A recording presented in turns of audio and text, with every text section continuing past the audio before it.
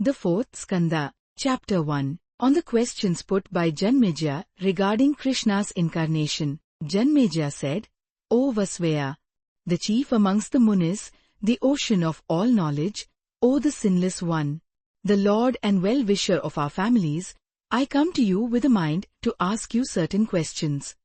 I heard of your, but I do not know why was that illustrious son of Sursena, that powerful Ankdundubhi, the pious and illustrious Vasudev, the father of Sri Krishna, the incarnation of the god Hari himself, and who was worshipped even by the gods, thrown into prison by Kamsa?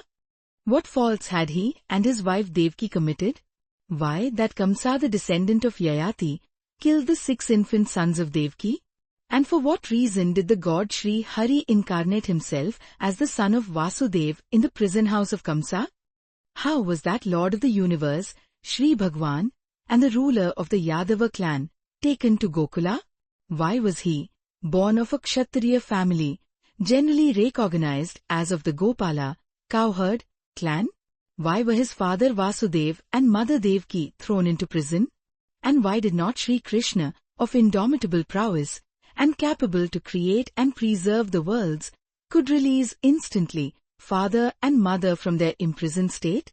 I cannot conceive that the so-called fate could have any influence on such high-souled persons, the father and mother of the Supreme Being, Sri Krishna, who were those sons of Vasudev that were killed by Kamsa? And who was that girl child who, when struck by Kamsa on a slab of stone, instantly rose up above the sky, assuming the form of Astabhuja, the 8-armed goddess? O sinless one! Kindly explain unto me how did Sri Hari manage to perform the householder's duties when he had married the several wives? And what were those glorious deeds that he did in his this incarnation, and how did he finally pass away from his mortal physical coil? My mind sinks into an ocean of confusion when I hear of the several things done by Sri Hari.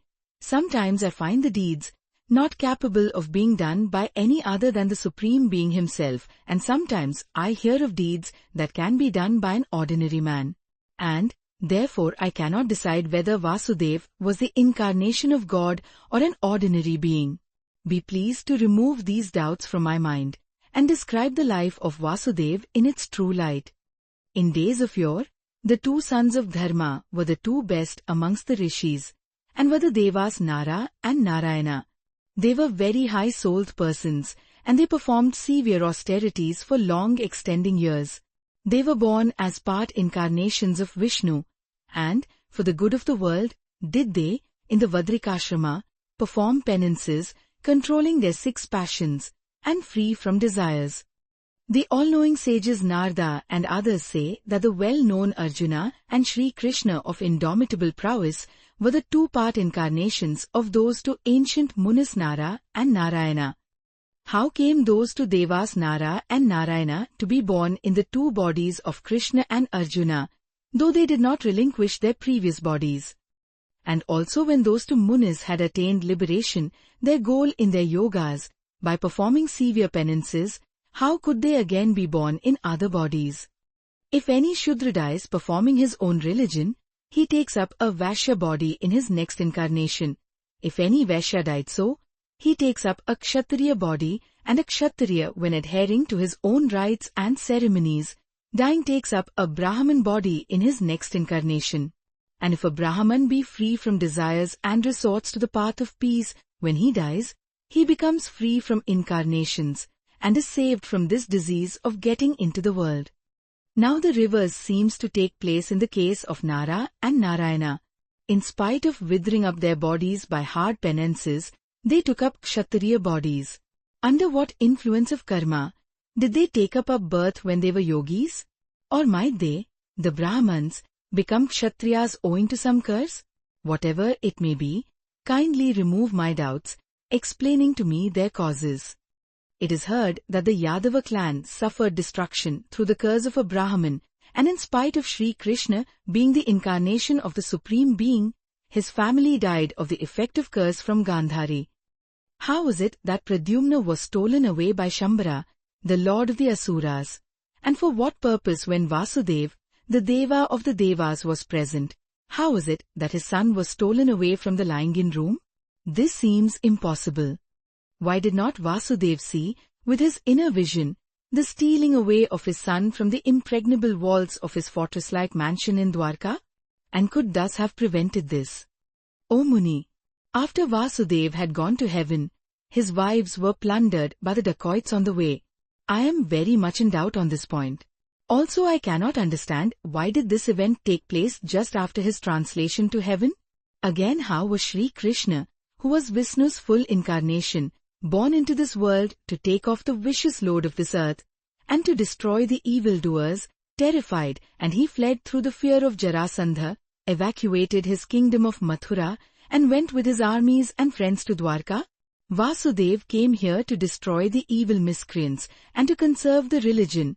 How then did he not, as he was all-knowing, previously kill those dacoits, who afterwards stole and plundered his wives? Was it that he, being omniscient, did not know those dacoits? He protected the Pandavas, no doubt, who were high-souled, righteous and virtuous. But I cannot understand how did he consider the high-souled virtuous persons like Bhishma, Drona and others as lords of earth and slay them. The devotees of Sri Krishna, observing good customs, conducts and practices, Yudhishthira and his brothers performed the Rajsuya sacrifice according to rules, giving various offerings to the Brahmans and depended entirely on Vasudeva. Still, O Muni, they suffered terrible hardships. Whither were their virtuous deeds by this time? What horrible sins did they commit that they had to suffer pains and troubles in the assembly? The highly merited Draupadi arose from the midst of sacrificial fire and is born of the part of Lakshmi, pure and devoted to Sri Krishna. How did such a glorious woman meet with incomparable terrible pains often and often? How could she be caught hold of by her hair on her head by Dushasana, and carried to the royal assembly, when she was in her menses and extremely terrified and harassed? How did she come to be a slave of Matsyaraj in his kingdom Virat? And though actually crying aloud like a female osprey, eagle, she was highly insulted by Kichka. Alas! How could Draupadi be stolen away by Jayadratha, though latterly released by the Pandavas? What evil deeds did the Pandavas commit in their previous births that they had to befall under so many telling difficulties? O high-minded Muni, my ancestors performed the Rajsuya sacrifice, and still they fell under so many serious difficulties. Kindly explain the causes of these to me. If it be urged that they suffered so many serious calamities due to their actions in their former lives, that seems impossible, because they are born of the Devas. Thus arises my doubt. Be pleased to explain to me. Again, how the Pandavas, the sons of Kunti, of good conduct, and knowing the illusory nature of the world, why did they, out of pretense, kill Bhishma, Drona and others? This appears a riddle to me, that these Pandavas were led to the extermination of their race, being inspired by Hari Vasudeva to this horrible act. Rather to live on begging alms and to live on rice, growing wild or without cultivation, or to live as an artisan or artist than to kill the valiant warriors unlawfully in a battle, simply out of voluptuous greed. O best of the Munis! You have preserved this extirpated race by producing the Goloka sons, that is, sons born by other persons of women after their husbands are dead, of indomitable prowess. And why did my honored father, born of Uttara in this respected family, encircle a snake round the neck of a Brahman ascetic? Nobody, born of a Kshatriya family, shows signs of hatred and jealousy towards a Brahman. Is it that my father showed such feeling to that ascetic, who took the vow of silence? O best of the Munis, these things and lots of others are troubling my mind with many grave doubts. O merciful saint! You know everything.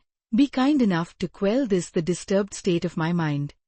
Thus ends the first Adhyay in the 4th book of Srimad Devi Bhagavatam of 18,000 verses by Maharshi Vedavyas. Chapter 2. On the supremacy of the effects of karma, Suta said, the learned Vyas, the son of Satyavati, and the knower of the Puranas, when thus asked by Janmejaya, the son of Parikshit, whose heart had become calm, replied in the following words, capable to remove all his doubts. Vyas said, O king, you would better know that in this universe the course of karma is not easily comprehensible. Even the Devas are not capable to comprehend the wonderful effects of actions, what to speak of men. When this universe composed of the three gunas arose, it was through karma that everything had its origin. It was the seed of karma whence the jivas, the individual embodied souls, arose with neither any beginning nor any end. Those jivas go often and often incarnating in numberless varieties of wombs and then go to dissolution. When this karma ceases, the jivas then are never to have any more connection with any other body. The karmas done by jivas are of three kinds: auspicious, inauspicious and mixed, partly auspicious and partly inauspicious, of which the auspicious is the sattvic karma, the inauspicious is the tamasic karma, and the mixed is the rajasic karma. Thus have been said by the sages. These three again are subdivided into three. They are sanchita, accumulated, bhavishya, impending in future, and prarabdha, commenced. All these karmas are always dwelling with the body. Therefore, love, hatred and other bodily qualities all predominate equally in all bodies. Anger, jealousy, hatred, and other similar qualities arise in the devas, men, and birds owing to some sort of dislikes on previous occasion, and love, compassion, pity, etc. arise out of some sort of likings existing already. O King, no individual can arise without some sort of action or other. It is through karma that the sun traverses in the sky, it is through karma that the moon was attacked with consumption disease, and it is through karma that the Rudra holds the disc of skull bone. This karma, therefore, has no beginning nor end, till moksha. Know that this karma is the sole cause in the production of this universe. For this reason, this whole universe, movable and immovable, is real. But munis are deeply absorbed in meditation to ascertain about its reality or unreality. They cannot definitely know it for certain whether this world is real or unreal, for where Maya is prevalent, the universe is there. Where there is the cause fully existing in all respects, there is no effect. How can we say? The Maya is eternal, and always acts as the prime cause of all. Therefore, O King, the sages declare that the seed of karma is eternal. This whole universe changes incessantly, being controlled by this karma. O King of Kings, they say, it is through the will of Vishnu, of unbounded energy and splendor, that all this universe enters, again and again, into all sorts of wombs, whether good or evil. Now, if the birth of Vishnu, of infinite prowess, takes place according to his will, then why is it that he travels through many impious births? Why is it that Bhagwan Vishnu goes, in different yugas, to take his births in low, while origins? Where's that self-dependent man, who, leaving his abode Vaikuntha and all sorts of pleasures and happiness, desires to live in this mortal temple, filled with urine, faces and other filthy matters? No intelligent man will leave comfortable resting places and amorous sports and gathering flowers for the sake of dwelling in this uterus in the womb? Who likes to live with his face downwards in the womb when he can enjoy fine heavenly pleasures? Who will abandon singing, dancing and music where all sorts of love feelings are being manifested and think of coming down to this veritable hell? Who will abandon the wonderful ambrosial nectar and prosperity given by Lakshmi that cannot be easily renounced, and then like to taste this urine and feces? There is no hell more aggravating in the three worlds than this existence in the wombs. The munis, afraid of these, perform difficult asceticisms in this wondrous world. Wise, intelligent persons renounce their kingdoms and enjoyments and resort to forests. Who is there so stupid as to enter willingly in the various wombs? Worms and insects torment the jivas in the womb. The digestive fire of the stomach heats it from below, whereas it is always fearfully tied down on all sides by the flesh, enclosing its fat or marrow. O King, not a trace of happiness is visible there. It is far better to live in a prison house, fettered by hard iron chains. whereas it is not desirable to live for a moment in the womb. It is very hard and painful to be in the womb for 10 months. To come out of the hard and terrible womb is extremely troublesome. Jivas get trouble in their childhood.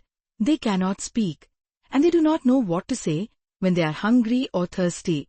They depend entirely on others and they are grieved. When the child becomes hungry and cries, the mother becomes anxious. When the child is afflicted with diseases and cries, the mother then knows and administers medicines. Thus many troubles arise in childhood. Sages do not therefore find any happiness and do not desire of their own accord to come here. O king, no sane man would forego incessant heavenly pleasures and prefer before the Devas to this toilsome and painful state of being born in the womb. O king of kings, all the Devas, Brahma and others have to enjoy full the effects of their karmas done, whether they are pleasant or painful. O best of kings, the fruits of karma must have to be experienced, whether auspicious or inauspicious, be he a Deva, or human being or an animal, anyone who has embodied himself in fine or gross bodies. Human beings, by their practice of penance, religious austerities, almsgiving, and sacrifices, rise to Indrahood. Indra, in his turn, when the effects of his good actions cease, comes down to inferior births. There is no doubt of it. In the Rama incarnation, the Devas had to incarnate themselves as monkeys, and in the Krishna incarnation, the Devas had to incarnate themselves as human beings, cowherds, gopas, and yadavas. Thus being urged on by Brahma, Vishnu Bhagwan incarnates himself many times, yugas after yugas, to preserve the religion. O king of mortals! Thus, like a cartwheel, Bhagwan Hari incarnated himself in various wombs successively in a wonderful manner. The destruction of Daityas was done by Hari in his many secondary incarnations. Now I will narrate to you the auspicious facts of the birth of Krishna, who incarnated himself in the family of Yadukula. O king, the illustrious Vasudev, born of the part of the Muni Kashyapa, had to take his birth again as a human being due to his previous curse, and had to maintain his livelihood by tending cows. O best of kings! And the two wives Kashyapa, Aditi and Sursa, had to take their births as the two sisters, Devki and Rohini, on account of the curses cast on them. O descendant of Bharat! We have thus heard that they were greatly cursed at one time by Varuna, the water deity, who got very much angry. The king said, what fault was committed by Kashyapa that he had to take his birth along with his wife as cowherds? And why was it that the everlasting, uninterrupted Atman, Vishnu Narayana, had to take his birth in Gokula? He whose abode is Vaikuntha, who is the Lord of Rama, who is Bhagwan and the supreme amongst the gods, who is the upholder of the universe and the yugas. Under whose order can such a being abandon his abode and take his birth in the world like an ordinary mortal? There is this grave doubt, then, of mine on this point.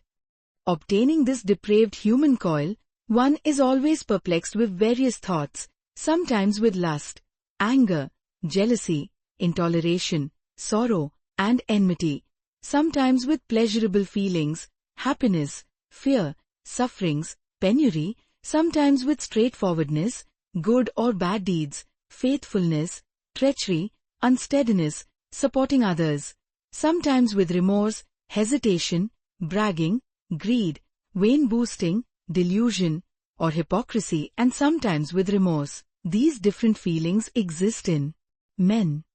How then can Vishnu Bhagwan abandon his eternal pleasures and have recourse to this human birth full of many perplexing thoughts? O best of Munis! What peculiar happiness is there in the pleasures of human births that Sri Bhagwan Hari has to undertake the burden of dwelling thus in the human wombs? O Munindra! The sufferings that are experienced while in the womb, the pain during the time of delivery, the misfortunes in the early childhood, the troubles of passionate lust in youth, the greater sorrows and difficulties in the householder's life, all these are existent there. How then Bhagwan Vishnu incarnate himself often in these various human births? What an amount of enormous difficulties had Brahma born Hari to undertake in his Rama incarnation. That high-souled one had to suffer for his exile in forest, for the stealing away of his wife Sita, for the frequent wars, for the final separation from his wife Sita. Likewise, in the Krishna Avtara, the birth in a prison, the departure to Gokul, tending cows, the killing of Kamsa, departure to Dwarka with great difficulty, and all sorts of household difficulties were there. Why had he to suffer all these? Who amongst the wise and the emancipated of his own accord condescends to take on his shoulders so many hard sufferings? This is the grave doubt in my mind. Be graciously pleased to remove this grave doubt and make my mind tranquil. Here ends the second chapter in the fourth book of Srimad Devi Bhagavatam of the Mahapuranam of 18,000 verses by Maharshi Vedavyas. Chapter 3. On the former curse of Vasudev and Devaki. Vyas said, O King, the incarnation of Hari and the incarnation of the Amsha avatars of all the other devas are accountable to many causes. The chief cause being karma, the minor causes being many. Here, now, the cause of the incarnations of Vasudev, Krishna's father, Devaki and Rohini in detail. Once, on an occasion, Shriman Kashyapa stole away the Kamdhenu, the heavenly cow, yielding all desires of the Deva Varuna for his sacrificial purpose. And though he was entreated by Varuna often and often to return the cow, Kashyapa did not return to him that, the best of all the cows. Varuna became very sorry. He went to Brahma, the Lord of the creation, and told him humbly all that had happened and about his sorrows. O glorious one! Maharshi Kashyapa is now almost infatuated with his sacrifice, and though I have tried all my means, he is not returning me my cow. I could not hear the pitiful cries and wailings of the calves or bereavement from their mother, and I cursed Kashyapa, saying you would go down and take birth in the human world as a cowherd, and your two wives also are to go there as human mortals, suffering under the greatest difficulties and dangers. O Brahman! On seeing the distressed condition of the calves, I cursed Aditi a second time that she would be put to prison, her children would be stillborn, and she would suffer lots of troubles. O Janmeja! Hearing this, the lotus-born Brahma called Kashyapa before him and asked, O fortunate one! Why have you stolen away all the cows of the Varuna Deva, the guardian of a quarter of the world? And why have you committed an offense in not returning the cows to him? Bhagwan, you are intelligent, you know everything fully. Knowing that it is a sin to steal others' property, why have you committed the unlawful act of stealing away the cows? Oh, what is the wonderful influence of covetousness! Even those that are great are not free from the clutches of greed. Covetousness is the source of all sins, is unapproved by the sages and leads to hell. See, Maharshi Kashyapa is not able to leave this vicious habit even now. What shall I do? I will hence count greed as more powerful than even fate, the ruler of all destinies. Blessed are those saints that have devoted themselves wholly to the attainment of peace, who are tranquil-hearted, lead a hermit life, and don't ask themselves of anything from anybody. Verily those are blessed. This covetousness is a powerful enemy. It is always unholy and odious. See, its influence has overpowered the Maharshi Kashyapa and has tied him down to an ordinary affection, and has urged him to commit a sinful act. Then the Prajapati Brahma, to preserve and keep the prestige in the name of justice and religion, cursed his own very dear grandson Kashyapa, the best of the Munis, and said, Go to the earth in your Amsha, and take your birth in the Yadu clan, be united with your wives, and work as a cowherd. Vyas said, O king, thus was cursed the Maharshi Kashyapa by Brahma and Varuna, to come down to the earth as Amsha Avatara to relieve the earth of her burden. Diti, too, becoming grieved much with sorrows, cursed Aditi that 7 of her sons would be killed consecutively after their births. Janmeja said, O best of Munis, why was it that Diti so cruelly cursed her sister Aditi, the mother of Indra? Kindly explain to me the cause of this and oblige. I am sorry to hear of this curse. Suta said, thus asked by the son of Parikshit, Vyas, the son of Satyavati, himself replied to the king about their causes in the following words. Vyas said, Daksha Prajapati had two daughters, Diti and Aditi. These two, of high rank, were married to Kashyapa, and they were his favorites. Aditi gave birth to the very powerful Indra, the king of the Devas. Diti, too, asked for a son of the same strength, prowess, and splendor as those of Indra. Diti, of beautiful dark blue eyes, entreated to her husband and said, Give me a son, O giver of due respects to everybody, who shall be a hero as strong as Indra, religious and of indomitable energy. The Muni said to her, O dear, be peaceful. I advise you to take a vow and practice a rite, and when the period of your practice will be over, you will get a son like Indra. Diti promised to act according to his word and took an oath, and when she practiced the vow, Maharshi Kashyapa impregnated the seed in her womb. Diti bore the seed in her womb according to the usual rite.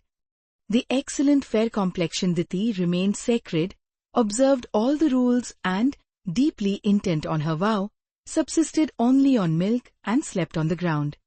Thus when the fetus was fully developed, Diti began to look white and full of splendor. On seeing her thus, Aditi became anxious and thought, if there be born of Diti a son like the powerful Indra, then my son will no doubt be deprived of his brilliancy and splendor. The proud Aditi, thinking thus, said to Indra, O son, there, in the womb of Diti, is your powerful enemy. O beautiful one, even now think out how you can kill your enemy. Before the child is born of the womb, try to destroy it. Since the time I have looked on my co-wife Diti, of beautiful eyes and proud, this is the one and only thought that troubles the peace in the innermost of my hearts. The enemy, if he firmly gets hold like a fully developed consumption, cannot be killed. Therefore, the intelligent persons should destroy the enemies when they are in their buds. O Shatakratu, my heart is being pierced wholly by an iron spoke when I see the womb of Diti. Kill it by any means you can. O high-minded one, if you like my welfare, then destroy the fetus in the womb of Diti by any of the existent means, sama, dama or strength, and thus remove the cause of grief in my heart. Vyas said, on hearing his mother, Indra, the king of the immortals, thought over all the means and went then to his stepmother, Diti. That evil-minded Indra bowed down at the foot of Diti with humility and addressed her with words, sweet but full of poison. O mother, you have become very weak, lean and thin in the practice of your vow. I have come to serve you. Order me now what I can do for you. O chaste one to your husband, I want to shampoo your feet. To serve one's guru is to earn righteousness and immortality. O mother, I swear, on oath, I don't make any difference between you and my mother Aditi. Saying thus, he touched her feet and began to shampoo her legs. The beautiful-eyed Diti, tired of the vow, lean and thin, thus being shampooed and having full faith in Indra's words, fell to deep sleep. Seeing her asleep, Indra, with thunderbolt in his hand, took subtle form and by the influence of his yogic power, entered carefully into her womb quickly and cut asunder the fetus in the womb into 7 parts. The child in the womb, struck by the thunderbolt, cried out. Indra spoke to the child gently, do not cry, and in the meanwhile cut each of the 7 parts into 7 parts again. Thus, O king, the 49 Maruts were born. When the good-natured Diti awoke, she came to know that Indra has treacherously cut the fetus in her womb and became very sorry and angry. Knowing that all these treacherous acts are really done under the advice of her sister, the truthful Diti, who was under the vow, cursed Aditi and Indra, saying that as her son Indra has treacherously cut the fetus in her womb, Indra's kingdom over the 3 worlds would be destroyed. And as the sinful Aditi has secretly caused the destruction of my son, her sons, too, would also die after their birth consecutively, and she would dwell in the prison house in much trouble and anxiety, and would also bear still-born sons in her next birth. Vyas said, O king, Maharshi Kashyapa, the son of Marichi, hearing the curse, allayed her anger with loving words. O blessed one, do not be angry. Your sons would all become very powerful and would be called Maruts. They would be companions and friends to Indra. Oh dear, your curse won't be fruitless. In the 28th Manvantara, at the end of the Dwapara Yuga, your curse will bear fruit. Then Aditi, sinful for her jealousy and anger, will go down on earth to take the human birth through her Amsha, part, and suffer according to your curse. Varuna, too, had become very grieved and cursed her. And, due to both these curses, this Aditi will be born as a woman. O king, the fair-complexioned Diti, thus consoled by her husband, became glad and did not utter any more unpleasant words. O king, thus I have narrated to you the cause of the previous curse. O best of kings, thus Aditi was born as Devaki out of her Amsha. Here ends the 3rd chapter of the 4th book of the Mahapuranam Srimad Devi Bhagavatam, of 18,000 verses on the former curse of Vasudev and Devaki by Maharshi Vedavyas. Chapter 4, on Adharma. The king spoke, O highly honored and intelligent one, I have heard the anecdote just related to me by you. I am very much bewildered. This samsar, world, is vice incarnate. I wonder how the jivas, entangled in its meshes, can again be freed. When the son of Kashyapa, whose kingdom is the 3 worlds, can commit such a heinous act, what wonder, then, that any other ordinary person would do more blamable things. On the pretense of serving and on a solemn oath, when a man can enter into his stepmother's womb and take away the life of the son, what more heinous and dreadful can take place than this? When the preserver and controller of religion, the ruler of the 3 worlds, can do such acts, you cannot expect that any other person would desert from committing heinous, contemptible acts. O world teacher, indeed, my grandfather did unjustifiable, horrible, mean acts in the battlefield of Kurukshetra. It is really wonderful. Bhisma, Drona, Kripa, Karna, even Yudhishthira, who is the part incarnate of Dharma, all these were urged by Vasudev into this contrary religious act.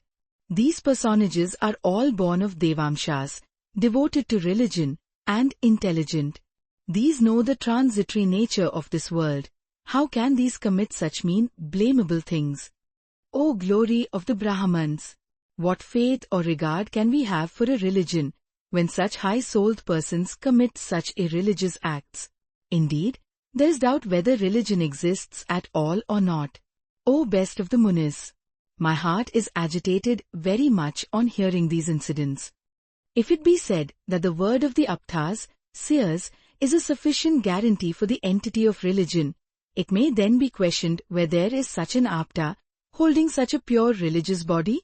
All those persons who are attached to worldliness are bent on all worldly objects with their whole head and heart.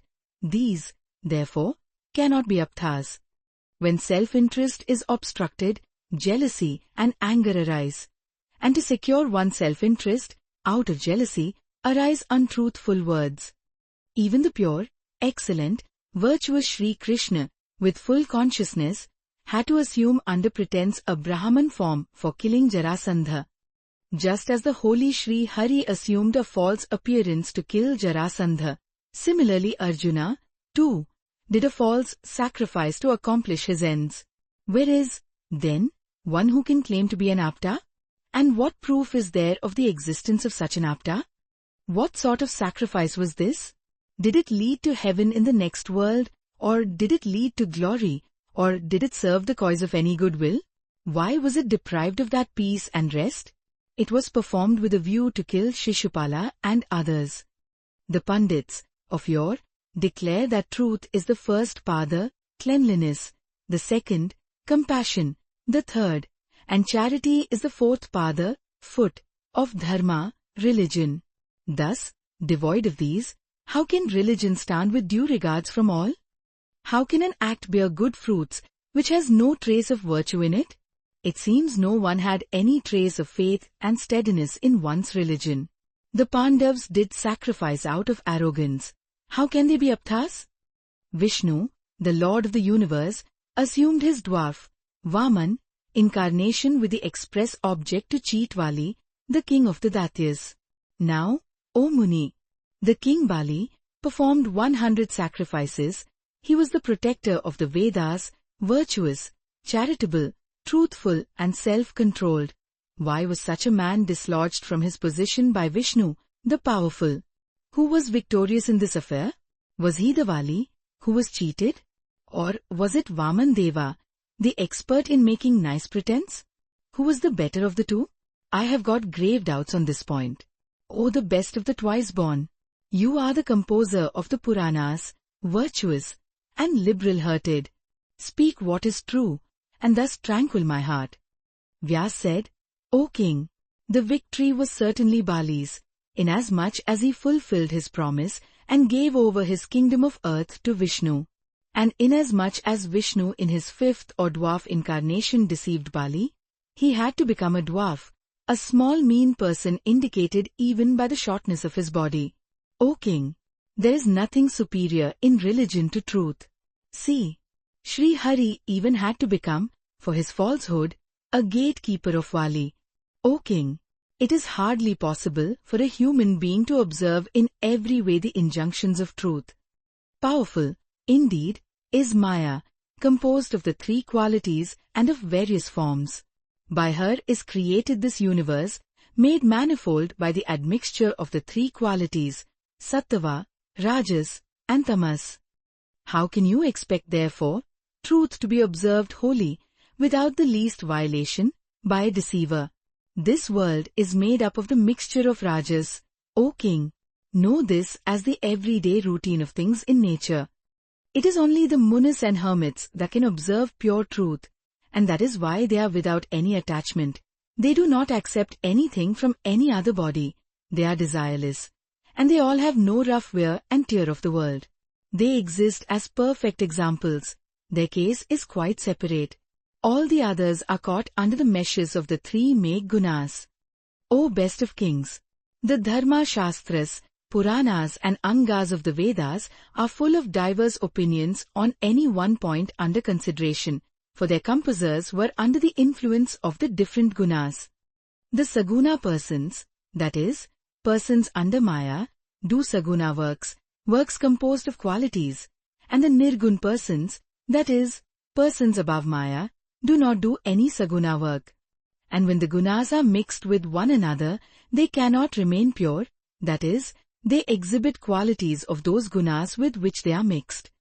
O king, one is influenced by Maya no sooner one takes one's birth in this world, so that no body can remain steady in this pure, steady maxim of truth, untainted by any falsehood or deceit. The sense organs, Indriyas, confound the buddhi, reason, and make one follow the path of enjoying sensual things. Mind is attached to senses and follows divers ways, urged on furiously by the three gunas. O king, all the beings, Brahma down to the moving and non-moving things, fall under the delusion of Maya. She plays with them. This Maya is always imposing on all, and she is incessantly making formations and transformations in this universe. O king of kings, the man under the influence of action takes recourse to this untruth, that is, actions arise first from this untruth, from the very moment of his birth. Persons, when they do not get their desired objects after they have pondered how to secure the sensual objects, take recourse to pretext, and, from that pretext, do many sinful acts. Lust, anger, and avarice, these three are very powerful enemies. The jivas under their influence cannot distinguish the right from the wrong. When wealth, might and rank come to a person, he gets deep-rooted ahamakara and becomes very egoistic. From ahamakara, delusion comes and, from delusion, insensibility and death ensue. Here men argue mentally many plans, and thence jealousy, intolerance and enmity spring in the heart. Next arise, out of delusion, hope, thirst, misery, low-spiritedness, arrogance and irreligiousness. It is through ahamakara that people are led to perform sacrifices, charities, visit places of pilgrimages, and practice vows and rules for religious rites and ceremonies. Hence these sacrificial acts, etc., proceeding from ahamakara, are unable to remove the clouds of impurity from the mind, as observance of purity and cleanliness does, especially when any action is done through greed or undue affection as its motive. It cannot be pure in every respect. Therefore, at the commencement of any sacrifice, the wise persons look at the purity of sacrificial things, dravya shuddhi. Those articles that are collected without injuring others are the best in religious acts. O best of kings, if the things acquired by injuring others be utilized in any auspicious act, they yield contrary results at the time of fruition. It is he only whose mind is very pure and undefiled, who gets the results wholly auspicious from any sacrificial act. Minds defiled do not acquire their proper desired objects. When the preceptor and the priests ordained are sincere and pure, moreover, when the place, moment, act, sacrificial things, the mantras, and the sacrificer are all holy, then and there only, the full results accrue in their entirety to the sacrificer. If the sacrifice be intended for the destruction of one's enemy, or for a personal motive and one's gain, it converts auspicious results into those that are inauspicious and lead to ruin in the end. Selfish persons are unable to ascertain which actions are auspicious and which are not. They depend on the circumstances, what they call daiva, and the people do acts sinful instead of virtuous. The devas and demons all are created by Brahma, the Prajapati, the Creator.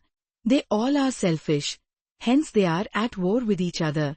The devas are born from the sattva guna, the human beings are sprung from the rajas, and the birds are sprung from the tamas. O king, when the devas, born of the sattva guna, are always engaged in inimical actions, what wonder, then, is there, that the lower ones would be at war with one another? O king, when the devas are always discontented, filled with jealousy and envy, at war amongst each other, and obstructors of the ascetics and the austere persons, then know that this universe has sprung from ahamakara, egoism. How can you expect them to be free from feelings of anger, jealousy, etc.? Here ends the 4th chapter of the 4th book, the Mahapuranam Srimad Devi Bhagavatam of 18,000 verses on Adharma by Maharshi Vedavyas. Chapter 5. On the dialogues of Nara Narayana, Vyas said, O best of kings, there is no need of dwelling at length on this point. Suffice to say, that in this world are found persons very rare that are religious and free from egoism, jealousy, anger, etc. O King of Kings, even in the Satya Yuga, the Golden Age, this world, moving and unmoving, was covered with feelings of jealousy and anger. What to say in this Kali Yuga, Dark Age? There is no wonder that this world would be full of these vicious things. O best of kings, when the devas are deceitful, jealous, and filled with feelings of anger, what is to be said with human beings and other lower creations? O Lord of the earth, it is natural that injury be inflicted on those persons that commit injury, but when peaceful persons, void of any enmity, are injured, that is certainly an act that is wicked and mischievous. Whenever any devout ascetic, calm and quiet, is engaged in prayer and meditation, and silent muttering of one's mantrams, the king of the immortals throws hindrance in his asceticism. This is certainly a mischievous act. Holy, unholy and mixed persons exist in all the yugas. To those that are holy, all the yugas are the Satya Yuga. To the unholy ones, it is the Kali Yuga, Dark Age, and to the mixed ones, it is always Treta and Dwapara. You will very seldom find a few persons following really the true religion. Otherwise, you would have found all the persons in the different yugas religious appropriate to those yugas. O King, in all cases where the conservation of religions and religious affairs are concerned, know that the original wish and desire is the cause. If this desire be impure and solid, religion becomes also solid, for, verily, this impurity in one's desire is one's cause of ruin in every respect. Therefore the impure desires are never to be cherished and indulged. A son, named Dharma, was born of the heart of Brahma. He was devoted to Brahma Jnana, truthful, and always engaged in rites and ceremonies and in accordance with the Vedic religion. This high-souled Muni, Dharma, was a householder and married duly, according to the proper procedure, to the 10 daughters of Daksha Prajapati. This Dharma, the foremost amongst the followers of truth, impregnated them and had 4 sons, named, respectively, Hari, Krishna, Nara, and Narayana. Hari and Krishna, amongst the 4, used to remain always in the practice of the yoga.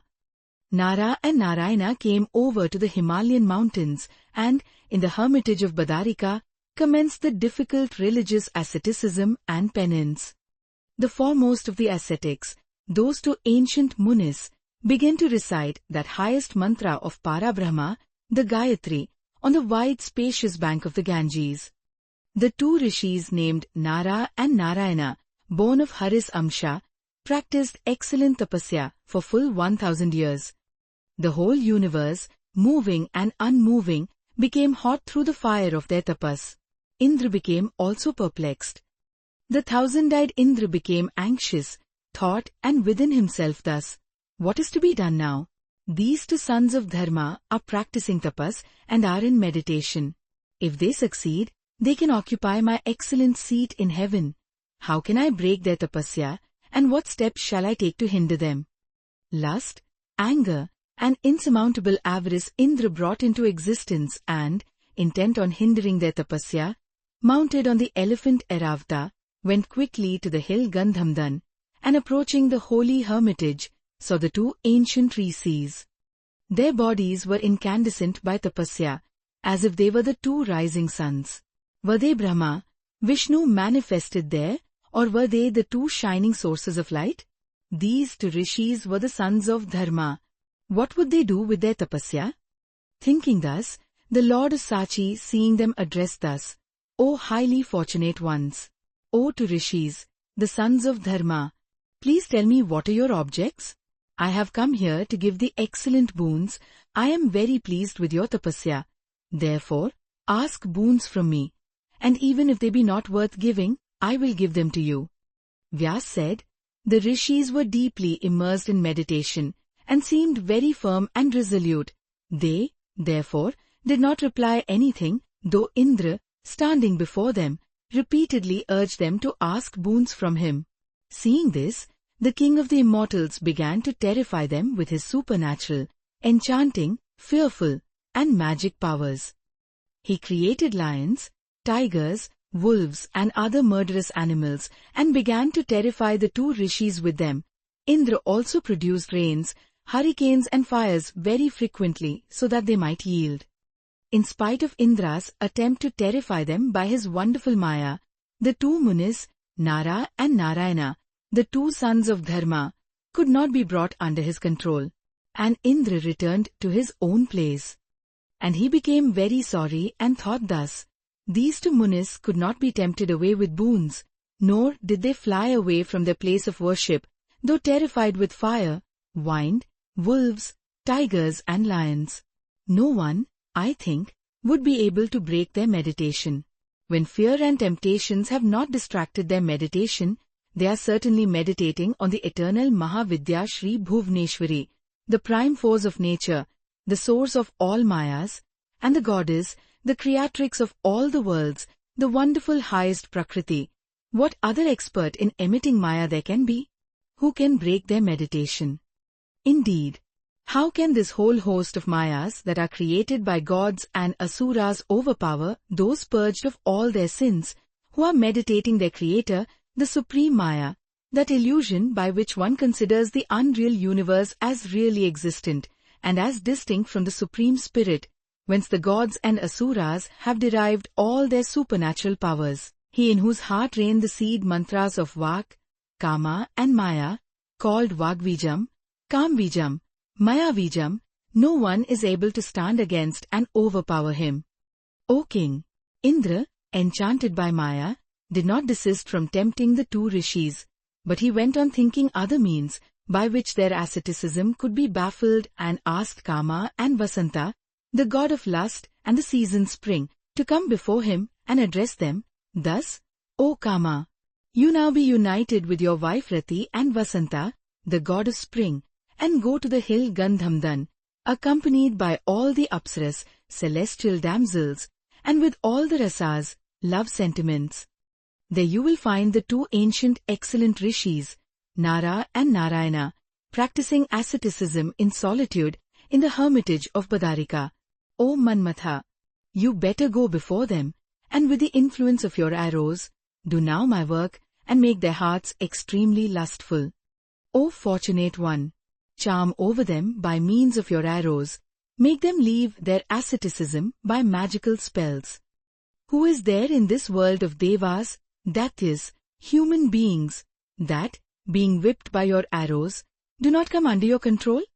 When Brahma, I, Mahadev, moon, and fire are all fascinated by your arrows, then is there any doubt that these two rishis would not be fascinated by them? I am sending these public women as your assistants. Rambha and other beautiful celestial nymphs would all follow you. You alone, or Rambha or Tilottama alone, can do this work. Will there be any doubt if you all unite in this? O good one, do this work for me. I will confer on you your desired objects. O Manmatha, I tempted them with boons, but these two ascetics, of controlled minds, could not be displaced from their seats. My efforts were rendered useless. I frightened them very much with all the magic powers, yet they could not be dislocated from their deep thoughts. It seems that they are quite heedless in the preservation of their bodies. Vyas said, Kamdeva, on hearing the king of the Devas, addressed him thus, O Indra, today I will fulfill all your desires. But there is one word. If these two ascetics are meditating on Vishnu, Shiva, Brahma, or the sun, then I will be able to bring them under my control.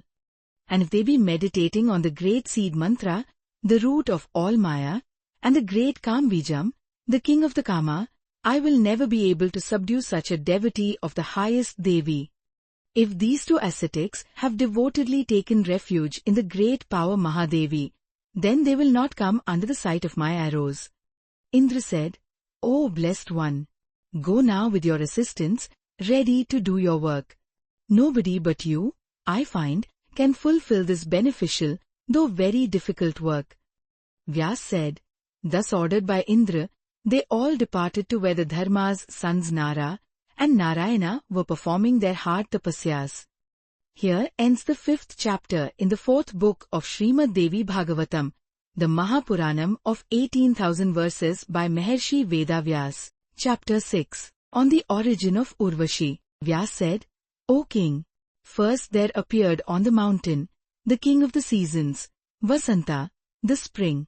All the trees flowered and became very beautiful, and the bees began to hum round all sides. Mangoes, bokul trees, the beautiful thilika trees, the good kimsukas, sal, tal, tamal and madhuka trees assumed unequaled beauties, ornamented with their flowers. Cuckoos began to cuckoo, warble, beautifully on the tops of trees. The creepers flowered and began to embrace the trees. The creatures became enamored with love, and began to look on their paramours with amorous eyes, and began to hold pleasant sexual intercourses. The southern breeze blew gently, full of pleasant odours and agreeable to touch. The sensual organs became very powerful, and could no longer be brought under their control by the Munis. Then Kama, united with Rati, hurriedly entered into the hermitage of Badarika with the 5 arrows in his hands. Rambha, Tilottama, and other prominent Apsaras all went to that beautiful hermitage and began to sing in perfect tune with gamuts, keynotes and respective pauses. The 2 Maharshis awoke on hearing the sweet music, the warbling of the cuckoos, and the nice hummings of the bees. Nara and Narayana became anxious to see the untimely bursting of the Vasanta vernal season, and the flowering of the trees. How can the spring season come now at such an untimely season? I see, all the creatures are become extremely amorous with each other and infatuated with passionate lust. It is very unusual that untimely things should happen. How has this come to pass? Struck with wonder, Narayana began to speak to Nara with eyes wide apart. Narayana said, "O brother, see, these trees look very elegant with flowers on them. The cuckoos are sounding sweet notes on all sides. The bees are humming on all sides. The spring, the lion of the seasons, has burst asunder the fierce elephant, the winter season, by its sharp nails, as testified by the budding of palasa flowers. O Brahman, see how beautiful and excellent this hermitage has become with the presence of the goddess Spring Lakshmi. O Devarshi, the Raktshoka flower is the palm of her hand, the Kimshuka flower, her excellent feet, the Nilashoka flowers, her black hairs on her head, the full-blown lotuses, her eyes, the bale fruits, her breasts, the jolly Kunda flowers, her teeth, Manjari, her beautiful ears, the red Bandhu flowers, her lips, Sindhubara, her wonderful nails, the peacocks, her ornaments, the sounds of sarsa birds, the jingling of her feet ornaments, the wreaths of flowers, her waist ornaments, the mad geese, her gait, the Kadamba flowers filaments, her hairs on her body, O best of ascetics. With all these, the Vasanta Lakshmi has assumed a wonderful nice appearance. Why has this occurred untimely? Think over it, O Devarshi. I am struck with wonder. Surely this is obstructive of our penances. Here, there the Apsaras are singing sweetly the song, tending to destroy our tapasyas. It seems these are the means, no doubt, adopted by Indra to pollute our tapasya. Why is this spring season now generating our pleasures? It is clear that Indra, the enemy of the Asuras, has become afraid of our tapasya and is creating these obstructions to disturb our asceticism. See, the cool, odorous, and pleasant breezes are blowing. No other cause can be traced than the wicked deed of Indra. When the best of the Brahmans, the Deva Narayana, was addressing thus, the whole host of Cupid became visible before their sight. And the two rishis were very much surprised on seeing them. They saw near to them the Cupid with his attendants Menka, Rambha, Tilottama, Pushpagandha, Sukeshi, Mahashweta, Manorma, Pramodwara, Ghritachi, Charuhasini, the expert in music, Chandraprabha, the cuckoo-voiced Soma, the lotus-eyed Vidyumala, Kanchana Malini, and others. 8,500 Apsaras and long multitudes of the hosts of Cupid, the Munis saw and were surprised. Then those prostitutes of the Devas, dressed with their heavenly ornaments and the heavenly flowers, appeared before the Munis and bowed down their heads on the ground. The Apsaras began their enchanting songs, exciting much passion and rarely heard or seen in this world. The two Munis Bhagwan Vishnu like Nara Narayana were pleased with their music and addressed them thus, O thin-waisted, good-looking Apsaras. You have come here as guests, I see, from your heavenly world. Stay here in peace and all comfort. We will gladly serve you as your hosts. Vyas said, O king, the two Munis, thinking that Indra has sent these Apsaras to obstruct their tapasya, were filled with egoism and determined to create, out of their strength of tapasya, a new Apsara, who would be very much more beautiful and possess far more heavenly graces than the present ones, who are ordinary looking and clumsy in their behaviors.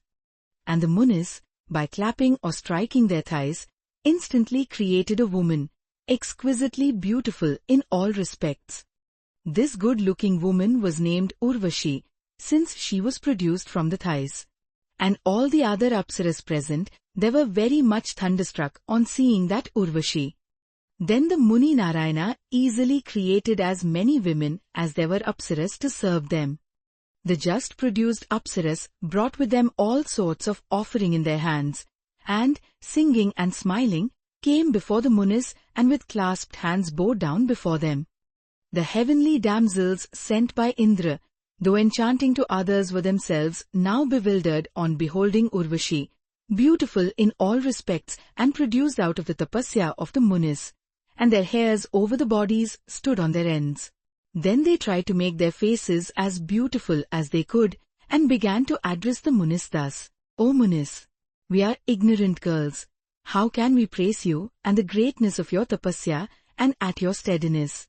Oh, there is no one in this universe that is not burnt with the passion by the arrows of our sharp eyesight, but there is no trace of mental disturbance and defilement in you. Oh, wonderful is your greatness, indeed. We are convinced that both of you are the Amshas of Vishnu and that your treasures are your incessant peace and control of mind. We have come here not to serve you, but to hinder you in your penances, that we may fulfill the desires of Indra. By what good luck of ours we have got a sight of thee, we do not know. We do not know also what merits we did. We have committed a great offense to you. Still you have not cursed us. You have considered us as those of your own family and have pardoned us. Therefore, our minds are free from sorrow and anxiety. Much praise be to your forgiveness. Wise saints do not squander away their occult powers, derived from austerities, in trivial ways like cursing others. Vyas said, very pleased were those to Dharma's sons, the two Maharshis, self-controlled and desireless, to hear these words of those godly behaved heavenly damsels. They then spoke to the damsels, blazing with the fire of their tapas. Nara and Narayana said, O damsels, we are pleased with you. Better ask from us your desired boons. We will instantly grant them to you. You better take with you to your heaven this beautiful-eyed Urvashi, born of our thighs, as a present to your Deva Raja, the Indra. Now peace be to all the Devas. You better go to your own places. Do not, in the future, disturb the tapasya of others. The damsels said, where will we go now? We have reached your lotus feet through our devotion, and our joy knows no bounds, O Narayana the Supreme amongst the gods. O Lord, O Madhusudana, O Lotus-eyed, if thou art pleased with us and does want to give us our desired boons, we disclose to you our wished-for object. O Lord of the Devas, thou art the Lord of the world, so be thou the Lord of us. O Destroyer of the foes, we will gladly put ourselves at the service of your feet. Let those 1,650 beautiful-eyed damsels, including Urvashi, that are your creation and that are now existing here, let them go unto heaven by your command. And we, the 1,650 damsels that have come before, may be allowed to remain here at your service. O Madhava, you are the Lord of the Devas. Be true to your word and give us our desires. Those seers, the munis, who know what is dharma, declare that it is sin, equivalent to murder, to destroy the hopes of those women that are struck with passion. We are very fortunate to come here from heaven, and we are filled with extreme love for you, O Devesha. You are the Lord of the world. You can do all things. Therefore do not leave us. Narayana said, O thin-bodied damsels, I have been practicing at this place the tapasya for a full 1,000 years, controlling my passions.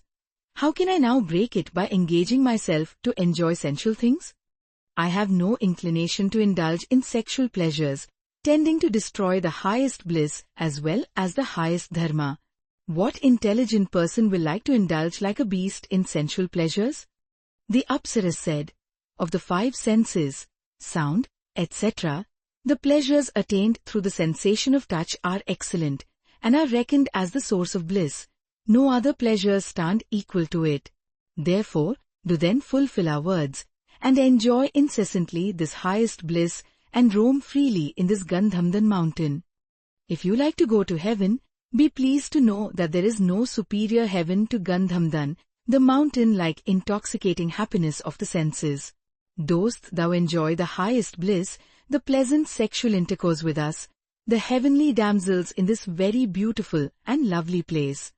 Thus ends the 6th chapter in the 4th book of Srimad Devi Bhagavatam, the Mahapuranam of 18,000 verses by Maharshi Vedavyas on the origin of Urvashi. Chapter 7. On Ahmakara, Vyas said, O King, the Dharma's son, of excellent prowess, hearing thus the words of these damsels, thought within himself, "What shall I do under the above circumstances? If I indulge now in sexual pleasures, I will be an object of laughter amongst the munis. This present trouble has, no doubt, arisen from my ahamakara, egoism. This ahamakara is the first and foremost in ruining one's dharma. The wise sages have declared this ahamakara as the root of this tree of the world. I did not observe the vow of silence on seeing those damsels come here. I have held many conversations with them. Therefore, I have got into this troublesome anxiety and sorrow. I have created these damsels at the expense of my dharma and tapasya. The beautiful and lovely damsels sent by Indra are now full of lust and are bent on ruining my tapasya. Now if through ahamakara I had not created the damsels, I would not have fallen into this difficulty. Now I am caught firmly in the meshes of my own creation like a spider. What am I to do next?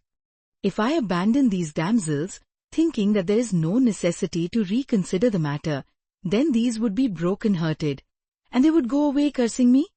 Yet I would be free from this present danger at least, and then be able to practice excellent tapasya in a lonely place. Therefore, now, I will get angry and tell these damsels go away from me."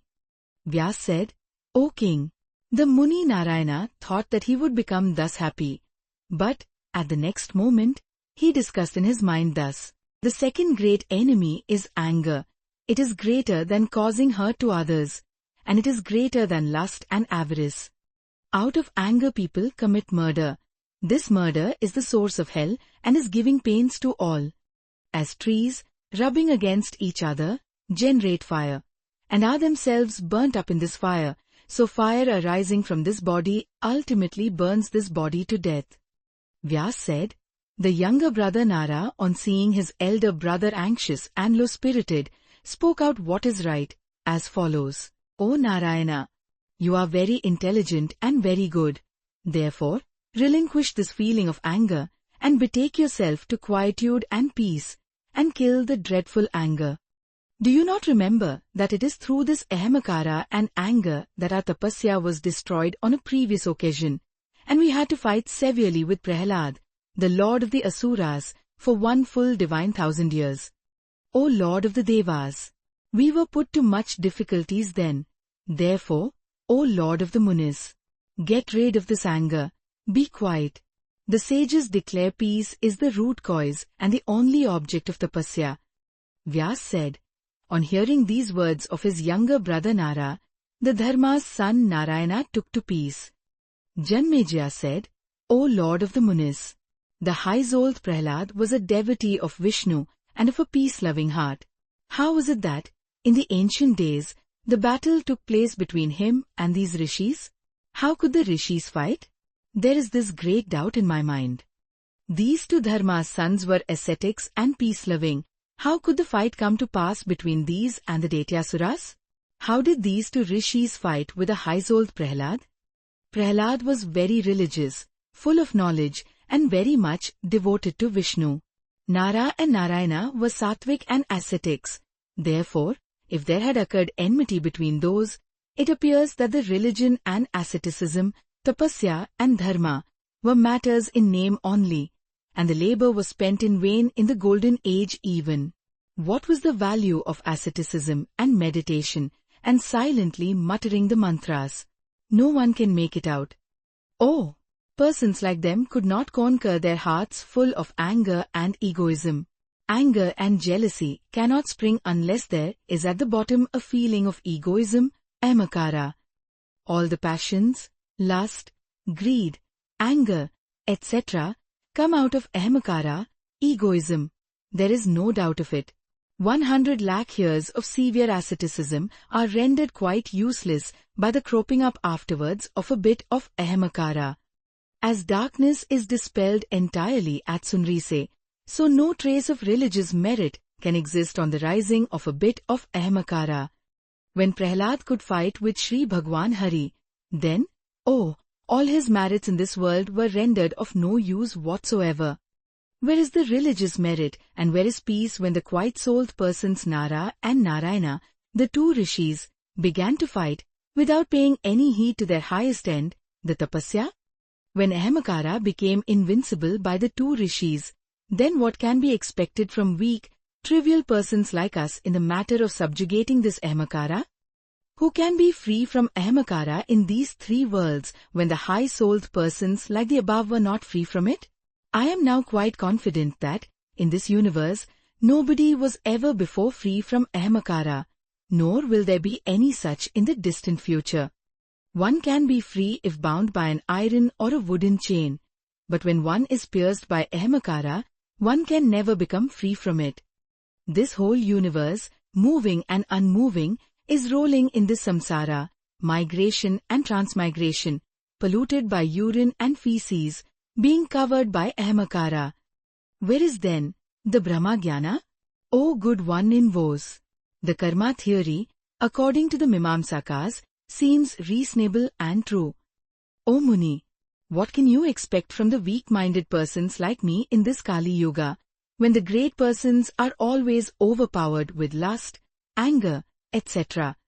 Vyas said, O descendant of Bharat, how can the effect be different from its cause? Gold and golden earrings, though different in form owing to upadhis, are both similar to their original cause, the metal gold. Thread is the cause of cloth. Therefore, as cloth cannot be different from its thread, so this whole universe, moving and unmoving, is sprung from Ahamakara. Then how can it be free from Ahamakara? All this, moving and unmoving, including a blade of grass, is fashioned out of the three qualities of Maya. So if it be formed of those qualities, what repentance can come to those who are wise and know every phenomenon as unreal? O best of kings, Brahma, Vishnu, or Mahesh, even these are all rolling in this vast ocean of samsara, being bewildered and fascinated by Ahamakara. The great sages like Vasistha, Narada, and the other munis are frequently taking their births in the samsara. In this Triloki, there is not even one embodied soul who is entirely free from this Maya, and has become quiet and immersed in the high bliss of the Supreme Self. O best of kings, lust, anger, avarice, and fascination all arise from Ahamakara. These do not leave any embodied person. Studying all the Vedas and Puranas, going to all the sacred places pilgrimages, making charities, thinking on Paramatman, and worshipping the gods, doing all these, the people still get attached to sensual objects and act like a thief. O son of Kuru, in the three yugas, the Satya, Treta, and Dwapara, Dharma had been pierced and wounded very much. What to say of Dharma in this Kali Yuga? You will find quarrels, avarice, and anger ragging always in this Kali Yuga. Therefore, there is no wonder that you will not find anyone thinking and doing what is worth thinking and doing what is not worth doing. Free from envy, anger, and jealousy, such persons are rare nowadays in this Kali Yuga. Some peaceful persons exist here and there to keep up the ideal. The king said, O Muni, they are blessed and holy who are free from this fascination of Maya, self-controlled, who have conquered their passions, and who follow good conduct. They have risen above the Triloki. O best of Munis, my high-minded father put a dead serpent round the neck of an ascetic without any fault. I am very sorry to think of his act. Therefore, O Muni, kindly suggest any means by which I can now redress that act. O Bhagwan, I do not know what will be the result of this act, committed out of the bewildering of intellect. Fools in search of honey see only honey before them, but not the falls, whence they might tumble down and die. So the stupid men do disgraceful acts, and do not get afraid of the tortures of hell. Kindly describe, in detail, how the fight incurred between Prahlad and Narayana in ancient times. How was it that Prahlad went out of Patala, the nether regions, and went to the great holy place, the hermitage of Badrikashrama in the Saraswat country, the great place for pilgrimage?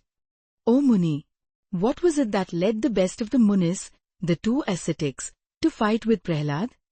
The enmity springs where there is wealth, wife, or land. The two Maharishis were desireless and had nothing of these. How, then, without any cause, did they fight such a battle? Prahlad was also very religious and knew that those two rishis were the Devas. Knowing this, why did he fight with them? So describe in detail the cause of all these. Here ends the 7th chapter in the 4th book of Srimad Devi Bhagavatam of 18,000 verses on Ahamkara by Maharshi Vedavyas. Chapter 7. On going to the Tirths, Suta said, thus asked by the son of Parikshit, the king Janmeja, the best of the Brahmans, the son of Satyavati, Vyas spoke, in detail, the following. The virtuous Janmeja became very much sorry and despondent when he heard in detail the improper acts of his own father Parikshit, the son of Uttara. Owing to insulting the Brahman boy, his father had to go to hell, and he was constantly thinking how to release his father. The son is called Puttara, for he releases his father from the hell, named Put. He is the true son that can do so. The fortunate son of Parikshit became very much tormented and bewildered with fear when he heard what was the fate of his father, who died bitten by a serpent on the top of a palace due to the curse of a Brahman, void of any bathing, charities, and the purificatory acts. When Vyas returned home, Janmeja asked him the whole course of events of Narayana. Vyas said, O king, when the terrible Hiranyakashipu was slain, his son Prahlad was installed on his throne. During the government of Prahlad, the chief of the Daityas, the worshipper of the Brahmans and Devas, the kings on earth began with faith to do many sacrifices for the satisfaction of the Devas. The Brahmans were engaged in their tapasya, dharma, and in frequenting the places of pilgrimages, the Vaishyas in their trade, and the Shudras in serving the other three classes. The incarnation of Hari, the Narsimha, man-lion, made Prahlad, the king of the Daityas in the Patala, nether regions, and Prahlad, engaged there, spent his time in the preservation and welfare of his subjects. Once, on a time, the great ascetics Chavana Muni, the son of Bhrigu, went on his way to bathing in the river Narmada, at the place of pilgrimage, called Vyarhitishvara. There he saw the great river Reva, and, while he was descending in the river, a dreadful snake caught hold of him and carried him to the Patala. The Muni was greatly terrified and began to think of the Deva of the Devas, Janardana Vishnu. On remembering the lotus-eyed Vishnu, the serpent lost his poison, and Chavana Muni did not find any trouble, though carried to the Patala. Then the serpent, coming to know of the power of the Muni, left him for fear that the Muni might curse him. The snake afterwards repented very much.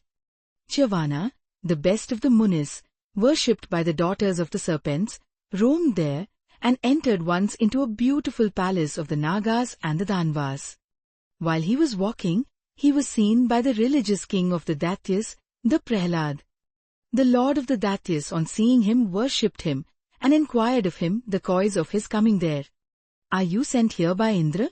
Speak truly, O best of the Brahmans.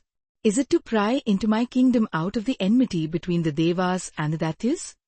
Chavana said, What have I to do with Indra? That I might be sent by him, as his spy, messenger, to your city. O chief of the Daityas, know me as Chavana, the son of Bhrigu, prompt in religious duties and whose eye is illumined by knowledge. Do not fear that I am sent here by Indra. When I went to bathe in a place of pilgrimage in the holy Narmada and dropped into the river, a poisonous snake caught hold of me and carried me here. I took the name of Vishnu, and the serpent, hearing Vishnu's name, became void of poison and left me here as you see. O king, coming here, I see you. You are a devotee of Vishnu. Know me, too, a devotee of the same Vishnu. Vyas said, O king, Prahlad, the son of Hiranyakashipu, on hearing his sweet words, gladly asked him about the various places of pilgrimage. Prahlad said, O best of Munis, kindly describe to me, in detail, which are the places of pilgrimages on the earth, in Patala, and in the heavens that verily lead to holiness. Chavana said, O king, he whose body, words, and mind have grown pure, to him, his every footstep is a place of pilgrimage, He whose heart is impure and defiled, to him the holy Ganges even is a thing more hated and worse than the Kikta country, the name of Behar. Every holy place will impart holiness to him whose mind is first pure and deprived of sin. O best of the Datyas! On the banks of the Ganges are situated good many cities, towns, villages, places to assemble, mines, small villages, the living places of the aborigines, the Chandalas, the Kavartas, the Hunas, the Bangas, the Khasas, and the other Mlechas. The inhabitants of the above places drink at there will the holy Ganges water, equivalent to Brahma, and bathe therein and do other works. O king, there not even a single soul becomes pure. What use is a holy place to him, whose heart becomes attached to the sensual objects, and who can therefore be called the lost souls? No, O king, the mind as the principal factor in any religious act or in any holy place. He who wants purity, let him first make his own mind pure. The residents in any holy place deceive others and thus incur great sins. The sins committed in a place of pilgrimage can never be removed. They become unending and inexhaustible. As the fruit, Indravaruna, is never sweet though fully ripe, so whose heart is defiled, he can never be pure though he bathes hundreds and thousands of times in the Tirth water. He who wants welfare of his own and others, he should first make his mind pure. When his mind becomes pure, then the purity of material things and the purity of conduct can have any effect. Then and then only resorting to places of pilgrimage becomes efficacious.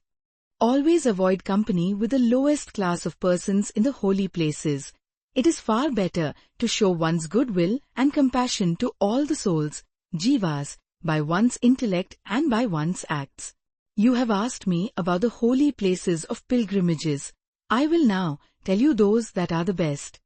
O king, the holy Namishranya is the first, next Chakratirtha, and next Pushkartirtha.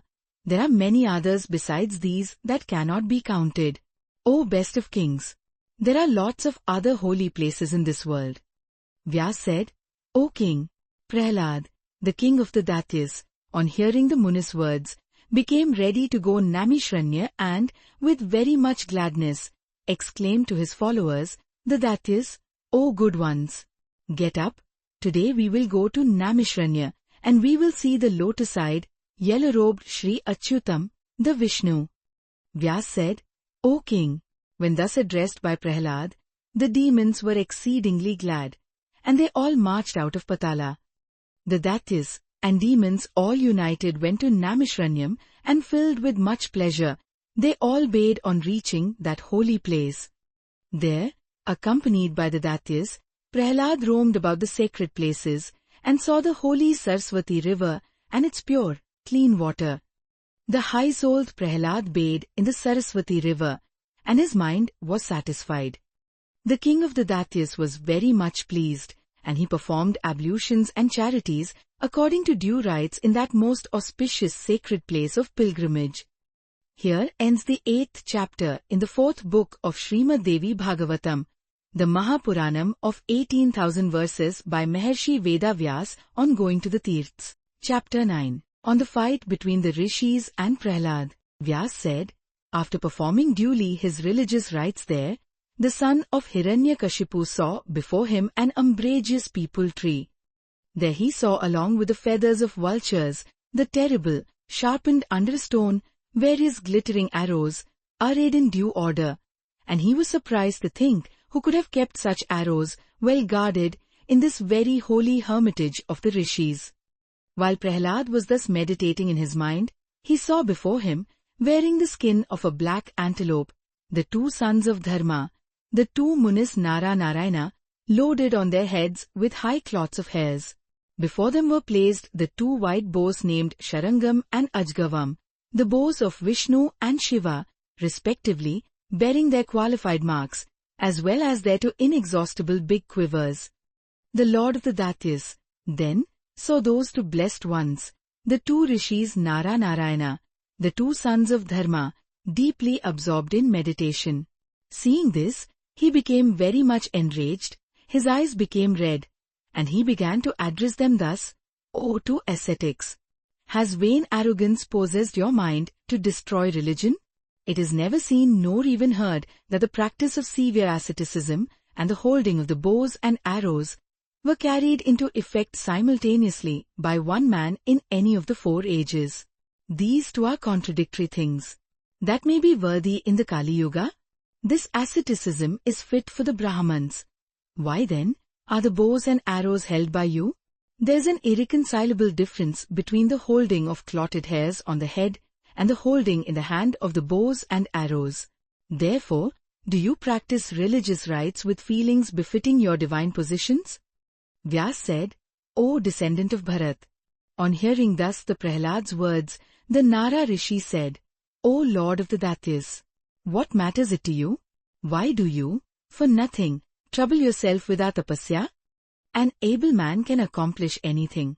It is widely known in the 3 worlds that we are able to accomplish these 2 things contemporaneously. O thou of weak understanding! In the battlefield as well as in asceticism, we can show our prowess. What have you got to do with us in these matters? The road before you is unobstructed. You can go wherever you like.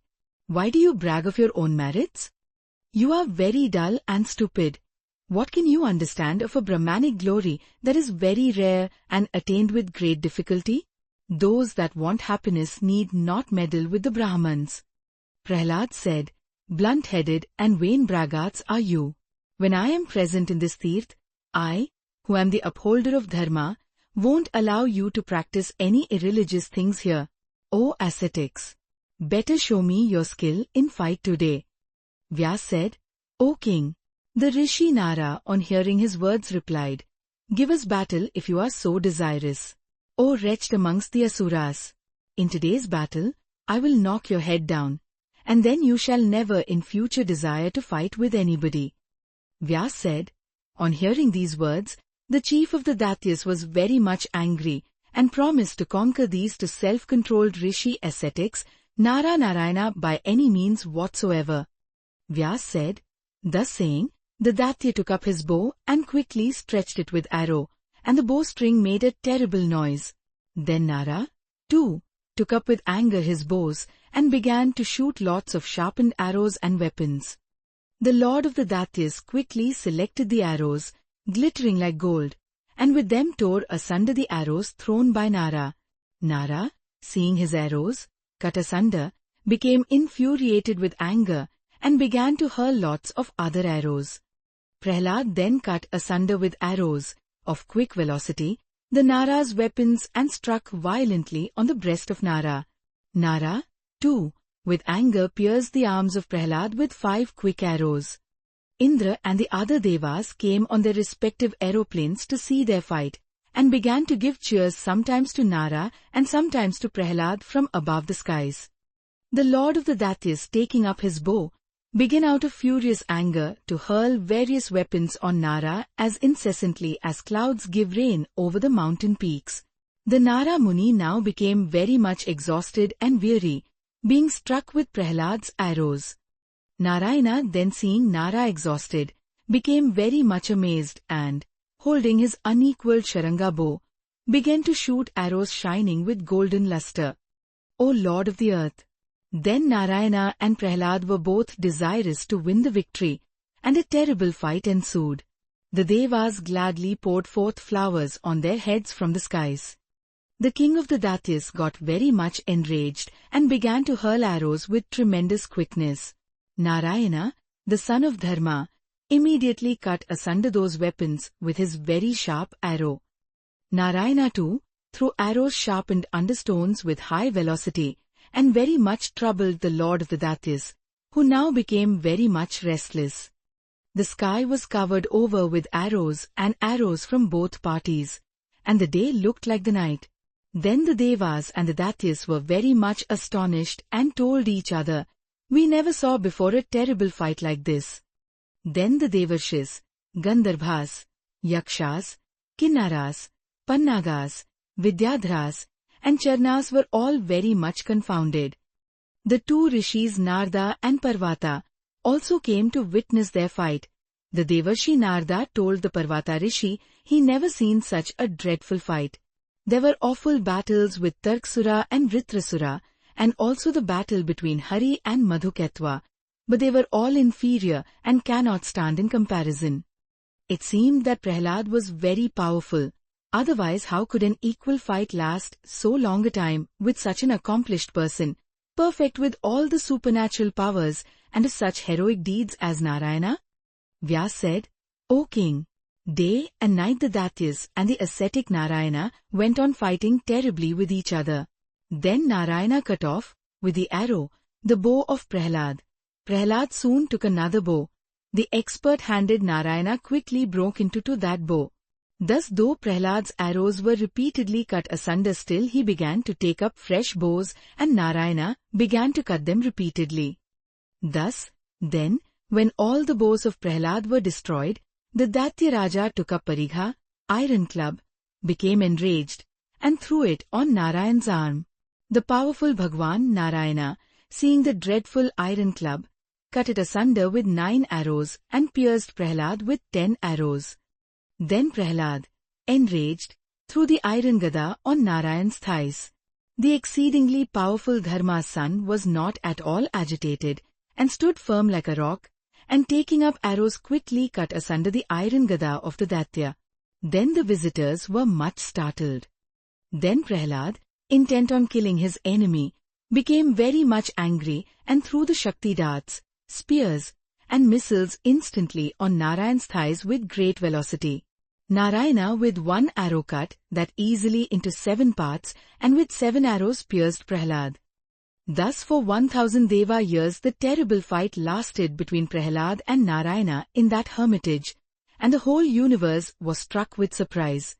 Then Gadadhar with yellow robes and 4 hands quickly came there and called Prahlad, the son of Hiranyakashipu. Prahlad, seeing the lord of Lakshmi, forearmed Narayana with lotus and disc in his hands, come there, bowed low, and, with folded hands, began to speak to him with great devotion. O Deva of the Devas! You are the Lord of the universe and devoted to your devotees. O Madhava! I have fought for a full 100 Deva years. Still I have not been able to defeat these ascetics. I do not know why. I am surprised at it. Vishnu said, O forgiving one! These 2 rishis Narayana are the perfect ascetics, self-controlled and born of my amshas. Therefore, you have not been able to defeat them. What wonder is there? O king! Better go now to your Patala and keep your steadfast devotion on me. O intelligent one! Do not quarrel any more with these 2 ascetics. Vyas said, O king! The Daitya king Prahlad, then advised by Vishnu, went out of that place with his Asura followers, and the 2 Naranarans began again to practice their tapasyas.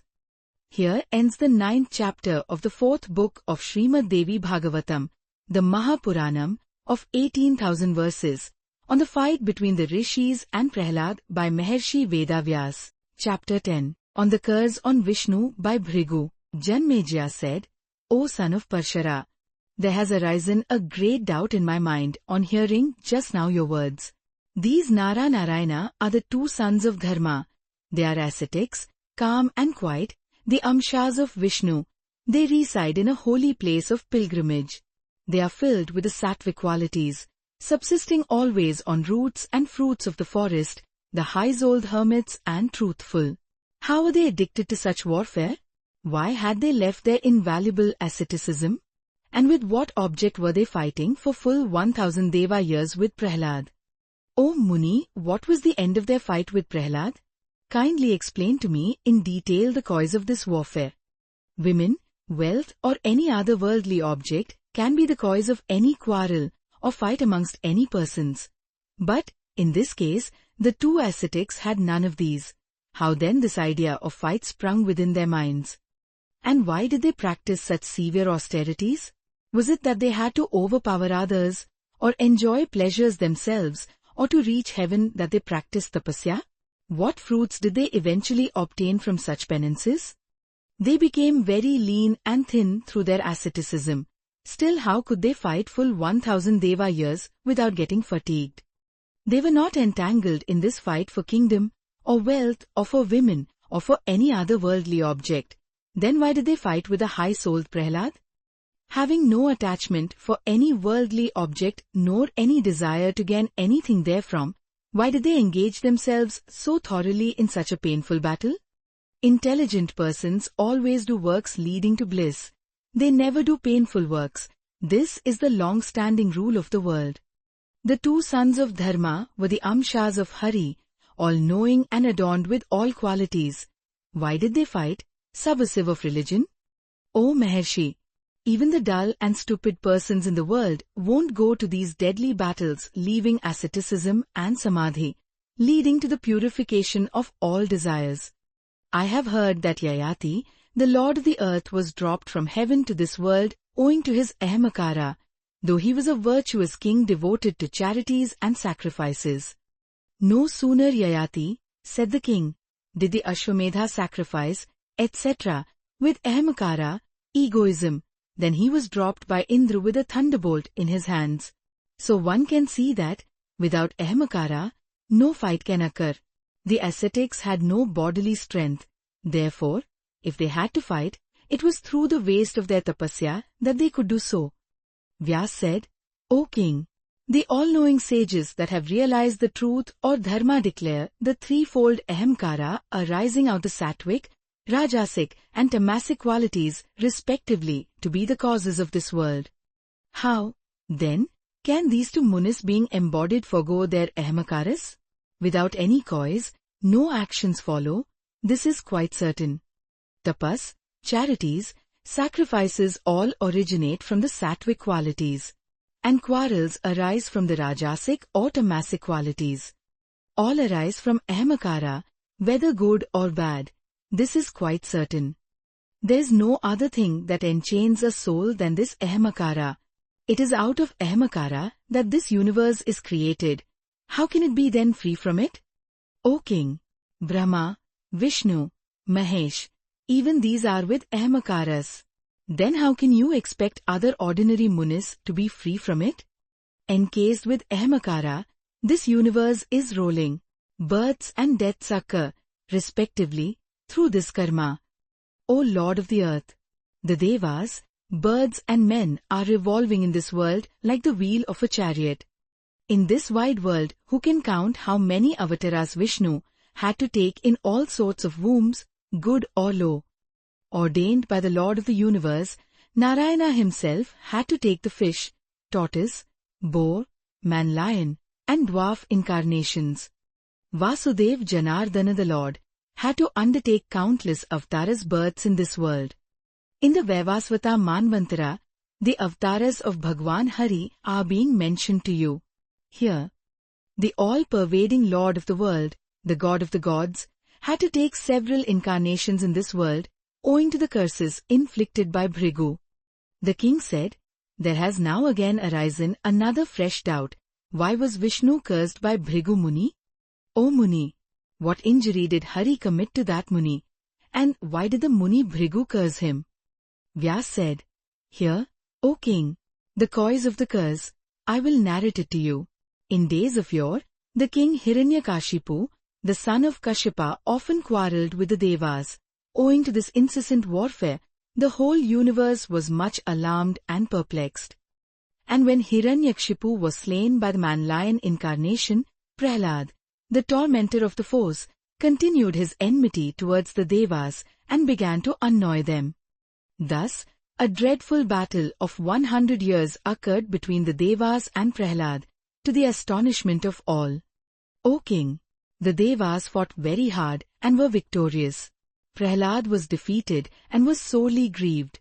Hearing that the eternal religion is the best, he handed his kingdom over to his son Bali and went to the Gandhamdan hill to practice tapasya.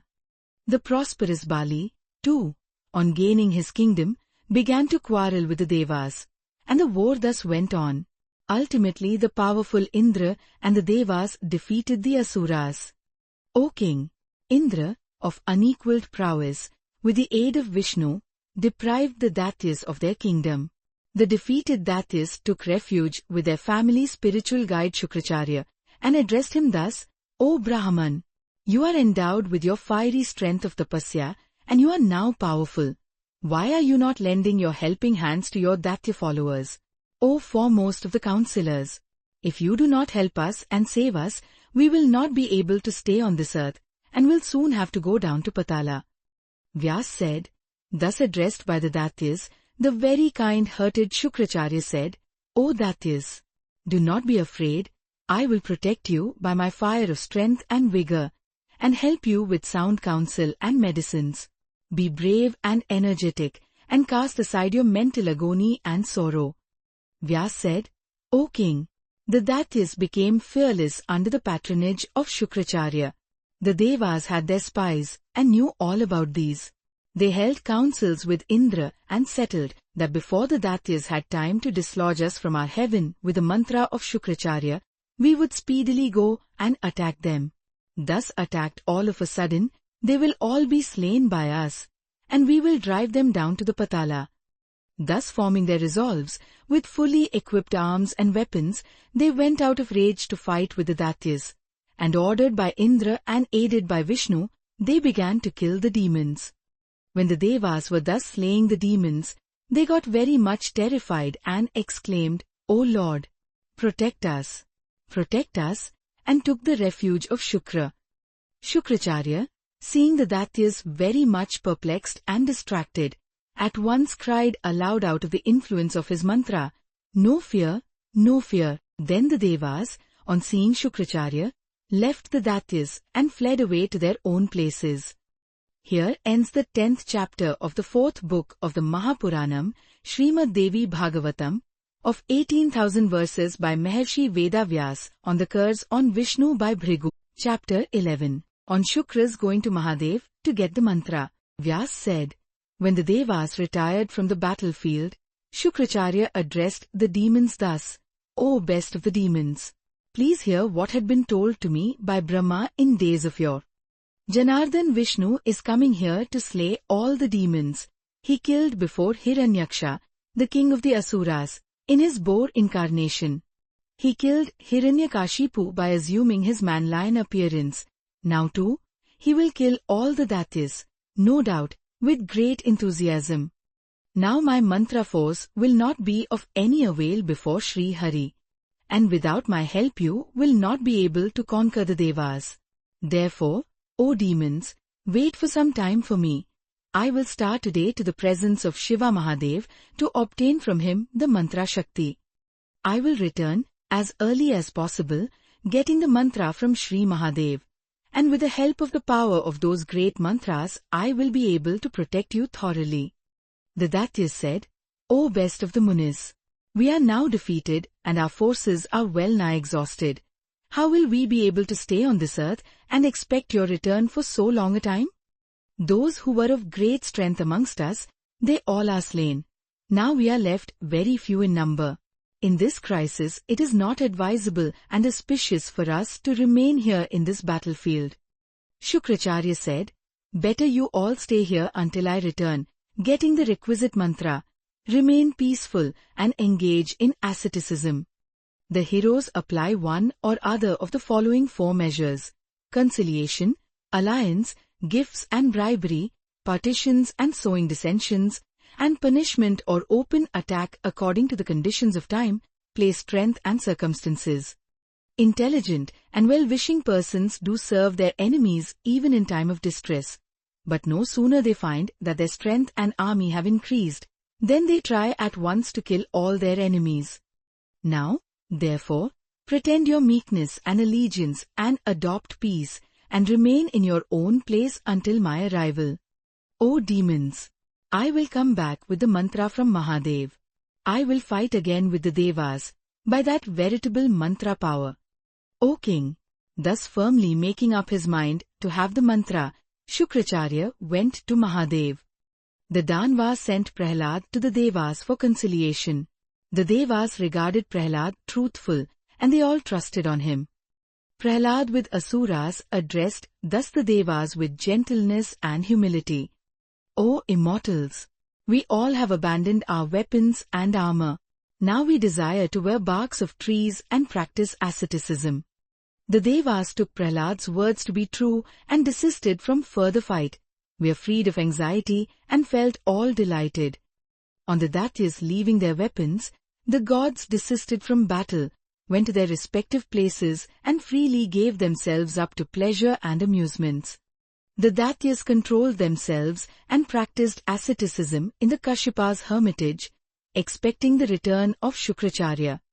Shukracharya went to Kailas and made respectful obeisance to the god Mahadev. Mahadev inquired of the cause of his coming. Shukracharya said, I ask for mantras, O Deva, from you that are not possessed by Brihaspati for the defeat of the Devas and the victory of the Asuras. Vyas said, on hearing his words, the all-knowing Shankara Shiva began to think what he would do in this matter. Certainly, this is with the revengeful object of attacking the Devas, for their defeat and for the victory of the Asuras that this Muni has come. The Devas ought to be protected by me. Thus thinking, Shankara Maheshwar advised him an entirely difficult tapasya to practice. Full 1000 years he would practice tapasya with feet upwards and head downwards. He will have to inhale the smoke of burnt husk. Then he will get the mantra and his desires will be fulfilled. That would be done. Thus saying to Shankara, Shukracharya practiced that excellent vow, peaceful and inhaling the smoke of husk to get that mantra.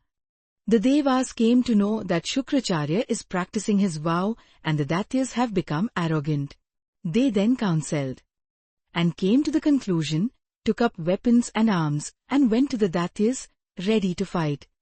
The Daityas, seeing the Devas dressed in armor and holding weapons and coming from all sides, became very much afraid and anxious.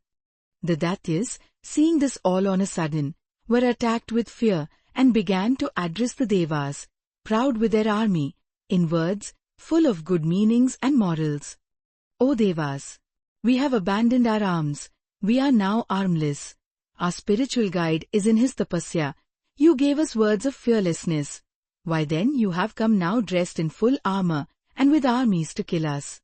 O Devas, where is your truth? And where is your religion according to Shruti? It is stated in Shruti never to kill the weaponless, the fear-stricken and the refugees. The Devas said, you sent your good Shukracharya out of pretense to acquire the mantras. Your asceticism is veiled under a deceitful object. Therefore, we will fight with you certainly. Be ready now and dress yourself with your arms and ammunitions. See, whenever you get any loophole in your enemies, catch hold of it and kill your enemy. This is the eternal religion. Vyas said, on thus hearing the reply from the Devas, the Daityas after consideration quitted that place and fled away with terror. And they took refuge under Shukracharya's mother. She saw the Daityas very much fear-stricken and at once guaranteed to them protection from fear. The mother of Kavya Shukracharya said, don't fear, cast away fear. O Danvas, in my presence, no fear can overtake you. The Asuras on hearing her words were free from anxiety and pain and remained in that hermitage, in no way now bewildered or agitated, though they had no arms. Here the Devas, seeing the Daityas flying away, pursued them and entering the hermitage were ready to kill the Daityas, not taking into account what strength they gained there. The mother of Shukra warned the Devas not to kill, but, in spite of her hindrance, they began to slay the Daityas. Seeing the Daityas thus attacked, the mother was furiously irritated and told them she would make all of them overpowered by sleep by her tapas strength, clarified intellectual force. So saying, she sent the goddess of sleep, who at once overpowered the gods, and made them all lie down on the grounds senseless. Indra with the other Devas lay there dumb and miserable. On seeing Indra the stupefied by sleep, the Bhagwan Vishnu told Indra to enter into his body. He would then carry him to another place and he will be better. Indra entered into the Vishnu's body, and, under his protection, he became free from sleep and fear. On seeing Indra thus sheltered by Vishnu and fearless, the mother of Kavya spoke, O Indra, I will devour you with Vishnu today by my tapas force. All the Devas will presently see all this and my extraordinary power. Vyas said, O king, no sooner the mother spoke thus, then both Indra and Vishnu were both stupefied under her magical spell, superior thought power, and a thorough learning of the art of warfare. The Devas, seeing them very much overpowered and bewildered, were greatly struck with wonder. They became desperate and began to cry aloud. Indra, on hearing the Devas cry aloud, told Vishnu, O Madhusudana, I am more bewildered in particular than yourself. O Madhava, no need of any further consideration. Before this wretch, inflated with pride by her tapasya, burns us, better to cause her death as early as possible. When thus requested by Indra, who was very much perplexed, Bhagwan Vishnu quickly remembered his Sudarshana disc, casting aside the thought that it is hateful to kill a woman. The disc, the ever-obedient weapon of Vishnu, appeared instantly at his remembrance, and Vishnu, becoming angry as prompted by Indra, held the disc in his hand, and, hurling it off on the Shukra's mother, severed off her head quickly. The god Indra became very glad at this. The Devas became free from sorrow, got very much pleased and heartily exclaimed victory to Hari, and worshipped him, and began to chant his praises. Indra and Vishnu then became free from all troubles, but they began to fear that Bhrigu, Shukra's father, would curse them terribly and without fail. Here ends the 11th chapter in the 4th book of Srimad Devi Bhagavatam, the Mahapuranam of 18,000 verses by Maharshi Veda Vyas, on Shukra's going to Mahadev to get the mantra. Chapter 12, on Bhrigu's curse and the dialogue between Shukracharya and the Daityas. Vyas said, O king, on seeing Vishnu killing his wife, and thus committing a dreadful atrocious act, the Bhagwan Bhrigu was very sorry and began to tremble with anger and addressed Madhusudana thus. Bhrigu said, O Vishnu, you have done an extremely sinful act. O intelligent one, knowing it, you have done so. What a great wonder! Nobody dreams of the murder of this Brahman's daughter, and you have committed it indeed, black and white. O Deva, the Maharshis declare you to be Sattvic, engaged in preservation, Brahma to be Rajasic, creator, and Shambhu Shiva to be Tamasic, destroyer. Why then is the contrary thing visible in this case? Why have you become Tamasic? Why have you done this heinous crime? O Vishnu, the females are never to be killed. This is a known fact. Then why have you killed this woman without any fault? You have done a very execrable act. What shall I do to you? It is so that I would curse you. O great sinner! You have pained me very much and made me very weary. I will not curse Indra. You always assume a deceitful appearance and behave like a black cruel serpent. Your mind is all full of wickedness. I will curse you. O Janardana! Those munis who call you Sattvic are fools. I have seen today that your ways are exceptionally vicious and tamasic. O Vishnu! I curse you now to take frequent births, suffer very frequently in different wombs, in the earth, and thus suffer the pains of remaining in the wombs. O king! Therefore, whenever religion subsides in the world, Bhagwan Vishnu incarnates frequently in this human world due to the curse of Bhrigu. The king said, O best of the munis! Did that Mahatma Bhrigu again marry and lead a householder's life when his wife was thus killed by the lustrous disc Sudarshana?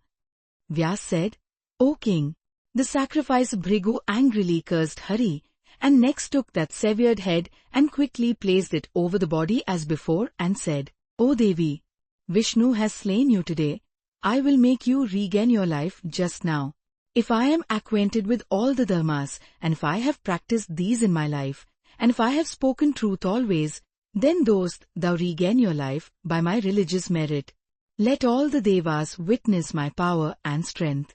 If I know the true, if I have studied all the Vedas, and if I have realized the knowledge of the Vedas, then I, sprinkling your body with this cold water, charged with my mantras, will revive you.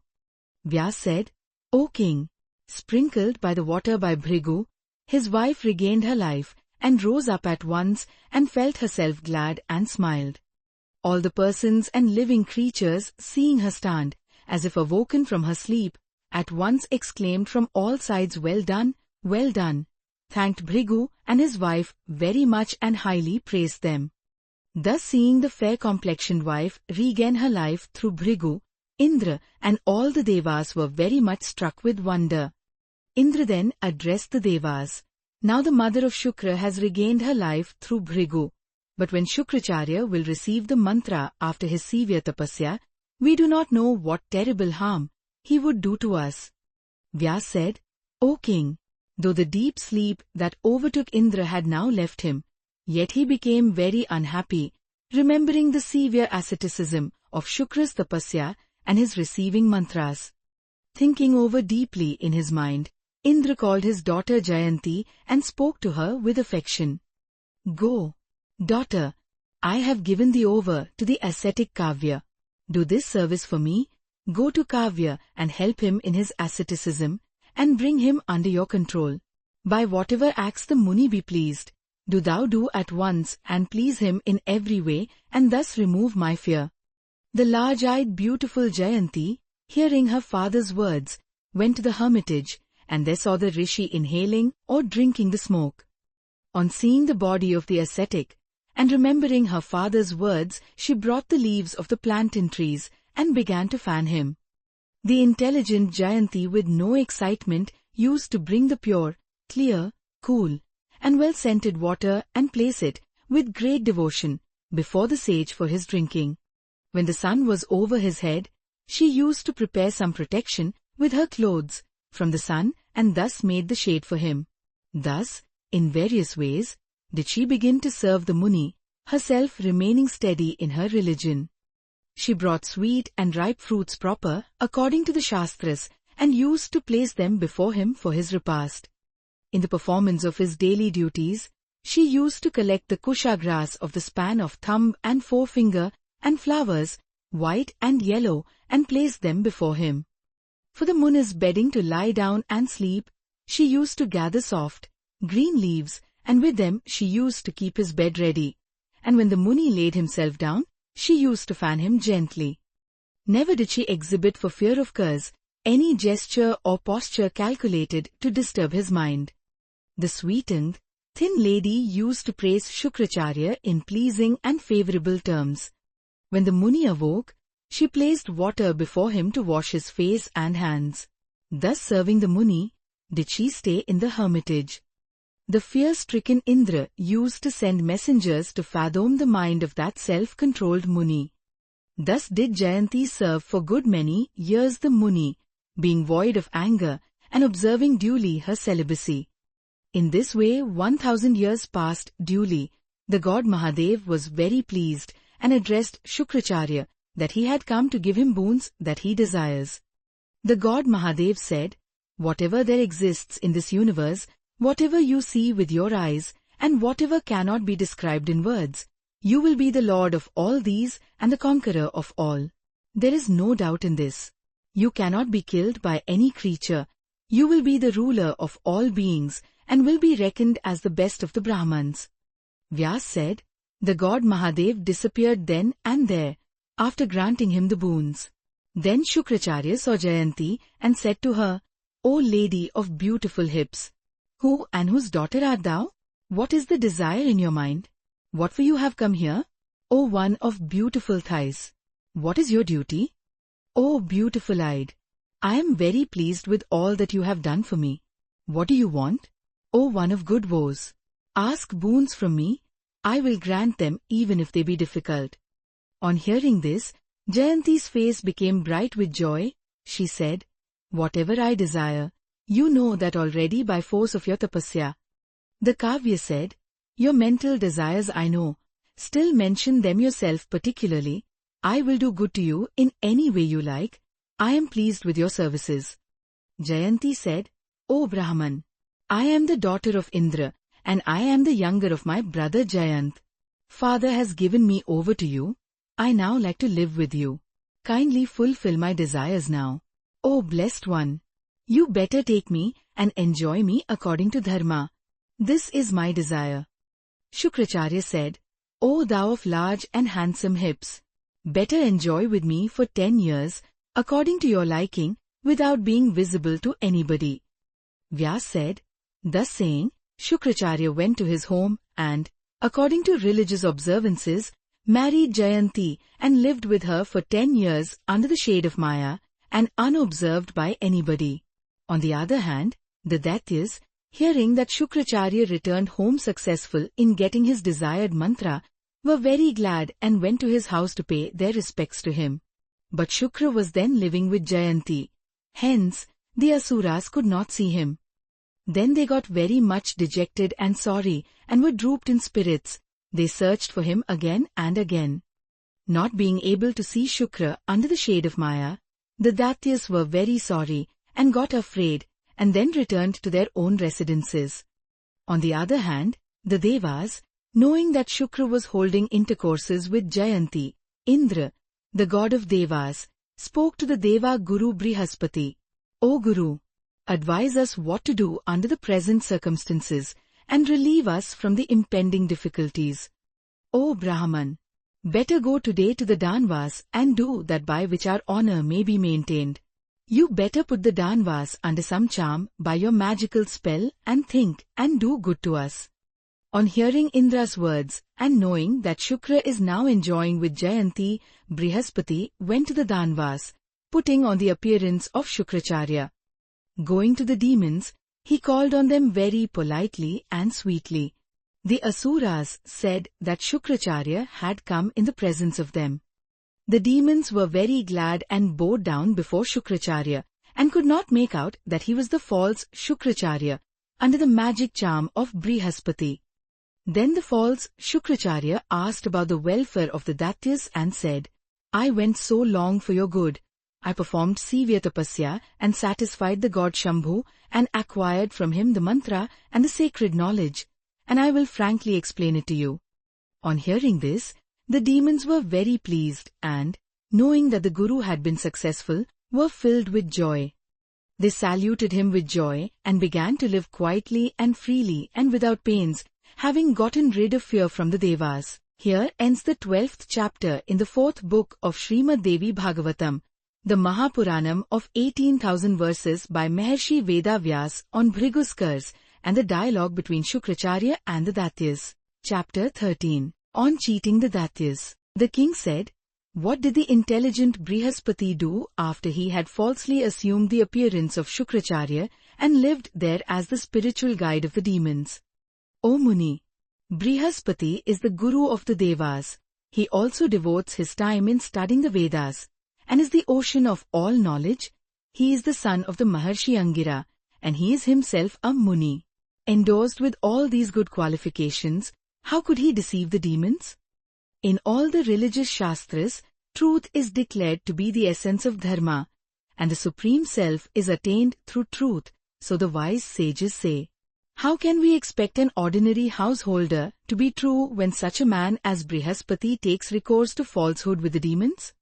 If one acquires, as one's wealth, the whole universe, still one does not require anything more than what is required in feeding one's belly. How is it that Brihaspati could speak falsehood merely for the sake of his belly? O Muni, the words sung by the ancient virtuous and respectable sages were true, and had their corresponding objects denoted by those words. Now they employed the term Shista, meaning that there were virtuous, respectable persons as denoted by them. When Brihaspati can even commit such condemnable deceitful acts and speak falsehood, we can expect no virtuous respectable persons in the world. Where then do you find the Shista persons, denoted by the word Shista, sung by the ancient sages? The word Shista is now meaningless. The Devas are sprung from the Sattvic qualities, men from Rajasic qualities and birds, etc. from the Tamasic qualities. When the Guru of the immortals, the incarnate of Sattvic qualities, can become a liar, how can one expect those who are Rajasic or Tamasic to follow rigorously the truth? Oh, this Triloki is all pierced with falsehood. Where is the religion? And what will be the ultimate goal of all these creatures? When Bhagwan Hari, Brahma, Indra and the best of the Devas can betake to pretext, fraud and trickery and show cleverness in them, what to speak of men? O giver of honor! When all the Devas, Vasistha, Vamdev, Vishwamitra, Brihaspati and other ascetic munis get themselves overpowered by lust and anger, when their intelligence gets destroyed by covetousness and avarice, when they are addicted to vices and are expert in fraud, pretext and trickery, then what fate? Alas! What can you expect of dharma, and what help is there of any religious persons? Alas! Indra, Agni, Moon and Brahma, when these get overpowered by the strong influence of lust, are in illicit love with others' wives. Where is the goodness and virtuous behavior in this Triloki? O sinless one! To whom, then, can we look upon as our spiritual guide and our advice and lawgivers when all the Devas and Munis are corrupt with avarice? Vyas said, O king, be he Indra, Brihaspati, Brahma, Vishnu or Mahesh, whoever is embodied or will put on bodies, he will have to be in touch with the previously mentioned ahamkara and covetousness and other vices due to name and form. O king, Brahma, Vishnu and Mahesh are all attached to sensual objects, and what improper and sinful actions can there be that cannot be committed by persons devoted to sensual objects? It is through cleverness and fraud that anyone devoted to sensual objects can easily make himself as cleverly free from Maya. But when difficulty comes, then his trickery gets discovered, and the respective qualities hidden in him are brought to bear their respective results.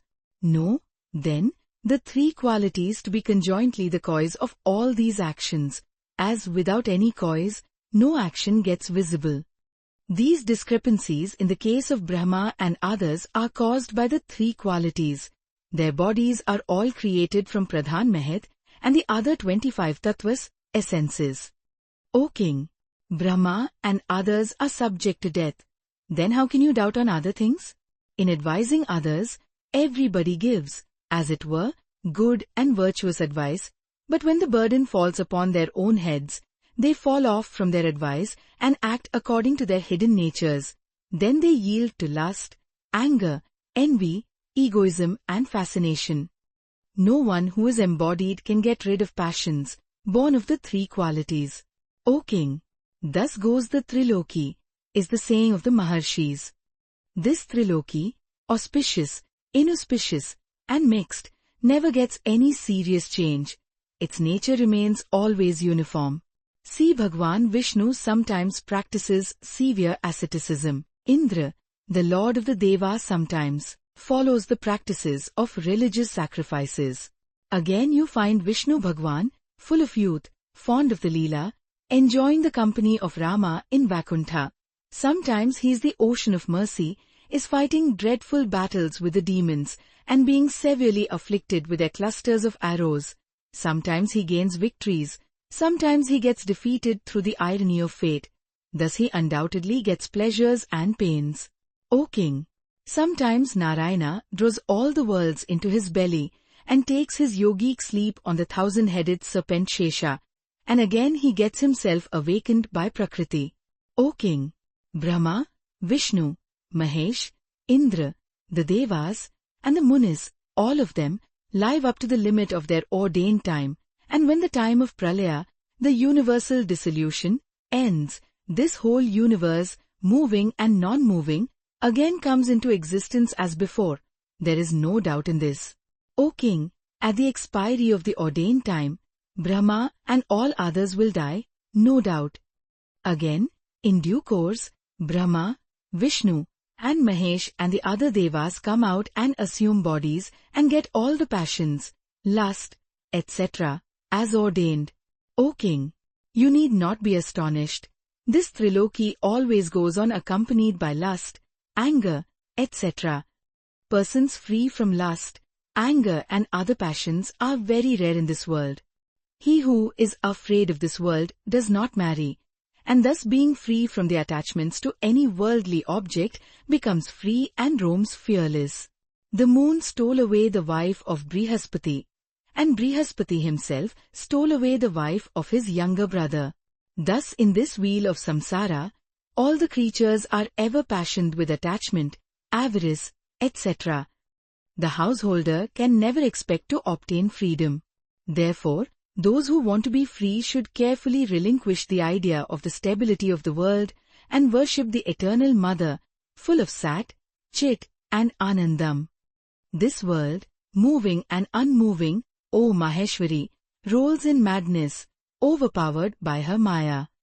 Intelligent persons worshipping her trample down the three qualities and become free.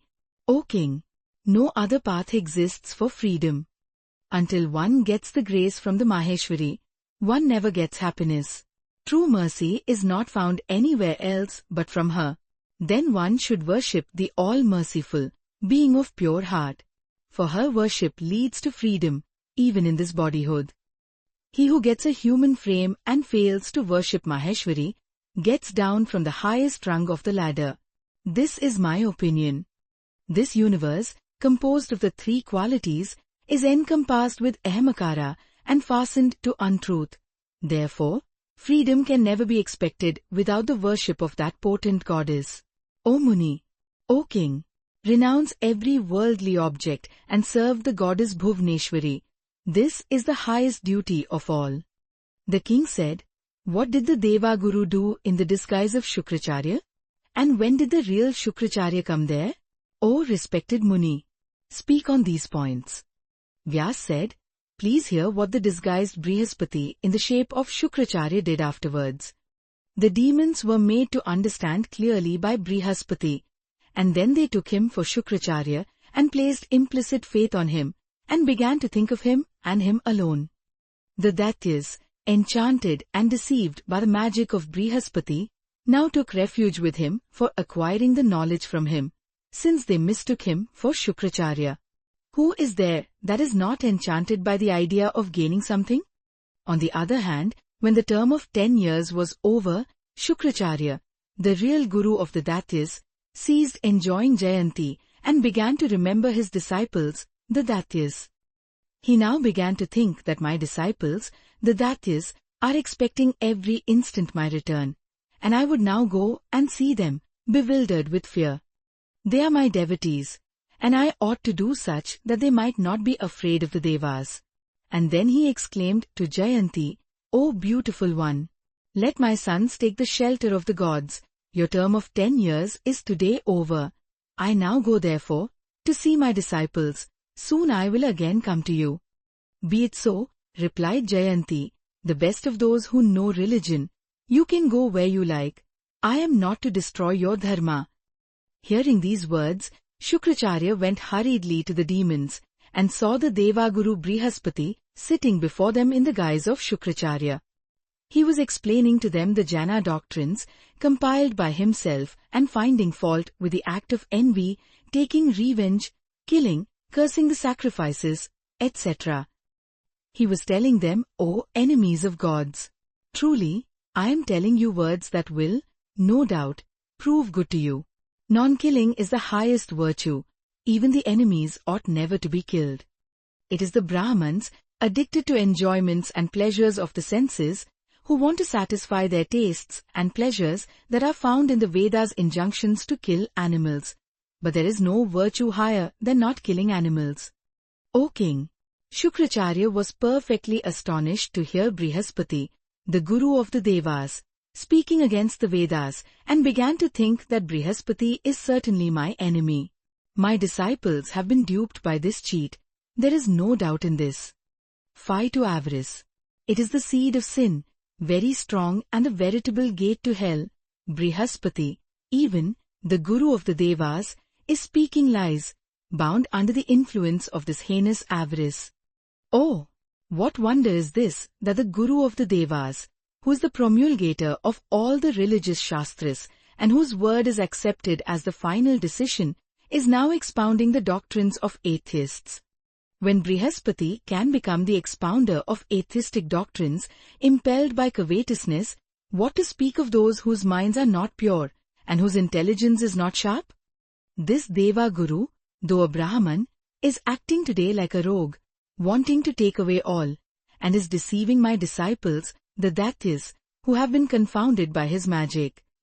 Here ends the 13th chapter in the 4th book of Srimad Devi Bhagavatam, the Mahapuranam of 18,000 verses on cheating the Daityas by Maharshi Vedavyas. Chapter 14. On the Daityas getting back their Shukracharya, Vyas said. Thus arguing in his mind, Shukracharya smilingly said to the Daityas, O Daityas! What for? You all have been cheated by Brihaspati, the Guru of the Devas, in my guise. I am Shukracharya. You are my disciples. This man is Brihaspati, wanting to serve the gods. He has cheated you, there is no doubt in this. This vain villainous person has assumed my form. Do not put the least faith in his words. O Daityas! You are my disciples, follow unto me. Leave this Brihaspati, vain and arrogant. The Daityas, on hearing his words, were struck with wonder at the resemblance of the two personages and came to the conclusion that the person just come is the real Shukracharya. Then Brihaspati, the false Shukracharya, explained to the Daityas in plain and enchanting words that the second man just came is the Deva Guru Brihaspati. He has come here in my guise. His object is to cheat you. He has come here to cheat you and serve the purpose of the Devas. Do not believe in his words.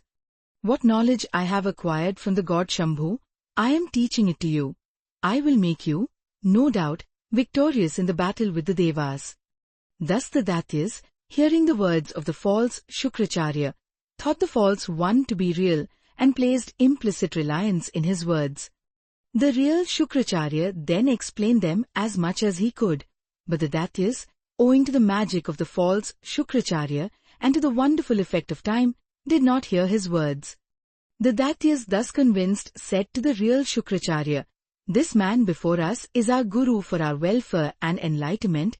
He is the foremost religious Shukracharya.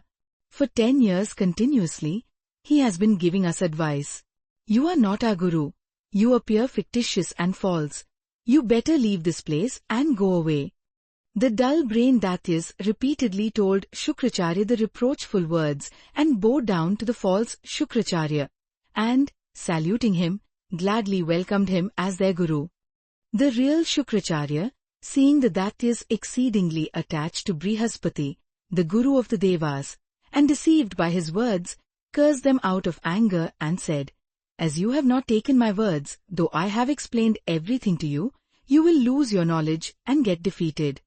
As you have shown disrespect towards me, you will get the fruits of it at an early date, and will then understand the deceitful behaviors of that Deva Guru. Vyas said.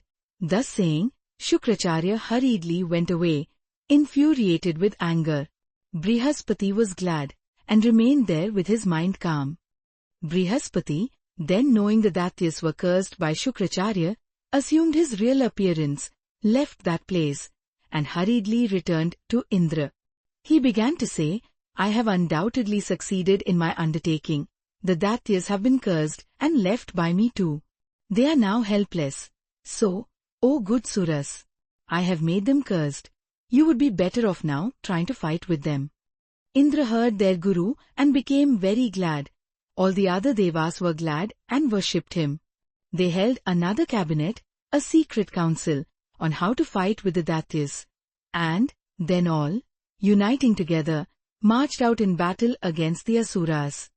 Seeing that the powerful Devas were marching towards them ready to fight, and knowing their false Guru had fled, the Daityas became very anxious.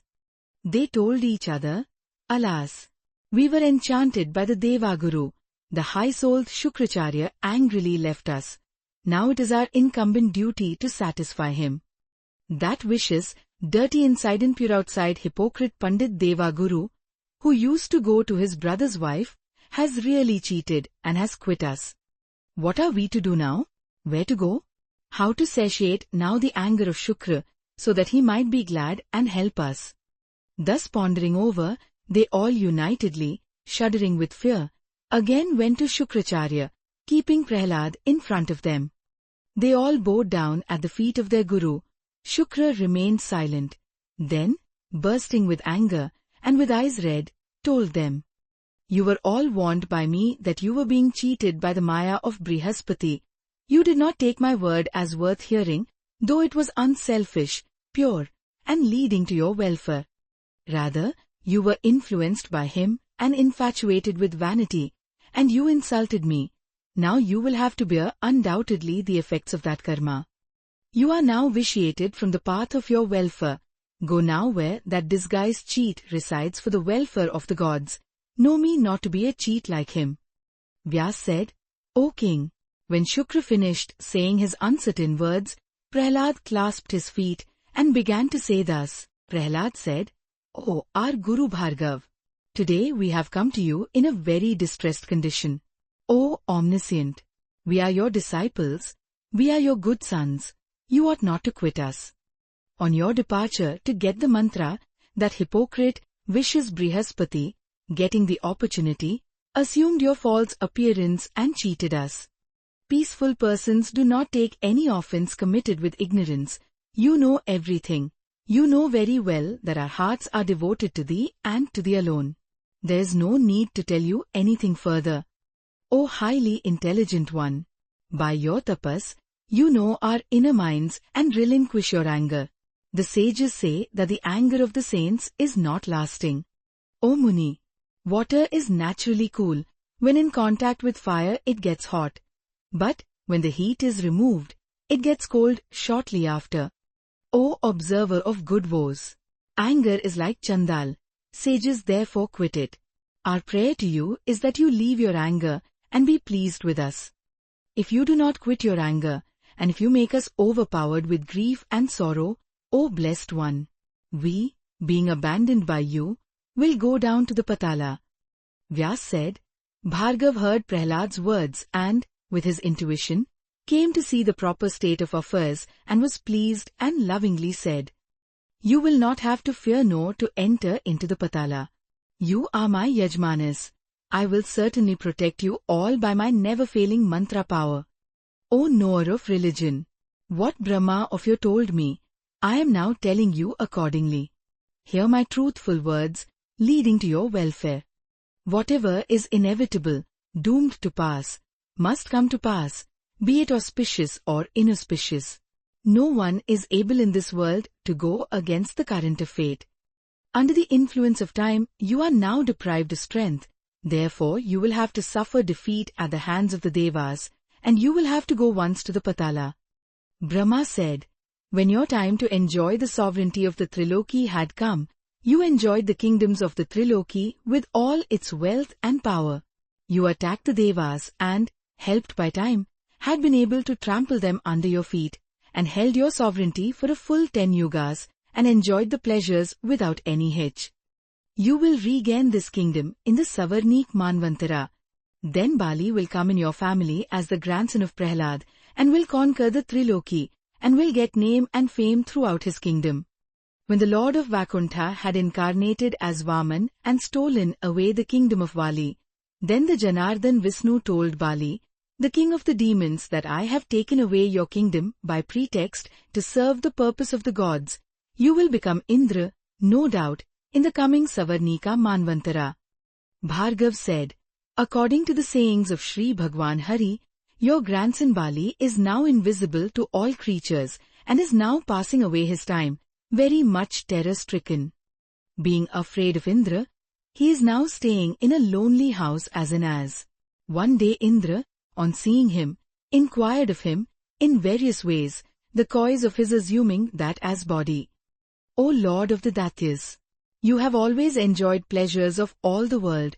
You are the ruler of the Daityas. You ruled over all the worlds. Do you not feel shame now in thus assuming this as body? The Lord of the Daityas, hearing him, spoke thus, O Indra, there is nothing to be sorry about in these matters. When the most powerful Vishnu can assume fish and tortoise incarnations, then what wonder is there that I, by virtue of the force of time, am now staying as an ass? When you had murdered a Brahmin, you, too, had hid yourself in the Mansa lake in the lotuses. Similarly today distressed, I am staying here in this as body. O Indra, what sorrow or happiness can be to a person who is under the control of fate? To him everything is alike, for whatever the time wishes, it can act accordingly.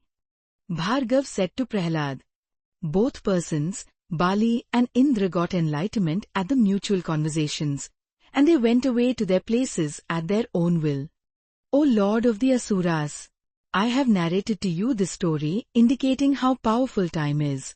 Know that the Devas and Daityas and all the human beings and this whole universe is under that great fate. Here ends the 14th chapter in the 4th book of Srimad Devi Bhagavatam, the Mahapuranam of 18,000 verses on the Daityas getting back their Shukracharya by Maharshi Vedavyas. Chapter 15. On the truce between the Daityas and the Devas. Vyas said, O King Janmeja, Prahlad was glad to hear the above words of the high-souled Bhargav. Knowing fate to be the strongest, he addressed the Daityas. Never, in this battle, will victory be ours. Then the victorious demons, infatuated with pride, told Prahlad, What is fate? We do not recognize it. We ought to fight. O Lord of us, fate reigns over those that are idle, not energetic. Has fate any shape? Who has created it? Has anybody seen fate? However, let us gather strength and fight. You are very intelligent and all-knowing. It is proper that you should take our lead in the fight. O King, when the Daityas spoke thus, Prahlad, the great destroyer of enemies, became the general and challenged the Devas to fight. On seeing the Asuras in the battlefield, the Devas, dressed with arms and weapons, began to fight with them. For full 100 years the dreadful battle was fought between Indra and Prahlad. On seeing this, the Munis were astonished. O King, in this fearful battle, the Daityas with their general Prahlad, the followers of Shukracharya, got the victory.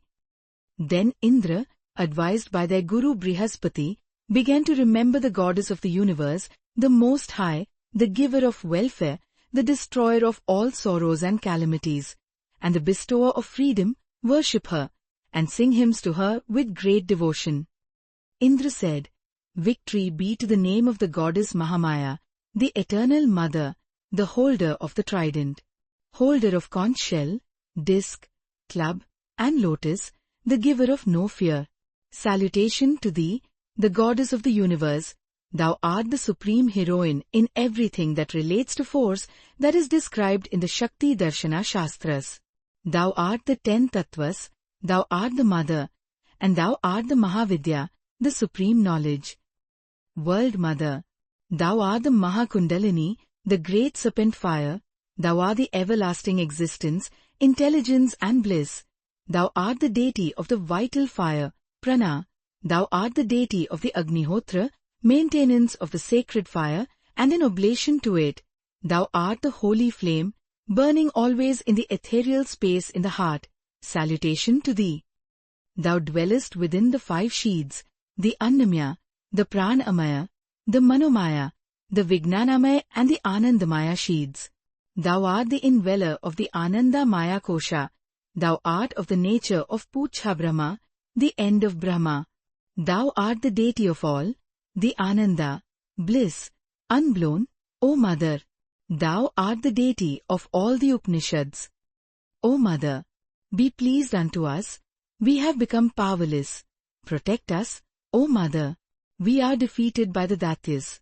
O Goddess, thou art endowed with all the powers, thou art our sole refuge in this universe in times of distress, and thou art the only one strong and capable of removing all our dangers. O Goddess, those who incessantly meditate on thee are really happy, and those that do not meditate thee, their fear and sorrows are never removed.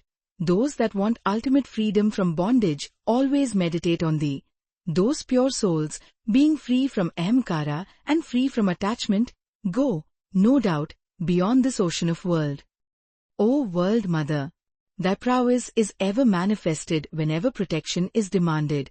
You always come forward and relieve the distressed. You are the great destroyer. Thou art the time incarnate of all these worlds. O Mother, we are fools. How can we appreciate your qualities?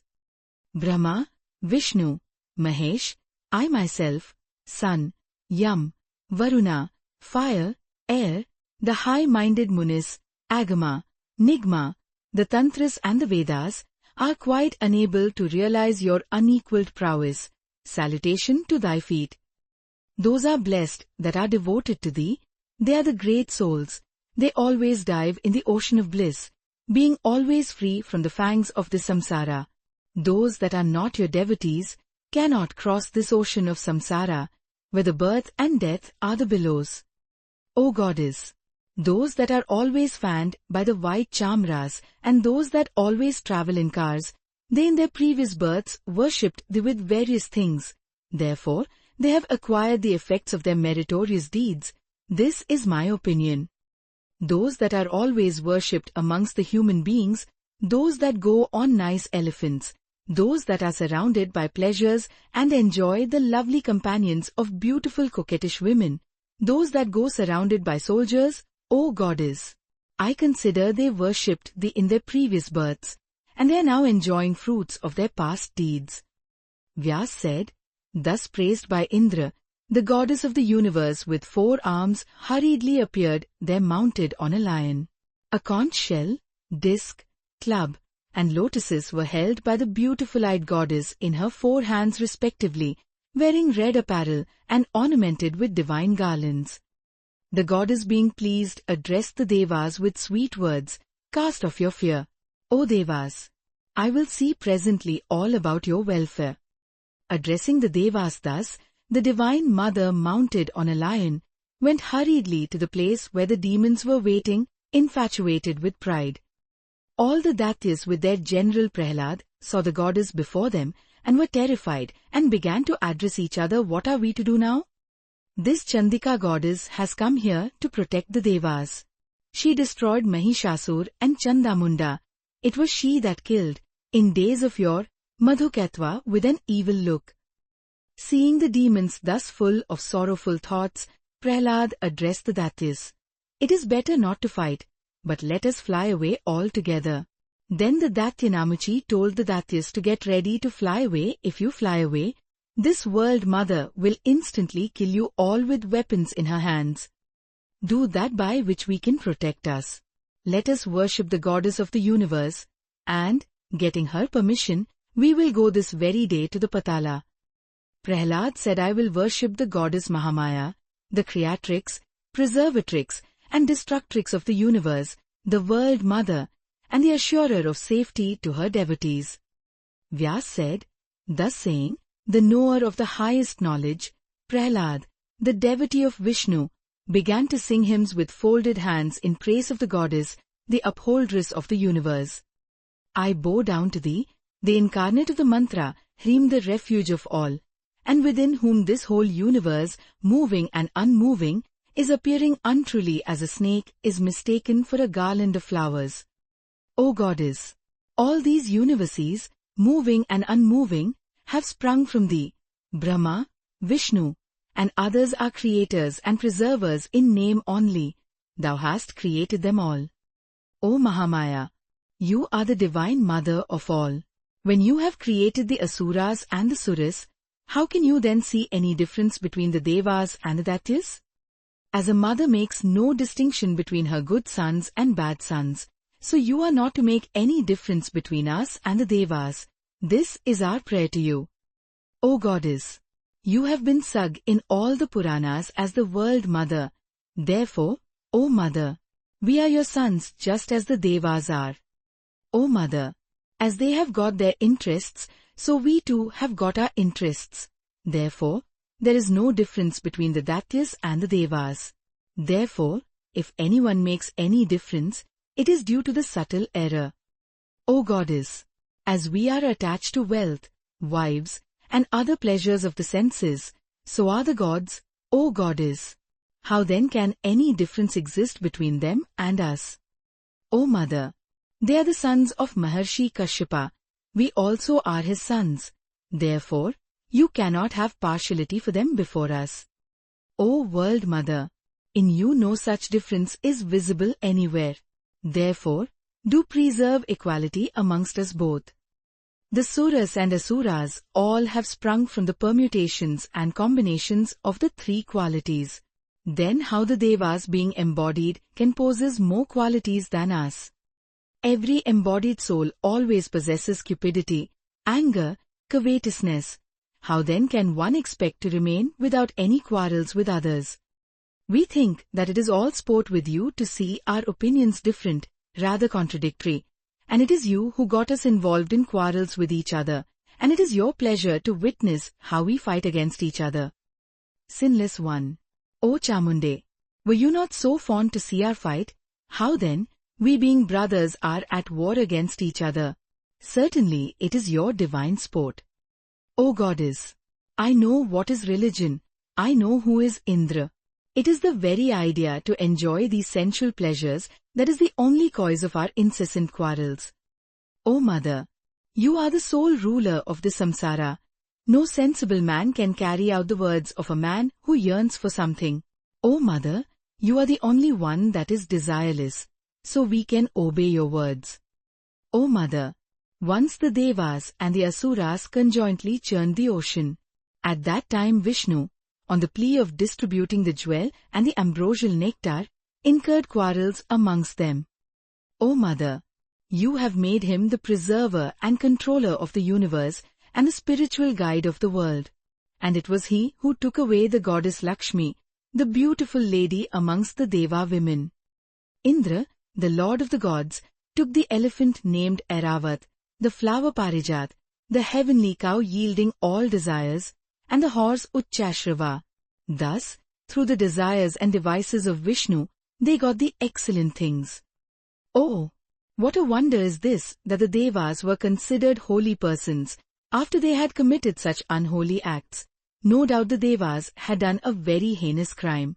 O Goddess, you can judge yourself what is the just and unjust thing in this case. What is religion? And where is religion?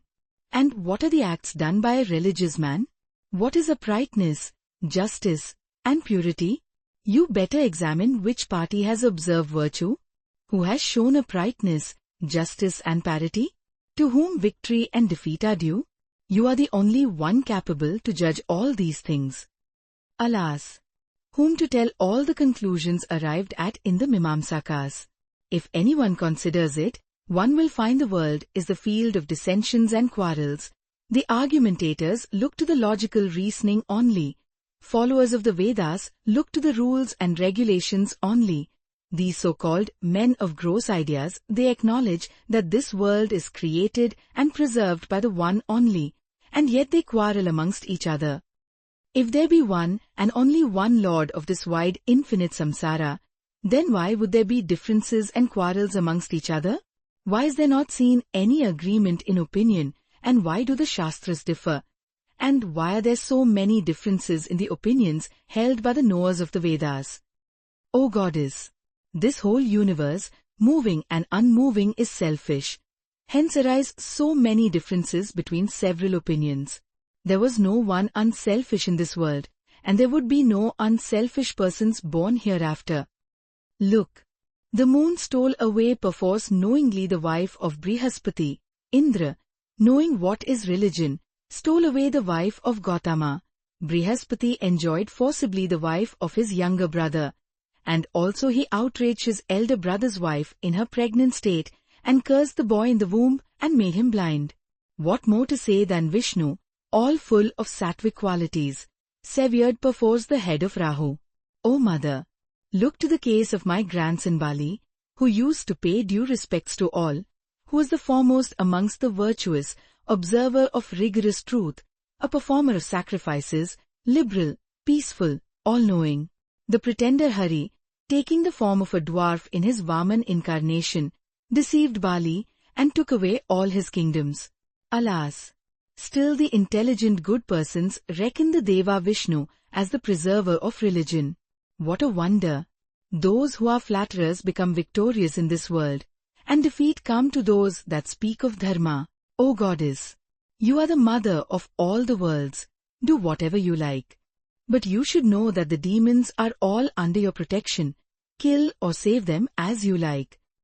The Devi said, O demons, leave all the anger arising from this warfare and go without any fear to Patala and live there at your ease and happiness. Better now wait on time. whether you will get auspicious or inauspicious fruits for your deeds. Know whoever is desireless and unattached, to him happiness is always and everywhere. Whose mind is avaricious, he does not get peace and happiness, even if he acquires the Triloki. Even in the golden age, avaricious persons did not get happiness, though they acquired the fruits of their actions. Therefore you get yourselves freed of your sins, and obey my order, and leave the earth, and go down to the Patala. Vyas said, on hearing the Devi's words, the demons obeyed, and bowing at her feet, and preserved by her, went to Patala. Then the Devi disappeared, and the Devas went away to their own homes.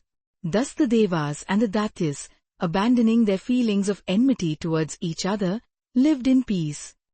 King, he who hears this fact gets himself freed from all sorts of calamities and reaches the highest peace.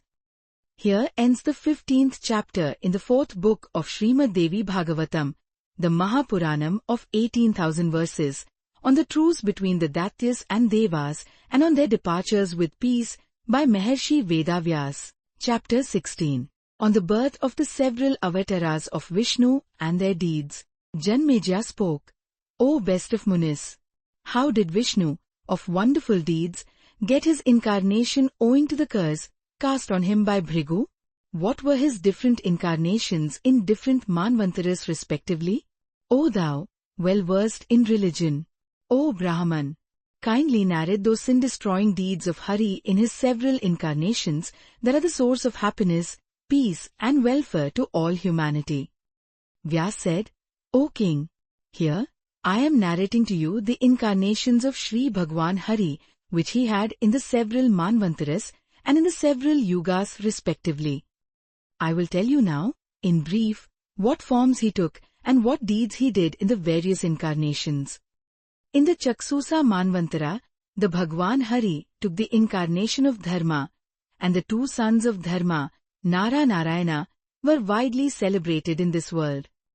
Then, in the present Vaivasvata Manvantara, under the reign of Vaivasvata Manu in the second Yuga, Bhagwan Hari incarnated as Dattatreya, in the shape of the son of Atri Rishi. Ansuya, the wife of Atri, was desirous to have, as her sons, the three Devas Brahma, Vishnu and Rudra, and in fulfillment of her desires, the Devas took their births in her womb. Ansuya was foremost amongst the chaste and virtuous women, and on her praying, Brahma, Vishnu and Rudra, the Trinity at once agreed to become her sons. Brahma was born as Soma, Hari was born as Dattatreya and Rudra was born as Durvasa.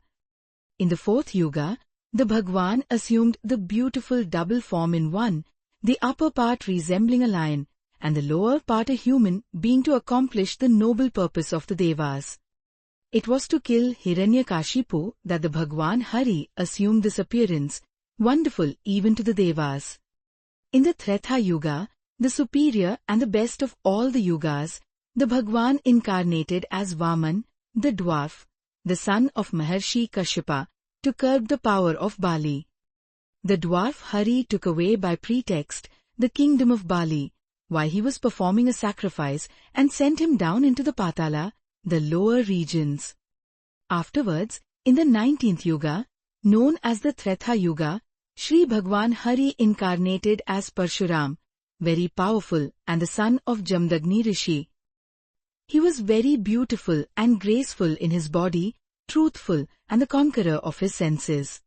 He extirpated the Kshatriya race and gave the whole world over to the high-minded Rishi Kashyapa. O King, he is the Parshuram, the sin destroyer, the incarnation of Hari, and the doer of wonderful deeds. After that the Bhagwan Hari incarnated as Rama, the son of Dashrath. Next in the 20th Dwapara Yuga, he incarnated as the very powerful Arjuna and Shri Krishna, the Amshas of Nara Narayana. To remove the load of the earth, these two were born, and they fought deadly battles in the battlefield of Kurukshetra. O King, thus the several incarnations of Hari arose, according to the requirements of Prakriti. O King, these three worlds are under the control of Prakriti. Whatever the Prakriti wishes at any time, she can fashion the world in that way. And she does this incessantly in accordance with the word divine, the highest Shakti, to please the Purusha, without any cessation. In days of yore, the most ancient Bhagwan, the highest, above all the qualities of Maya, formless, all-pervading, difficult to be conceived, without any decay, self-supporting, without any want, created these worlds, moving and unmoving, and he manifested himself as the Trinity, Brahma, Vishnu, and Mahesh, in the shape of the three qualities Sattva, Rajas, and Tamas, which is called the highest Prakriti. This all-auspicious Prakriti shines differently according to the differences in time and circumstances. This threefold Prakriti, the great enchantress of the world, is creating and preserving the worlds, and is destroying them at the end of the Kalpas. O King, whenever there takes place the union with this Prakriti, Brahma creates, Vishnu preserves, and the all-auspicious god Shankara destroys the worlds. It was she that gave birth to Kakutstha, the best of the kings, and to conquer the Danavas, she placed him at a certain place. O King, thus all men controlled by the great law in this world enjoy sometimes the pleasures, enjoy sometimes pains, and thus exist in the world. Here ends the 16th chapter in the 4th book of Srimad Devi Bhagavatam, the Mahapuranam of 18,000 verses, by Maharshi Vedavyas, on the birth of the several avatars of Vishnu and their deeds. Chapter 17. On the questions asked by Janmeja. Janmeja said, O Muni, you told before that the heavenly prostitutes sent by Indra in the hermitage of Narayana became lustful and desired to live with Narayana only, whose heart was calm and quiet. At that moment when Narayana was about to curse them, his brother Nara desisted him from taking that step. Now I ask you, what did that triumphant Narayana Muni do in the critical juncture when he was repeatedly asked by those prostitutes sent by Alendra to satisfy their lust? O grandsire, I am very eager to know the deeds of Narayana leading to one's freedom. Kindly describe in detail and fulfill my wishes. Vyas said, Here, O king, I am describing to you in detail what that high-souled son of Dharma did. When Narayana Hari was ready to curse them, the Rishi Nara, seeing this, consoled him and desisted him. Then the great sage, the ascetic son of Dharma, Narayana, leaving aside his anger, began to address them in sweet words with a smiling countenance. O fair women, we have determined to practice asceticism in this life. It does not therefore behove us to accept any wife. Therefore, show your kindness unto us and go back to your heaven. You would better think that those who know what religion is never desire to break the vow of another. O beautiful-eyed ones! In sexual pleasure, it is the delightful feeling of passionate joy that is requisite, and we are wanting in those feelings. Then how can we effect that union? No action can come out of no cause. This is all clear. The poets say that the sexual power and pleasure is the feeling, the mental attitude that corresponds, and that is the only thing that lasts. And we have no desire for that. However, my limbs are all very graceful. I am very fortunate and blessed in this world. Otherwise, how can I be the object of your sincere love towards me? You all are very fortunate. Therefore, do now show this mercy unto me, do not break my vow. I pray now that, in a subsequent birth, I may become your husband. O large-eyed fair women, in the 20th Dwapara Yuga, I will certainly incarnate on earth to effect the purpose of the Devas. Then you all also would respectively incarnate as the daughters of kings and would also become my wives. Narayana thus consented to marry them in some other next birth, and consoling them, made them go back to their heavens. They also abandoned their mental disquietude, and on reaching back to heavens, they explained everything to Indra.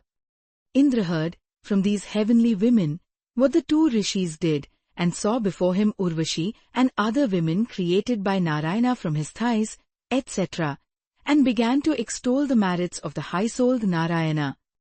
Indra said, Oh, how wonderful is the patience of the Muni! What is the wonderful influence of his tapas? Oh!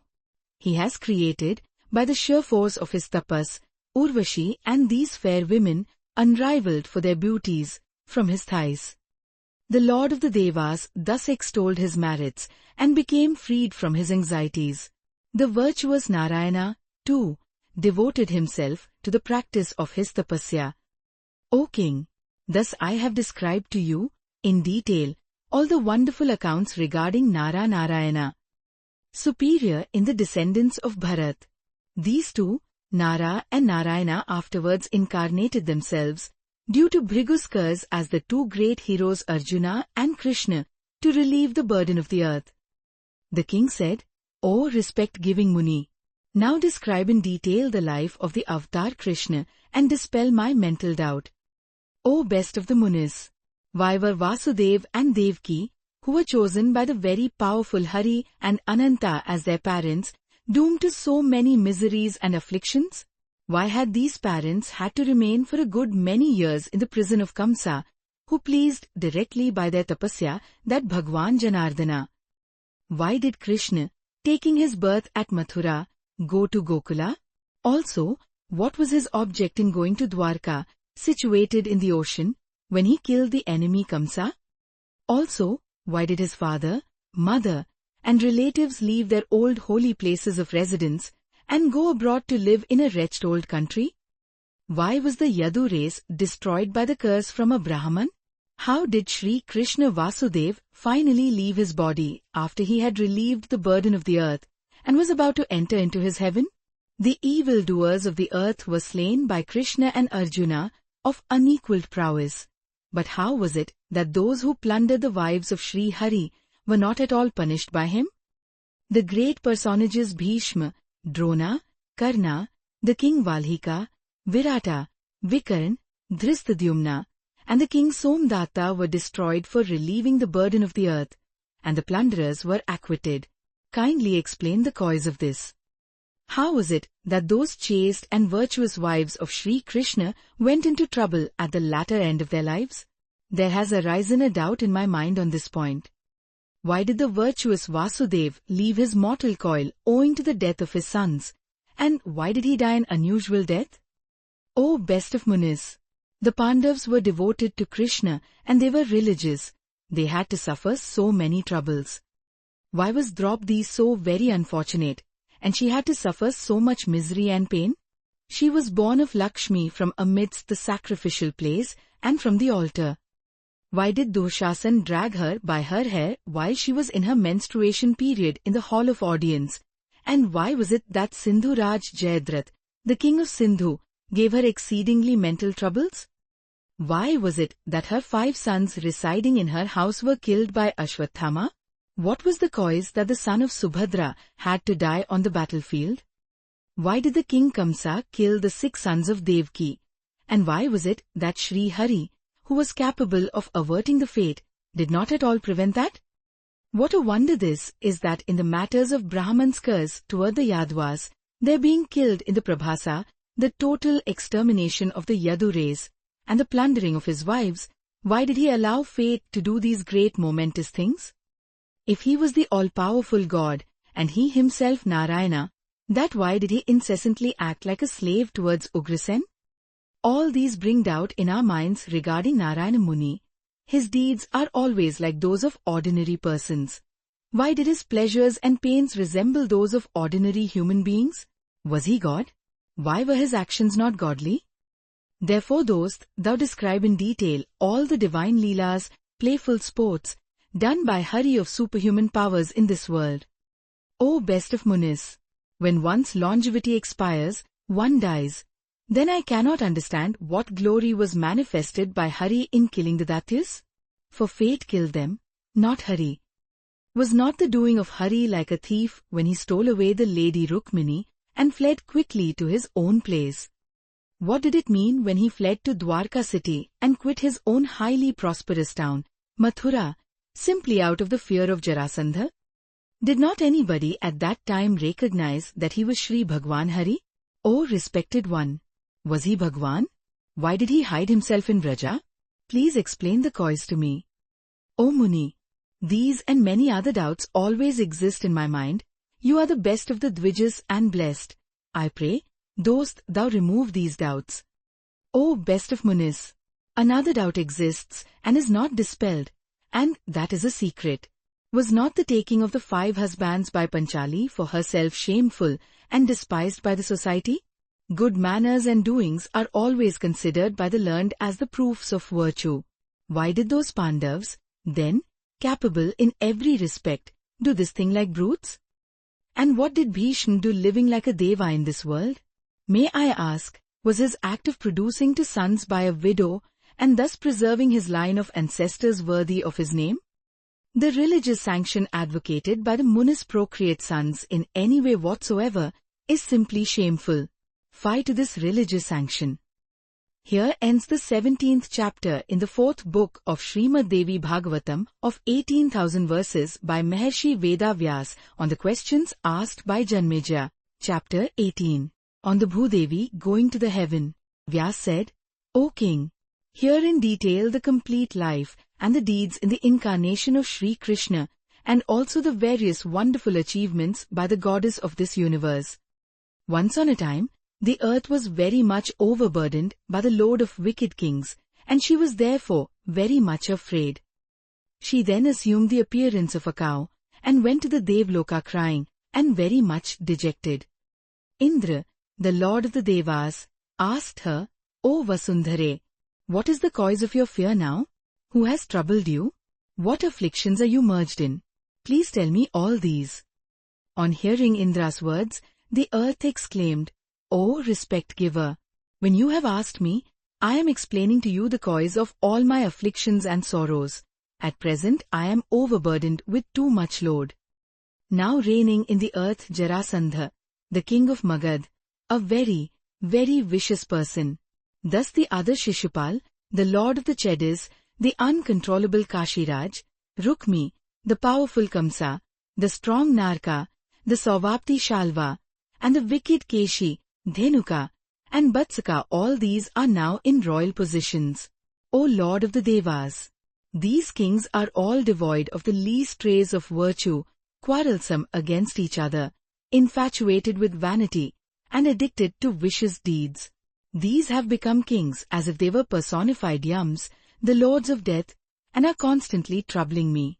I am now unable to carry their loads. Where shall I go now? This great thought is constantly ailing me. O Vasava! What to tell? The Bhagwan in his boar incarnation is the cause of all these my afflictions. O Indra! These present troubles I have fallen into only through him, for when the cruel Daitya Hiranyaksha, the son of Kashyapa, stole me away and drowned me in the great ocean, then it was Vishnu in his boar incarnation that killed him and rescued me from the ocean, and then kept me in this my stable position. Had he not then lifted me up, I would have rested safe in the depths of Rasatla, O Lord of the Devas. Now I am quite unable to bear the load of these vicious persons. O Surendra! The vicious 28 Kali is coming quickly in front. Thinking of his influence, it seems to me that I will be very troubled then, and will have to go down to Rasatla. Therefore, O Lord of the Devas, I am bowing down before your feet. Kindly relieve me of my burden, and save me from these endless troubles. Indra said, O earth, I cannot do anything for you. You better go and take refuge of Brahma. I am also going to him. He will remove all your troubles. Hearing Indra's words, the earth hurriedly went to the realm of Brahma, and Indra and all the other Devas followed her, and all reached the Brahmaloka. O King, the grandfather Brahma saw the earth coming to him, and through the power of meditation, found out the cause of her coming and said, O auspicious one! Why are you crying? What troubles you have now? What wicked person has given you troubles? The earth said, O Lord of the earth! The vicious Kali is coming before. Under its influence the subjects will be horribly vicious. Therefore, I am very much afraid of this Kali. In the beginning of this Kali Yuga, the ancient enemies, the Asuras, have now incarnated on this earth as kings. They will be extremely wicked, quarreling against each other, and will be clever in stealing others' things. There is no doubt in these. O grandfather, now kill these vicious kings and relieve my burden. O Lord, I am very much troubled by the armies of these kings. Brahma said, O goddess, I, too, am unable, like Indra, to remove your load. Let us go to that Vishnu, the holder of the disc. That Janardana will remove your burden. I thought of this well before and settled on what to do. Vyas said, thus saying, the four-faced Brahma, the author of the Vedas, rode on his Hamsa vehicle, taking in front the goddess Earth, and the Devas went to Vishnu and began to praise Vishnu Janardana, the Deva of the Devas, with the words of the Vedas with full devotion. Brahma said, Thou hast 1,000 heads, 1,000 faces, 1,000 feet. Thou art the Purusha of the Vedas, thou art the Deva of the Devas, and thou art eternal. O omnipresent, thou art the past, present, and future. O Lord of Lakshmi, thou hast awarded immortality unto us. Thou art the creator of universe, the preserver and the destroyer. Thou art the one and the only goal, and thou art the God. Everybody knows that all these glories belong to thee. Vyas said, O king, when Brahma praised thus, Vishnu, whose sign was Garuda, was highly pleased and appeared before Brahma and the other Devas.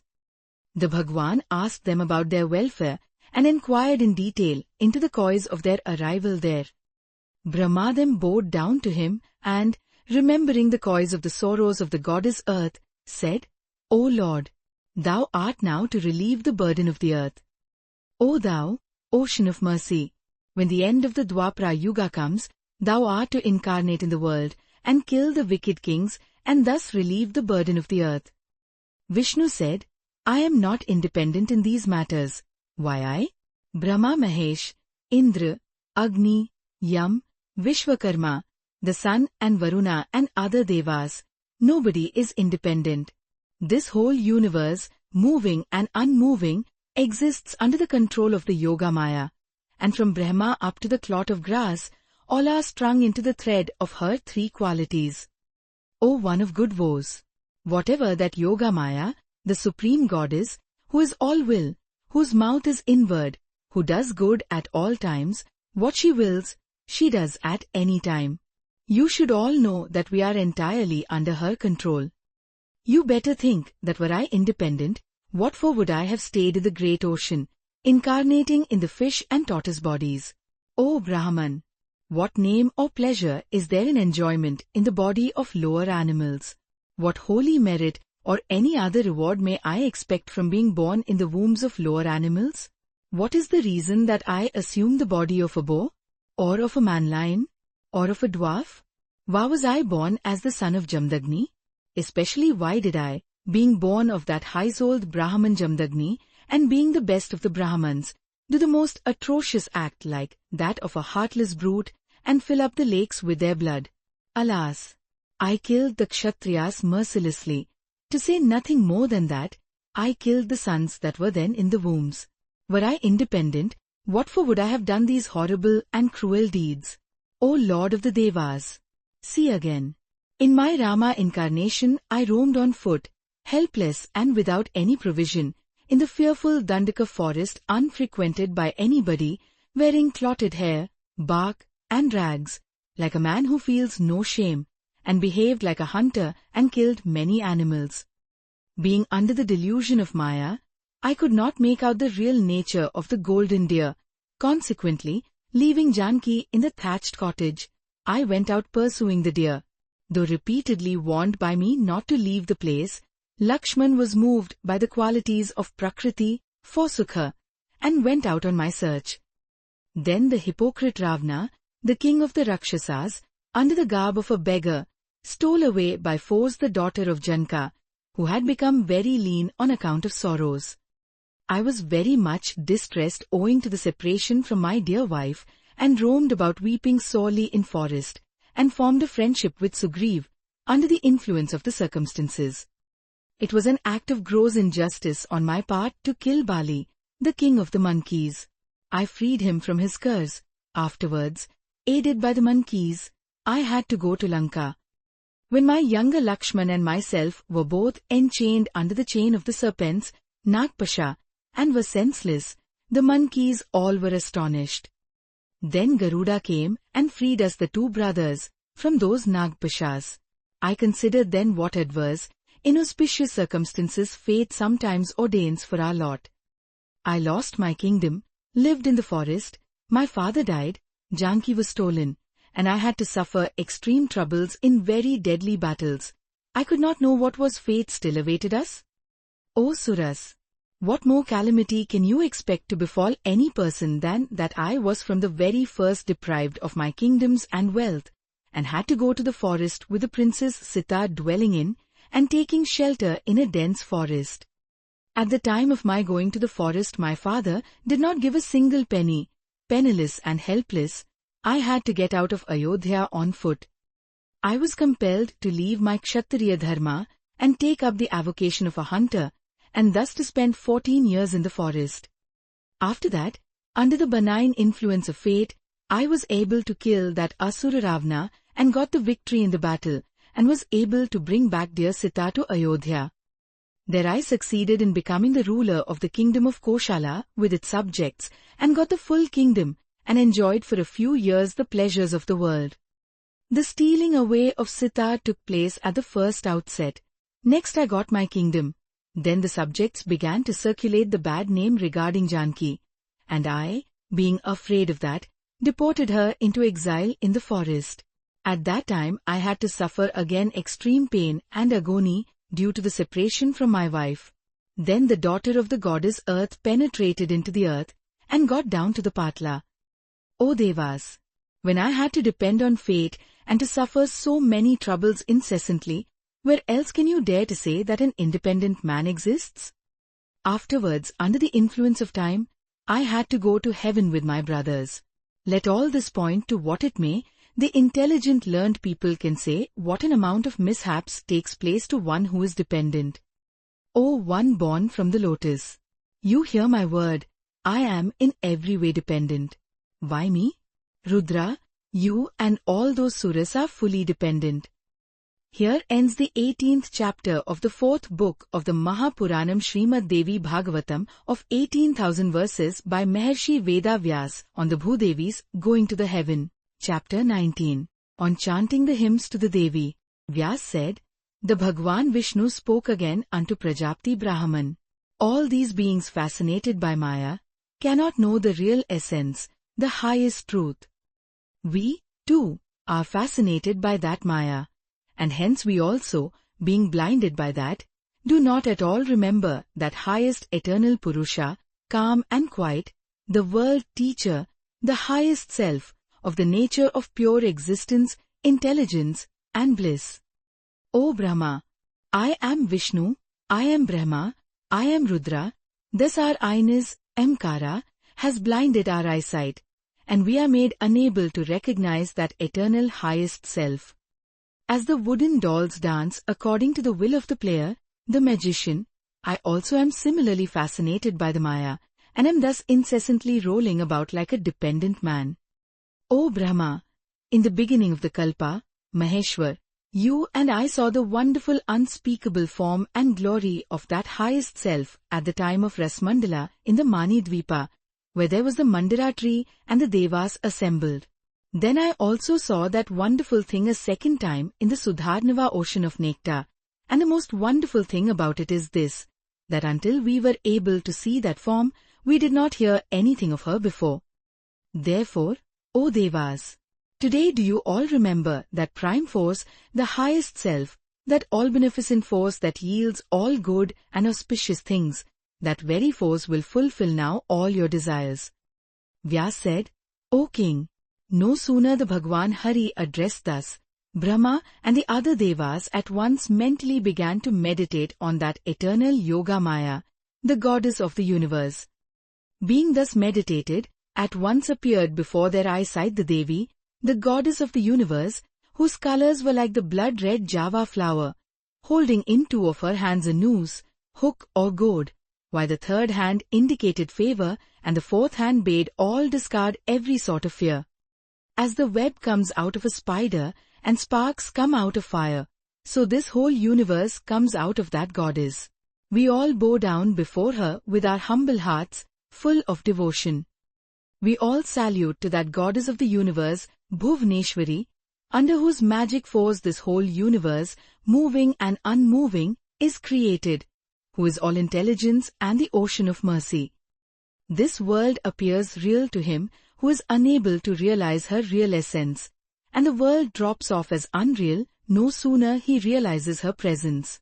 We all meditate on that all-intelligent goddess, and we all pray to her that she may grant unto us more strength to meditate on her and her alone. We all want to know Mahalakshmi, we all meditate on the Omnipotent. May the goddess grant unto us strength to meditate on her so. O thou, the remover of the world's afflictions, best thou pleased unto us, O thou, kind-hearted, do this work for us and promote our good. O thou, Lord of the earth, dost thou relieve the burden of the earth by killing these asuras and bring on our welfare.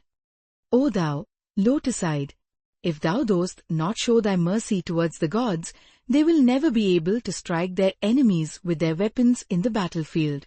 O goddess, thou didst verify the truth of this before, when thou didst assume the appearance of a yaksha, and utter the following sentences, O fire. You burn this blade of grass, O mother.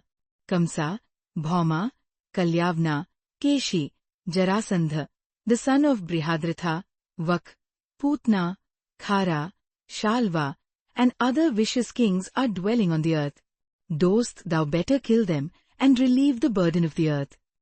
O lotus-eyed, thou hadst killed those asuras without any effort that were not slain by Vishnu or Maheshwar, and they ended their lives while they were beholding thy pleasing countenance. O goddess, holding moon on her forehead, these Hari, Hara, Brahma and the other gods are unable to move a step without the help of force. Nothing to speak any further. The thousand-headed king of serpents is unable to hold this earth even for a moment were he not provided with the Shakti of upholding this world. Indra said, O Bhagavati, would Brahma ever be able to create this world without the aid of Saraswati? Would Vishnu, the Deva of the Devas, ever be able to preserve it without the aid of Lakshmi? Or would Maheshwar ever be able to destroy this world without the help of his Uma? No, never.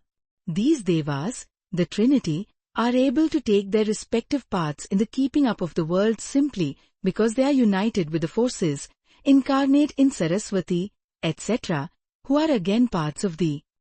Vishnu said, O Vimle, were we deprived of thy force, the Creator would never have been able to create the world, I would never have been able to preserve it, and Maheshwar would never have been able to destroy it. Therefore, O Devi, thou alone art reigning as the supreme goddess amidst all the glories in the creation, preservation, and destruction of this universe. Vyas said, O king, thus praised by the gods, the goddess then addressed them, O Devas, let all anxieties leave you all. I will do what the Devas have desired, even if it be very difficult to do in this world. Now explain what is troubling the goddess earth. The Devas replied, the wicked kings are troubling this earth very much. She cannot any longer bear their burden. Therefore, she came crying unto us. O Bhuvaneshwari, now it is your duty to remove this load of earth. O auspicious one, know this, the desire of the gods. O mother, in days of yore, you killed the most powerful Danav named Mahisha, attended by lakhs and lakhs of Danvas and Datyas. What to speak? You have slain Shumbha, Nishumbha, Raktvija, the very powerful Chandamunda, Dhumralochna, Durmukha, Duhasana, the strong Karala, and many other cruel Danvas. Now, similarly kill the wicked kings, the enemies of the gods, and save the earth from their heavy loads. Vyas said, thus addressed by the Devas, the most auspicious one, the Devi, whose color was black and who looked askance, said smiling in a tone, grave and deep, like that of the rumbling of a rain cloud. O Suras, I have already thought over how the burden of those wicked kings, the parts incarnate of Asuras, can be removed. I will, by my own power, rob them of their powers of that highly prosperous and affluent Jarasandha, the king of Magad, and others, the parts incarnate of the wicked Asuras that are now shining on the earth. O Devas, you would all better go down and incarnate yourselves as part incarnations impregnated with my power, and help thus in the removal of the load of this earth.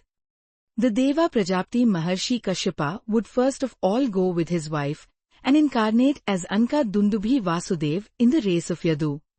The imperishable Bhagwan Vishnu will also incarnate as part, owing to the curse of Bhrigu, as the son of Vasudev. O Devas, I will be born, then, in the womb of Yashoda, in Gokula, and will accomplish all the ends of the gods. I will send Vishnu from the prison to the Gokula. Also I will transfer Ananta Deva from the womb of Devki to the womb of Rohini. They too will grow, day by my force, and at the end of the Dwapara Yuga, will no doubt kill the wicked kings. Arjuna too, the part incarnate of Indra, will destroy the armies of those kings. Yudhisthira, the part incarnate of Dharma, Bhimsena, that of Vayu, Nakula and Sahadeva, the incarnate of the two Ashwins, and Bhishma, the incarnate of Vasu as the son of the Ganga, will take their respective births and exhaust their armies. O Devas, now be calm and quiet and go. Let the earth be also calm and quiet. Be confident that I will certainly remove the load of this earth. I will make the above-mentioned gods as my instruments merely, and I will destroy, by my own force, the Kshatriyas in the battlefield of Kurukshetra. Malice, jealousy, foul intention, desire, attachment, vanity, covetousness, desire for victory, lust, and fascination are the vices that will destroy the Yadvas. The race of Yadu will end owing to the curse of a Brahman. The Bhagwan also will leave his mortal coil due to a curse. Now go and incarnate in your respective parts with your wives in Gokula and Mathura, and be helpers in the work of the Lord. Vyas said, saying thus, the Devi, the goddess of the universe, the Maya incarnate of the highest self, disappeared. The Devas and the earth went to their respective places. O King Janmeja, the goddess earth was pleased with the Devi's words, and being quiet, remained surrounded with various medicinal plants and creepers. Then the subjects felt peace and pleasure. The Brahmins also grew stronger in happiness and prosperity, and the Munis became glad and began to perform their religious acts with fresh zeal and alacrity. Here ends the 19th chapter in the 4th book of Srimad Devi Bhagavatam of 18,000 verses, the Mahapuranam, on chanting the hymns to the Devi by Maharshi Vedavyas. Chapter 20, on Devki's marriage. Vyas said, O Bharat, I now narrate to you about the relief of the burden of the earth, the destruction by the Yoga Maya of the armies of Kurukshetra and Prabhasa, the two sacred places, and about the birth, due to the curse of Bhrigu, of the Bhagwan Hari, of unparalleled prowess, under the influence of Mahamaya, in the race of Yadu. Now here, Vishnu's taking birth in the world was effected under the circumstances caused by Yoga Maya. To relieve the burden of the earth, this is my opinion. O King, when the goddess Mahamaya, the incarnate of the three qualities, can make Brahma, Vishnu and the other Devas dance incessantly as their internal controller, then what wonder that she would appear charming to the other Jivas and make them dance incessantly as wooden dolls. All the troubles incurred in remaining in the womb, amidst the urine, excreta and tissues, she had brought to bear finally on Vishnu by her ever-famous Leela, divine sport. In days of yore, in Rama incarnation, she, that supreme goddess, made the gods become monkeys, and you know very well already what amount of trouble Bhagwan Vishnu had to undergo by the hard iron chain of bondage. This is mine, this is I, etc., imposed by Maya. The yogis who want final liberation, and who have abandoned all their attachments, and who want devotion, they worship the supreme goddess of the universe, the incarnate of auspiciousness. O King, who will not serve her? A trace of devotion towards whom effects at once the salvation of the Jivas. If any human being utters simply the name Bhuvneshwari, the goddess of universe, she gives him the 3 worlds. And if any one cries and utters for help, save me, then the goddess of the universe, being unable to find anything that she can repay him as a fit recompense for his utterance, becomes herself indebted to that man. O king, no vidya, knowledge, and avidya, non-knowledge, spiritual ignorance, lower knowledge, her 2 forms. Vidya gives liberation, avidya causes bondage. Brahma, Vishnu, Rudra, all these and their avatars are her instruments and are under her subjection, as if they are all fastened by a cord. The Bhagwan Hari sometimes resides in Vaikuntha, sometimes resides in the sea of milk and enjoys pleasures, sometimes fights the powerful Danvas, sometimes performs extensive sacrificial ceremonies, sometimes performs severe asceticism, and sometimes takes to deep sleep under the guidance of Yoga Maya. Thus he never becomes free and independent. O king, and like Vishnu, Brahma, Rudra, the other gods Indra, Varuna, Yam, Kuvera, Agni, the sun, moon and other celestial gods, the Sanka and other munis, and Vasistha and other rishis, all are incessantly controlled by the supreme goddess, as if they are the dolls in the hands of a playing magician. All the devas are controlled by the noose of time, just as oxen are brought under control by men, by strings passed within their noses. O king, pleasure, pain, sleep, lassitude, idleness, and other passions and feelings are always found inherent in every embodied being. The devas are written down by authors in their books as not subject to death or decay. This statement is merely nominal and not real, for whoever is always subject to birth, growth, decay and death, how can we call him immortal or beyond old age and death? Why do the devas get into sorrows and troubles? How can they be called gods? How can one enjoy when one is involved in trouble? In this world, mosquitoes and other insects born from water are seen to die after a very short time. So, like these, the devas, at the expiry of their ordained life period, die too. Then why not have the devas be treated like those insects? Why not shall we term them mortal? Some human beings live 1 year, some others live up to 100 years. The devas live longer than men. The life of the Prajapati Brahma exceeds those of the devas. Rudra lives longer than Brahma, and Vishnu lives longer than Rudra. All these are thus subject by turns to birth, growth, and decay. Those who are born, they die. Those that die are again born. Thus, O king, in this world all the jivas, no doubt, move round and round like a wheel. The jivas are deluded by the network of moha, charms, and thus deluded. They can never gain final release. So long as Maya exists in them, their delusion is not destroyed. O king, at the time of creation, Brahma and all other things came into existence in due order, and these will duly dissolve at the time of the great dissolution, the pralaya. Whatever is the cause of destruction to anybody here, that destroys the body in question. According to the will power of the Supreme Goddess, whatever is created by Brahma, no one can undo that. Know this as perfectly certain. Know this, the predestined law is that birth, death, old age, diseases, pain, and pleasure overtake all the jivas according to the prescribed order of nature. Never do these laws fail to operate in their actions. See, the devas that we see with our physical eyes, the sun and moon yield pleasure to all. Still, they suffer always troubles at the hands of their enemies, Rahu and Ketu. There always take place regularly solar and lunar eclipses, when they are in the ascending and descending modes. This suffering is never removed. The son of the sun, Saturn, is always injurious to people. Hence, it is termed Manda, bad. The moon was attacked with consumption and bears stains on his body, spots in the moon disk. What to speak of ordinary men? The great men even are subject to the prescribed laws of fate and nature. The creator of the world, the four-faced Brahma, is the author of the Vedas and awarder of intelligence. He, too, on seeing Saraswati, his own daughter, was afflicted with passion. when Sati, the wife of Shiva, left off her mortal coil, Mahadev, though he could remove the sorrows of all, was very much moved with passion and greatly afflicted. Then, being burnt very much as it were by the fire of passion, he threw himself down into the water of the river Kalindi, and the water of that river became black-colored, as if burnt by the burning fire of the sorrows of Shiva.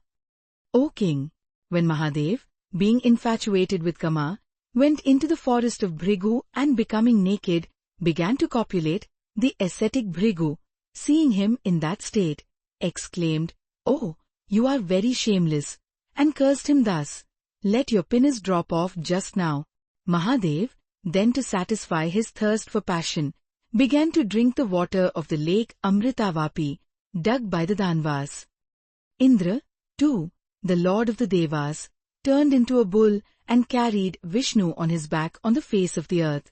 What to speak of where the omniscience and omnipotence disappeared of Bhagwan Vishnu, who is the first of all created beings and possessed of reason and discrimination? Oh, what a great wonder that he could not know about the golden deer! Judge, O king, for yourself the great power of Maya, that even Ramachandra was deluded by passion, and very much grieved for the separation from his dear wife Sita, and wept much for her. Greatly deluded, he began to cry aloud, and asked the trees where has gone my Sita, the daughter of Janaka? Is she devoured by the rapacious animals? Or whether she was stolen by some mischievous person? O brother Lakshman, I am being consumed by the fire of separation from my beloved. I will commit suicide now, and you too will die due to the separation from me. Our mother, too, will die when they hear of our deaths. Shatrughna, too, will be very much afflicted at our death, and will not hold on to his life. The mother, Sumitra, too, will destroy her life, being afflicted with her son's demise, and then Bharat's and his mother's desires will certainly be fulfilled. O Sita, I am very much moved by your separation. Where have you gone, leaving me here? O dear-eyed, O one of thin waist, come, give life unto me. What shall I do? Where shall I go? My life is entirely dependent on you, O daughter of Janaka. I am your darling. Now I am very much depressed owing to your separation. Please come and speak to me words of hope and courage. Though Rama, of unequalled prowess, roamed about weeping from forest to forest, yet he could not find out Sita. He, who is the refuge of all the worlds, the lotus-eyed Rama, got entangled in the delusion of Maya and had to take refuge himself under the monkeys, and with their help constructed the bridge across the ocean, crossed the ocean, and was thus able to kill the valiant warriors Kumbhakarna and Ravana. Then Rama got back his Sita before him, but, suspecting since she had been stolen by the vicious Ravana, made her take an oath, though it is to be remembered that Rama was all-knowing. O king, the power of Yoga Maya is very great. What shall I speak of her great power? This whole cosmos is always urged into activity by her, and thus goes rolling on and on incessantly. Thus, in various incarnations, Bhagwan Vishnu was always under the influence of a previous curse, and also under the control of destiny, and had to do various functions incessantly. O king, now I will speak to you about the birth of Sri Krishna in the world for serving the purposes of gods, and will narrate his Leela. In days of yore, on the delightful banks of the river Kalindi, there was a place called Madhuban, where lived a powerful Daitya named Lavana, the son of Madhu. That wicked demon was exceedingly arrogant on getting a boon, and he used to give an enormous amount of trouble to the Dvijas. Shatrughna, the younger of Lakshman, killed that uncontrollable Daitya and built a very beautiful city there, and named it Mathura. The intelligent Shatrughna, the destroyer of enemies, installed his two lotus-eyed sons in that kingdom and, when his end came, went to heaven. Afterwards, on the decline of the solar rays, the Yadavas, born of the race of Yayati, occupied that Mathura city, giving salvation to all. O king, there reigned in Mathura city one Yadava king, valiant warrior, named Shursena, and he enjoyed all the pleasures of Mathura. Under the curse of Varuna, Vasudeva took his birth as the son of the renowned Shursena, as the part incarnate of Kashyapa. He took up the profession of a Vaishya and engaged himself in agriculture. And on the death of his father, the prosperous and wealthy Ugrasen became the king of Mathura. The powerful Kamsa was the son of Ugrasen. On the other hand, the king Devaka had a daughter born to him named Devaki, the part incarnate of Aditi. She, under the curse of Varuna, followed Kashyapa. The high-souled king Devaka performed the marriage ceremony of his daughter Devaki with Vasudeva. When this marriage ceremony was over, a voice was heard from heaven, saying, "O fortunate Kamsa, the 8th son of this Devaki will take away your life." The powerful Kamsa, hearing that voice from heaven, was surprised and took it to be true and became very anxious. Kamsa began to argue in his mind. Once he thought, "I would today destroy her, then my death won't take place, for I can't see any other way of escape from this difficulty." Again he thought, "She is my sister, daughter of my paternal uncle, and therefore fit to be worshipped. How can I kill her?" Lastly, he came to the final conclusion, "Thus she is the cause of my death, though she is my sister, fit to be worshipped. To kill her will not lead me to sin, for it is enjoined by the wise, do even a sin to avert one's own death. The sins can be remedied always by penances. Therefore, to save one's life, by committing even a sinful act, ought to be done by the wise." The vicious Kamsa, thus arguing, holding the scabbard in his hand, drew from it the sword and dragged and caught hold of the newly married handsome woman by her hair to kill her before the presence of the public. A cry of universal consternation and distress arose on all sides, seeing Kamsa thus ready to kill Devaki. Then the warriors, under Vasudeva, at once raised their bows and arrows, ready to fight. These wonderfully valorous warriors loudly exclaimed to Kamsa, "Leave Devaki at once! Leave Devaki at once!" And then they were finally able out of their mercy to release the Devmata Devaki from the hold of the vicious Kamsa. Deadly battles ensued then between the powerful Kamsa and those valorous warriors on Vasudeva's side. Seeing the exceedingly terrible battle, the old Yadavas asked Kamsa to desist from such a battle and advised him thus, "This Devaki is your sister. You ought to pay her respects. Did you not consider even for a moment that she is as yet a girl? O hero, you ought not to kill her at the time of this joyous marriage ceremony. O valiant warrior, the murder of a woman is intolerable, destroyer of fame and most heinous crime. You should also consider that learned persons ought not to commit such dastardly acts as the murdering of females, depending simply on a voice from heaven, a very ordinary thing. It may be that some of your Vasudeva's enemy has uttered that harmful word, hiding himself from your sight. No reason can be shown contrary to this. We are of opinion that to ruin your name and to destroy the house of Vasudeva, some magician, expert in black magic, your enemy has framed this voice from heaven. O king, you are a hero. Why do you fear the words of a devil? We firmly believe, there is no doubt, that this is done by your malicious enemy to ruin your name. O king, what is destined to take place will take place. No one can stand against it otherwise. Therefore, at this marriage festivity, you ought never to kill her, your respected sister. O King Janmeja, though made to understand thus by the old wise Yadavas, the king Kamsa did not desist from his purpose. Shri Vasudeva, versed in morals, told him, "Kamsa, these 3 worlds are established on truth. I say on truth that I will hand over to you all my sons, born of the womb of Devaki, no sooner than they are born. And if I do not deliver to you all those sons, no sooner are they born, then all my forefathers will fall down into the hell called Kumbhipaka." The descendants of Puru that were present there, hearing his truthful words, praised him repeatedly and told Kamsa, "Vasudeva is a high-minded personage. He is surely not going to tell a lie. Therefore, O thou, blessed one, now leave Devaki and be free from committing the murder of woman." O king, thus made to understand by the aged, high-minded Yadvas. The king Kamsa accepted the truthful words of Vasudeva and abandoned his anger. Then the danduvis and other sounding instruments were sounded, and their sounds filled the place, and all repeatedly uttered Jai, Jai. Then the famous Vasudeva, the son of Shursena, thus pleased the king Kamsa and freed Devaki, and, surrounded by his relatives, he went quickly without any fear to his own house, accompanied by Devaki.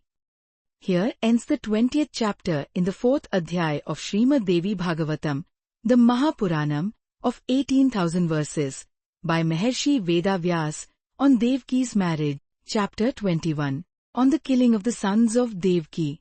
Vyas said, O king, thus, in due course, Devaki, the goddess incarnate, being united according to rules with Vasudeva, became pregnant.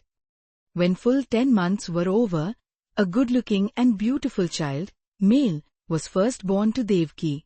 Then the good-natured Vasudeva remembered his promise, and also what is ordained by heaven, and he spoke to Devaki, the part incarnate of Aditi, O fair-looking, you know that I saved your life at your marriage by swearing an oath to deliver all your fresh-born children to Kamsa. Now has come the time to hand over your child to Kamsa. O good-haired woman, now I will hand over the son to Kamsa. No, Kamsa is very cruel and wicked. I cannot say what step he will take, urged on by fate, to kill your child. O sweet one, we have no hands in the matter. The effects of karma are exceedingly puzzling. Ordinary persons cannot know them. All persons are subject to time, the destroyer, and enjoy the merits or demerits of their past deeds. The effects of past karma are fashioned by the Creator. Knowing this, allow me to take away your child. Devaki said, O Lord, certainly men have to suffer fully the effects of their past karmas. But can that not be upset by residing in holy places, practicing penances and asceticism, or by making generous gifts? The high-minded Maharshis have fixed rules and penances for destroying the sins of past deeds.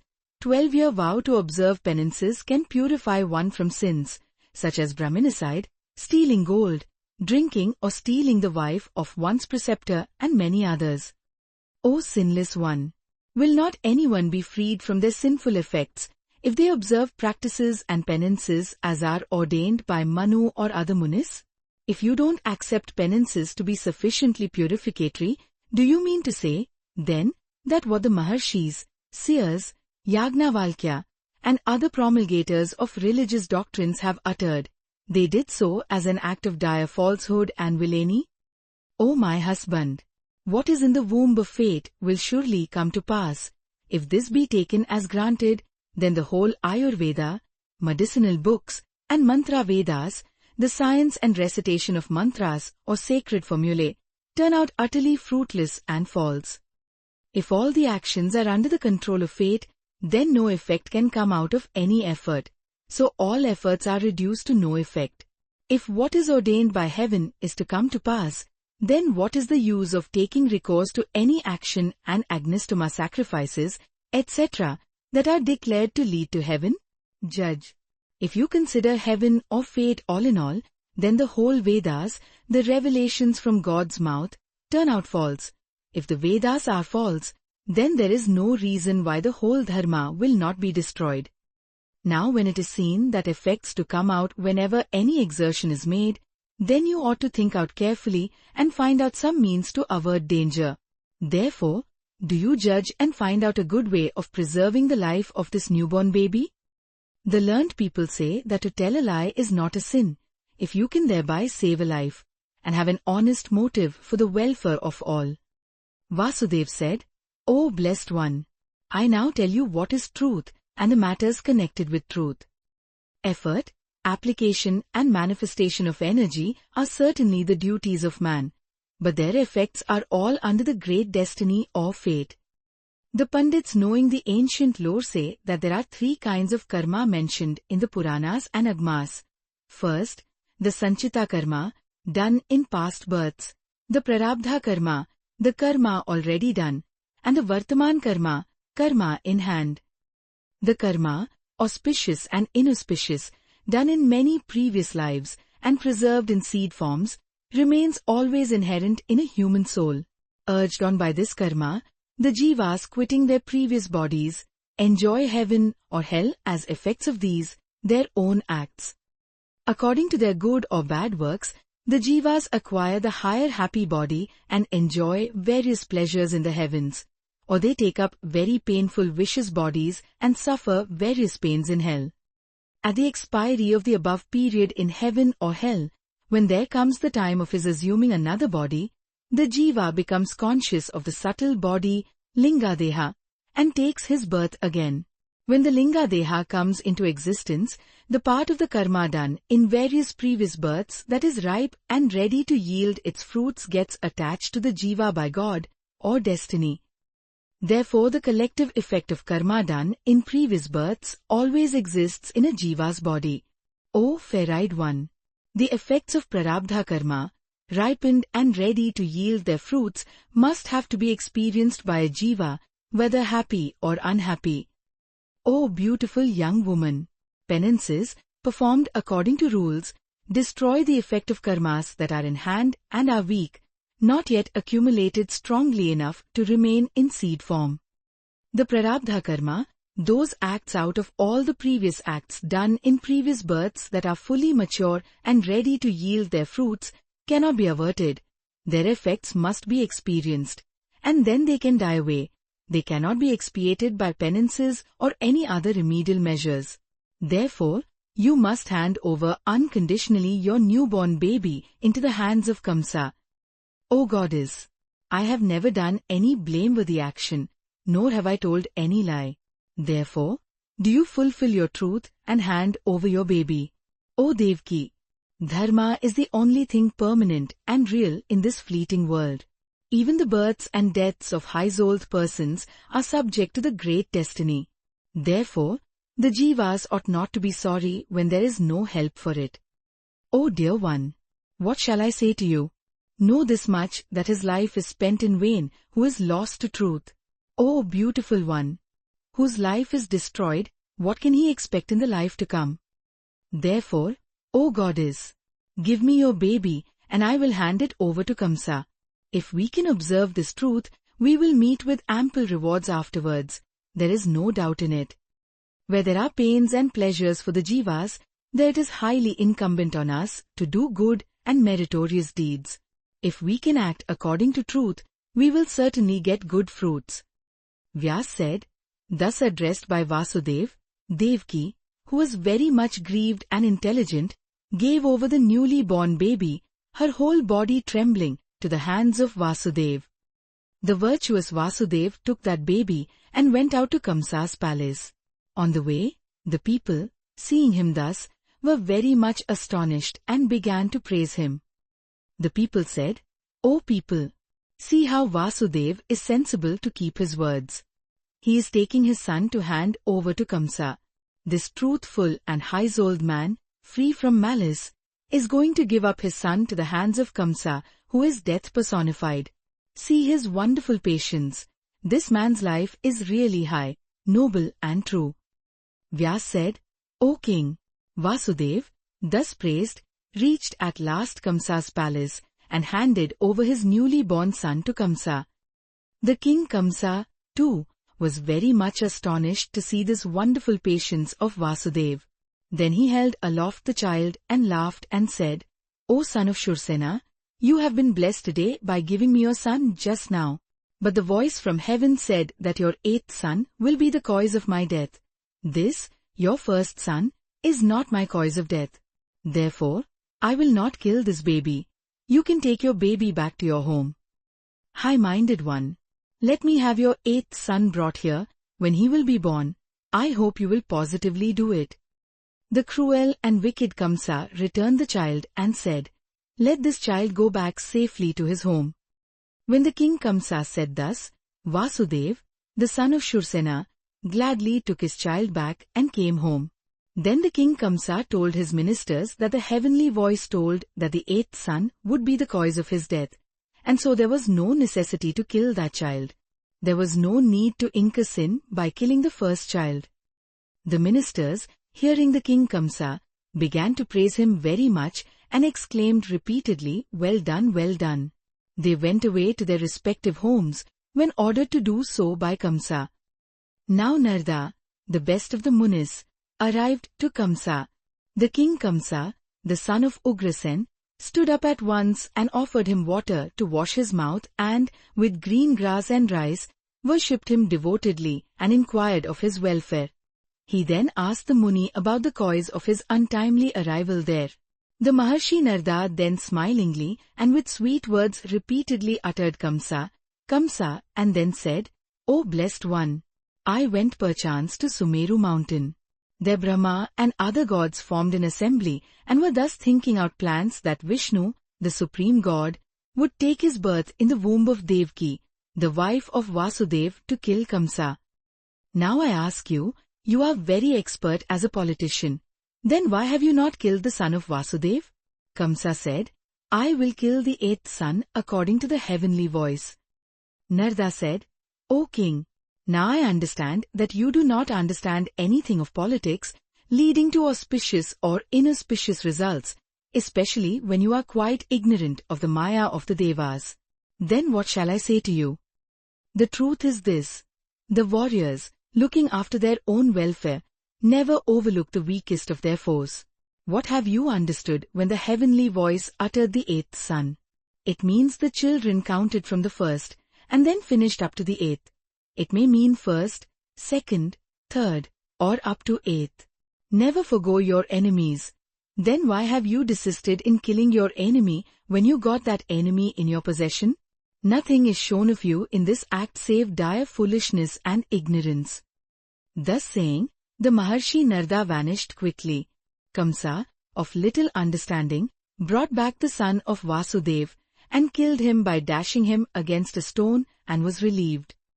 Here ends the 21st chapter of Srimad Devi Bhagavatam, the Mahapuranam of 18,000 verses composed by Maharshi Veda Vyas, on the killing of the sons of Devaki. Chapter 22. On the part incarnations of the several Devas. Janmeja asked, "O grandfather, what bad act did that child commit, that no sooner he was born than he was killed by Kamsa?" Especially Maharshi Narada, who is the best amongst the Munis and foremost amongst the Brahmavids, knowers of Brahma, always doing virtuous acts, and learned, why did he become the agent in this very sinful act? Pandits declare that the doers and stimulators of any evil deed are both equally responsible. Then how is it that Narada, being the best of the Munis, instigated the wicked Kamsa to do this evil act? I am very much in doubt on this point. Kindly describe, in detail, the act that the child did as a result of which he had to meet with this fate of being killed. Vyas said, "The Devarshi Narada is always fond of seeing quarrels brought about amongst parties. He always likes thus to see the fun. Here, specially to serve the god's purpose, he went to Kamsa and incited him to such an act. Really, he never intends to speak a lie. He is always truth-speaking, pure-hearted, and always ready to serve the gods." Then, the 6 sons were born to Devaki, and Kamsa killed those 6 sons consecutively as they were born. These 6 sons, named Sadgarbha, were killed just after their births, owing to their having been previously cursed. O king, hear why they were cursed before. In the reign of Swayambhuva Manu, were born to Arna, the wife of Maharshi Marichi, the 6 powerful sons, all of a virtuous disposition. Once, on an occasion, the Prajapati Brahma, on seeing his daughter, became passionate, and was ready to hold sexual intercourse with her. At this, those 6 sons laughed at him. Brahma cursed them, saying, "You all go quickly and take your birth in the wombs of the Asuras." Therefore, those 6 sons became the sons of Kalanami in their first birth. At their second birth, they became the sons of Hiranyakashipu. This second time, they had the fear of curse in their minds, and therefore were born endowed with knowledge. In this birth they became peaceful and, collecting all their energies, they began to practice austerities. Brahma was pleased at this and asked the Sadgarbha to take boons. Brahma said, "O my sons, I was very angry to you before and cursed you. Now I am very much pleased with you. Ask boons from me that you all desire. Vyas said, hearing Brahma's words, they were very glad and becoming very anxious to secure their objects of desire, said, O, our grandsire, today thou art pleased unto us. Now favor us with our desired boons, that we may be invulnerable to all the devas, human beings, the big serpents, the Gandharvas, and the Lord of Siddhas, semi-divine beings supposed to be of great purity and holiness, and said to be particularly characterized by 8 supernatural faculties called Siddhis. Vyas said, Brahma told them what you have asked, you would certainly get, O blessed ones. Better go now, my words will be found to be literally true. No doubt in this. Granting them boons, Brahma went away. They then became very glad. O best of Kurus! Hiranyakashipu began to think, my sons now have pleased the grandsire Brahma, and are now regardless of me, and got very angry and said, You all have become very proud on account of receiving boons, and since you have ceased your good feelings towards me, I also henceforth cut off my connection with you. Now better go to Patala. You will be known in this world as Sadgarbha. At present you would be always involved in deep sleep, and remain in Patala for many years. And when you are born one after another in the womb of Devaki, then your father Kalanami of the previous birth will be born as Kamsa, and he will be cruel-hearted and surely kill you all no sooner than you are born. Vyas said, thus because they were cursed, they took their births repeatedly, and Kamsa, too, being urged on by the same curse, killed those sons of Devaki, the Sadgarbha, no sooner they were born. In the 7th womb of Devaki, Ananta made his appearance.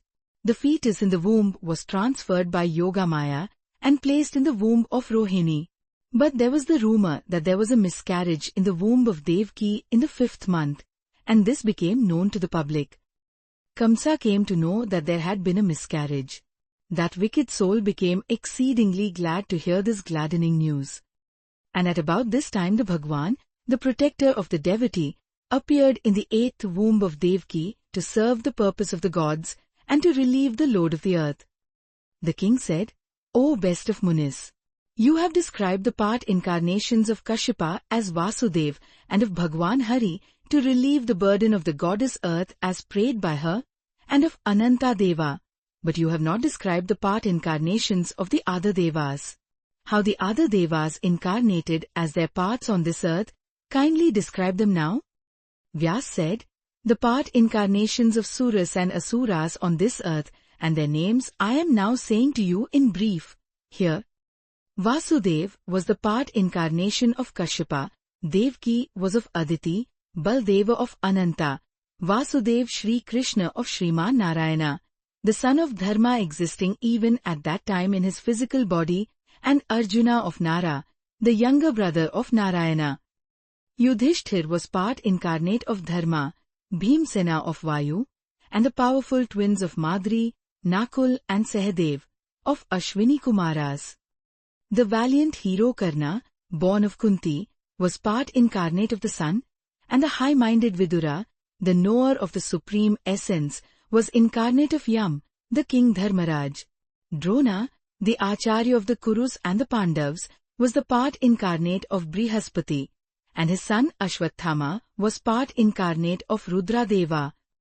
Shantanu was the part incarnate of the ocean, his wife of the river Ganges in human form. It is stated in the Puranas that the king Devaka was part incarnate of the lord of Gandharvas. The grandfather of the Kauravas, the foremost of the heroes, Bhishma Deva was the incarnate of Vasu. Virata, the lord of Matsya, was the part incarnate of Maruts. Dhritarashtra, of the Daitya Hamsa, the son of Arista Nemi, Kripa and Krita Varma, of the Maruts. Duryodhan, of Kali, Shakuni, of Dwapara, Suvarchakhya Soma Praru, of the son of the moon. Dhristadyumna was part incarnate of fire and Shikhandi of Rakshas. Pradyumna was part incarnate of Sanat Kumara, the king Drupad of Varuna.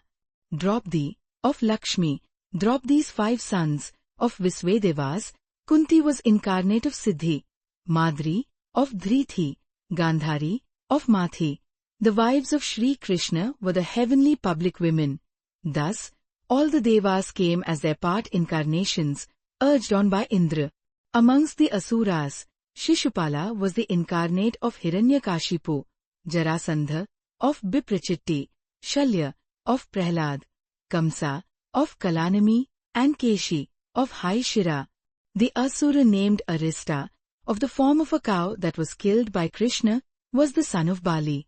Drishtketu was part incarnate of Anuradha, Bhagdatta, of Vaskala, Pralamba, of Lamba, Dhenuka, of Khara. Chanura and Mushtika, the two athletes, were part incarnations of Varha and Kishora, the two dreadful Datyas. Kublaya, the elephant of Kamsa, was part incarnate of Arista, the son of Diti. Vaki was the daughter of Bali, Vaka was her younger.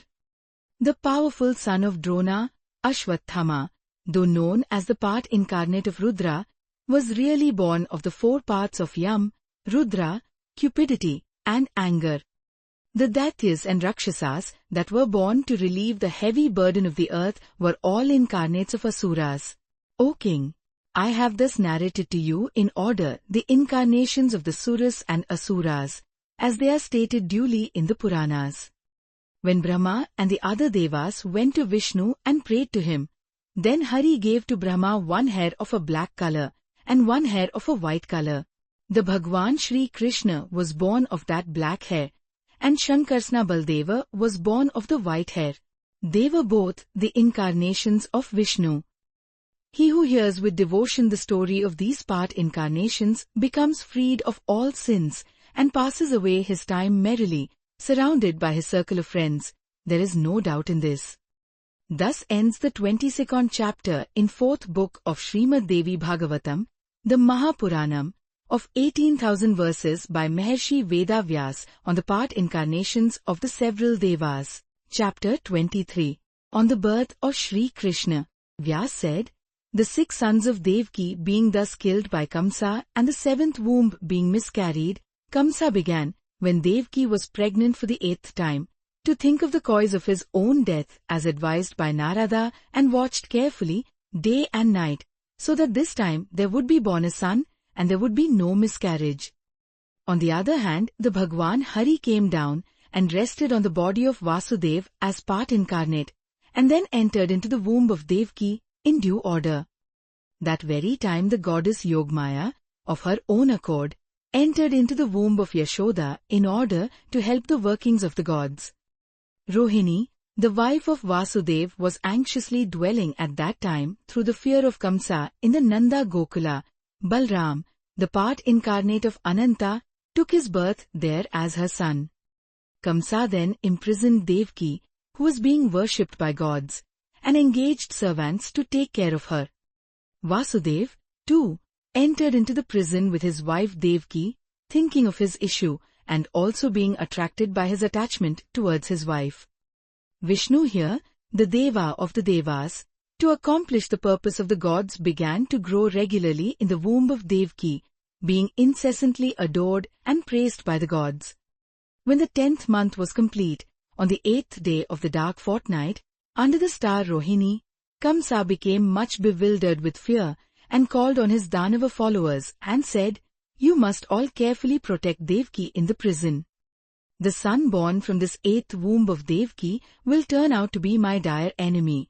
Therefore, do you all very carefully protect that child, my death incarnate, so that the child may not be transferred anywhere else. Oh Datyas, I will be able to sleep without any anxiety then, when I am successful. Kill this 8th son of Devaki, who has become the source of my constant worries and endless troubles. Equipped with swords, shafts and bow and darts, do you all incessantly watch with eyes open on all sides, leaving off your sleep and drowsiness." Vyas said, thus ordering the demons, the king Kamsa, who had become worn out with this anxiety and was bewildered with fear, went quickly to his own palace room, but he could not find any trace of happiness. On the other hand, Devaki, at dead of night, in that prison, told Vasudev, "O king, my birth pain has come. I see here many guards, terrific, who are watching and protecting us. What shall I do now? Yashoda, the wife of Nanda, promised me before this. O respected one, your heart is almost burnt up with the fire of grief. Therefore, you send to my house your son. I will protect him with utmost care. And especially to incur Kamsa's faith and belief, I will give you another son. O Lord, this is now a very hard moment. What are we to do now? And again, how are you to exchange the two sons? However, let what may come to pass. Now the moment of childbirth has come. I am possessed by a feeling of shame not liable to be overcome. You better turn away your face. There is no other remedy here. Thus saying to that blessed Vasudev, worshipped by the gods, Devaki, at dead of night, delivered a wonderful child. The blessed Devaki, looking on that exceedingly beautiful child, was struck with wonder and told her husband, her whole body being filled with joy, O Lord, look at the face of your newborn child, a very rare thing to see such a face as this. Alas! The son of my paternal uncle, Kamsa, will kill this newborn child. Kamsa will do so. Saying this, Vasudev took up that child in his arms, and began to look amorously at the face of that child of wonderful deeds. Thus looking, Vasudev thought, what can I do now so as to relieve myself from my sorrows owing to the future destruction of this child? While Vasudev was thus anxiously pondering over, the heaven voice clearly said thus, O Vasudev, quickly go to Gokula with the child. The keepers and guards I have made dead asleep by my Maya. The 8 very strong doors are now lying wide open. You better free yourself from your chains and take this child, keep it in the house of Nanda, bring Yoga Maya from there and come back here. Thus hearing the heavenly voice, he cast his glance at the doors and found them all wide open. O king! Very quickly then, he took the child and stepped out of the prison, quite unnoticed by the guards and watchmen. Going to the banks of the Jamna, he found there the daughter of Kalindi, flowing with great force, and became anxious. But the river Jamna instantaneously turned out to be easily fordable, just knee-deep. Then Vasudev, guided by Yoga Maya, crossed the Jamna and, betaking to an unfrequented road, arrived at Gokul at dead of night. There, at the doorway of the house of Nanda, he began to see the cows, buffaloes, the wealth and property of Nanda. At that very moment, there was born of Yashoda, the Mahadevi, the part of the divine Yoga Maya, the incarnate of the 3 qualities. Then the Mahadevi Yoga Maya, assuming the appearance of a female artisan, taking the divine female child in her arms, came there and handed her over to Vasudev. Vasudev, too, delivered his child over to the lotus-like hands of the Devi and, taking the female child instead, quickly returned with his heart full of joy. He went unto the prison and kept that female child in the bed of Devaki and remained aside, fearful and anxious. But that child, the moment she was lulled to sleep, began to cry in a sonorous voice.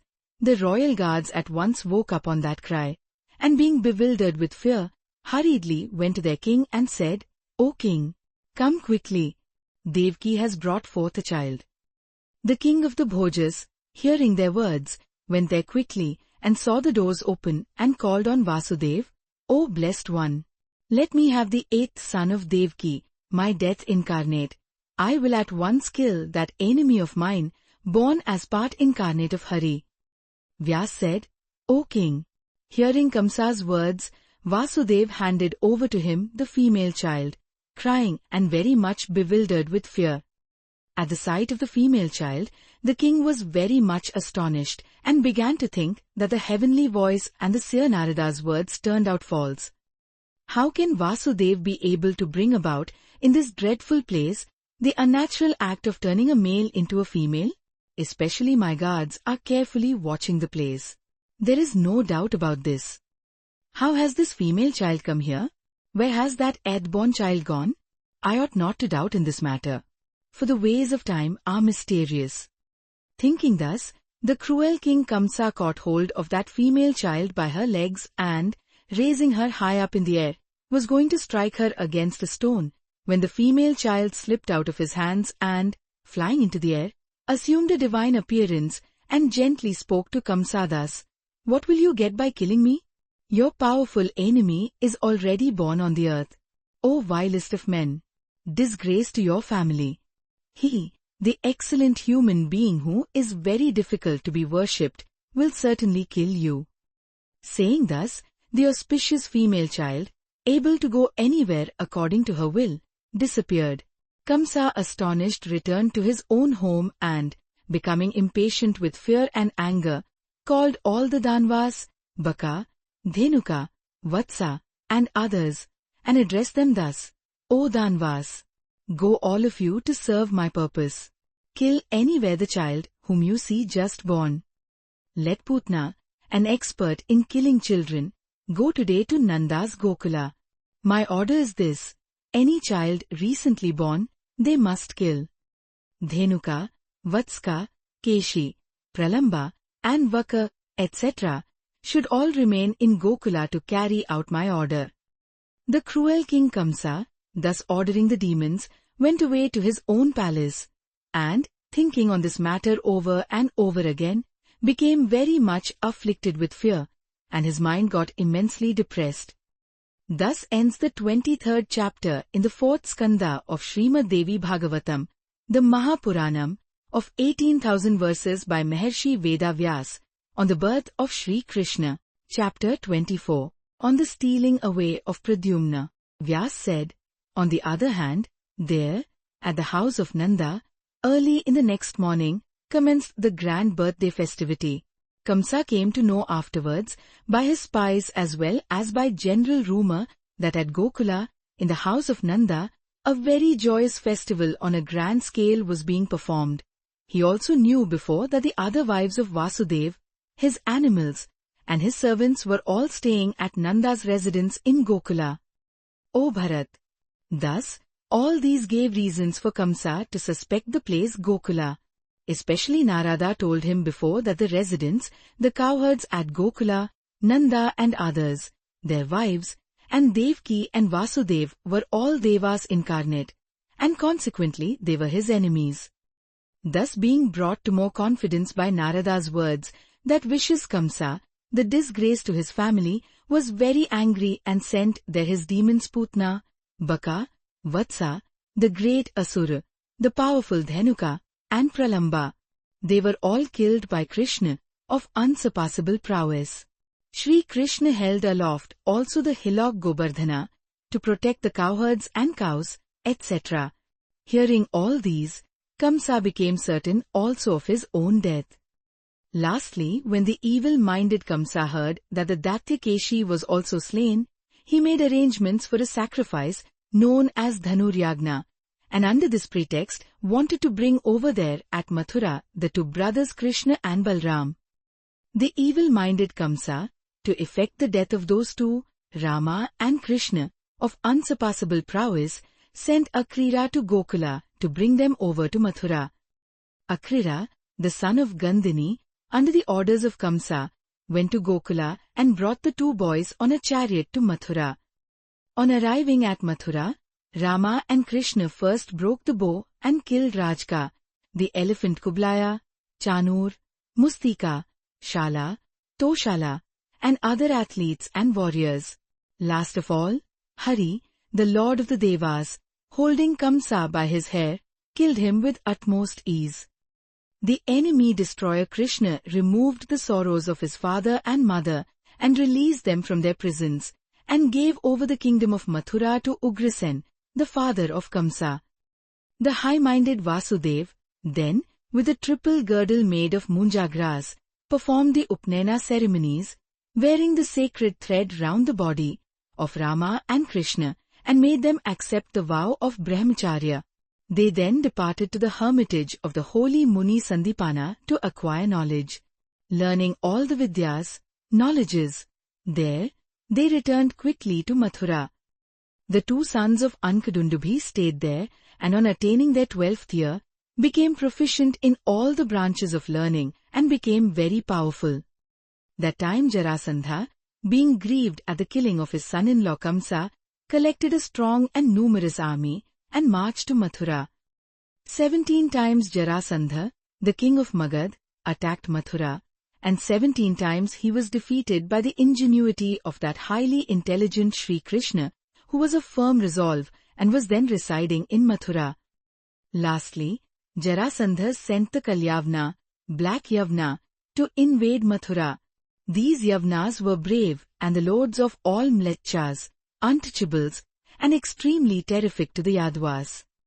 Hearing that Kala Yavna was coming to attack the Yadavas, Krishna, the destroyer of Madhu, called all the Yadavas and Baldeva and addressed them thus, O blessed ones! Now a cause of great terror has appeared amongst us. Kala Yavna is being sent by a powerful enemy Jarasandha to attack Mathura. Now what to do? It is better to save one's life by leaving aside all our homes, wealth, and army.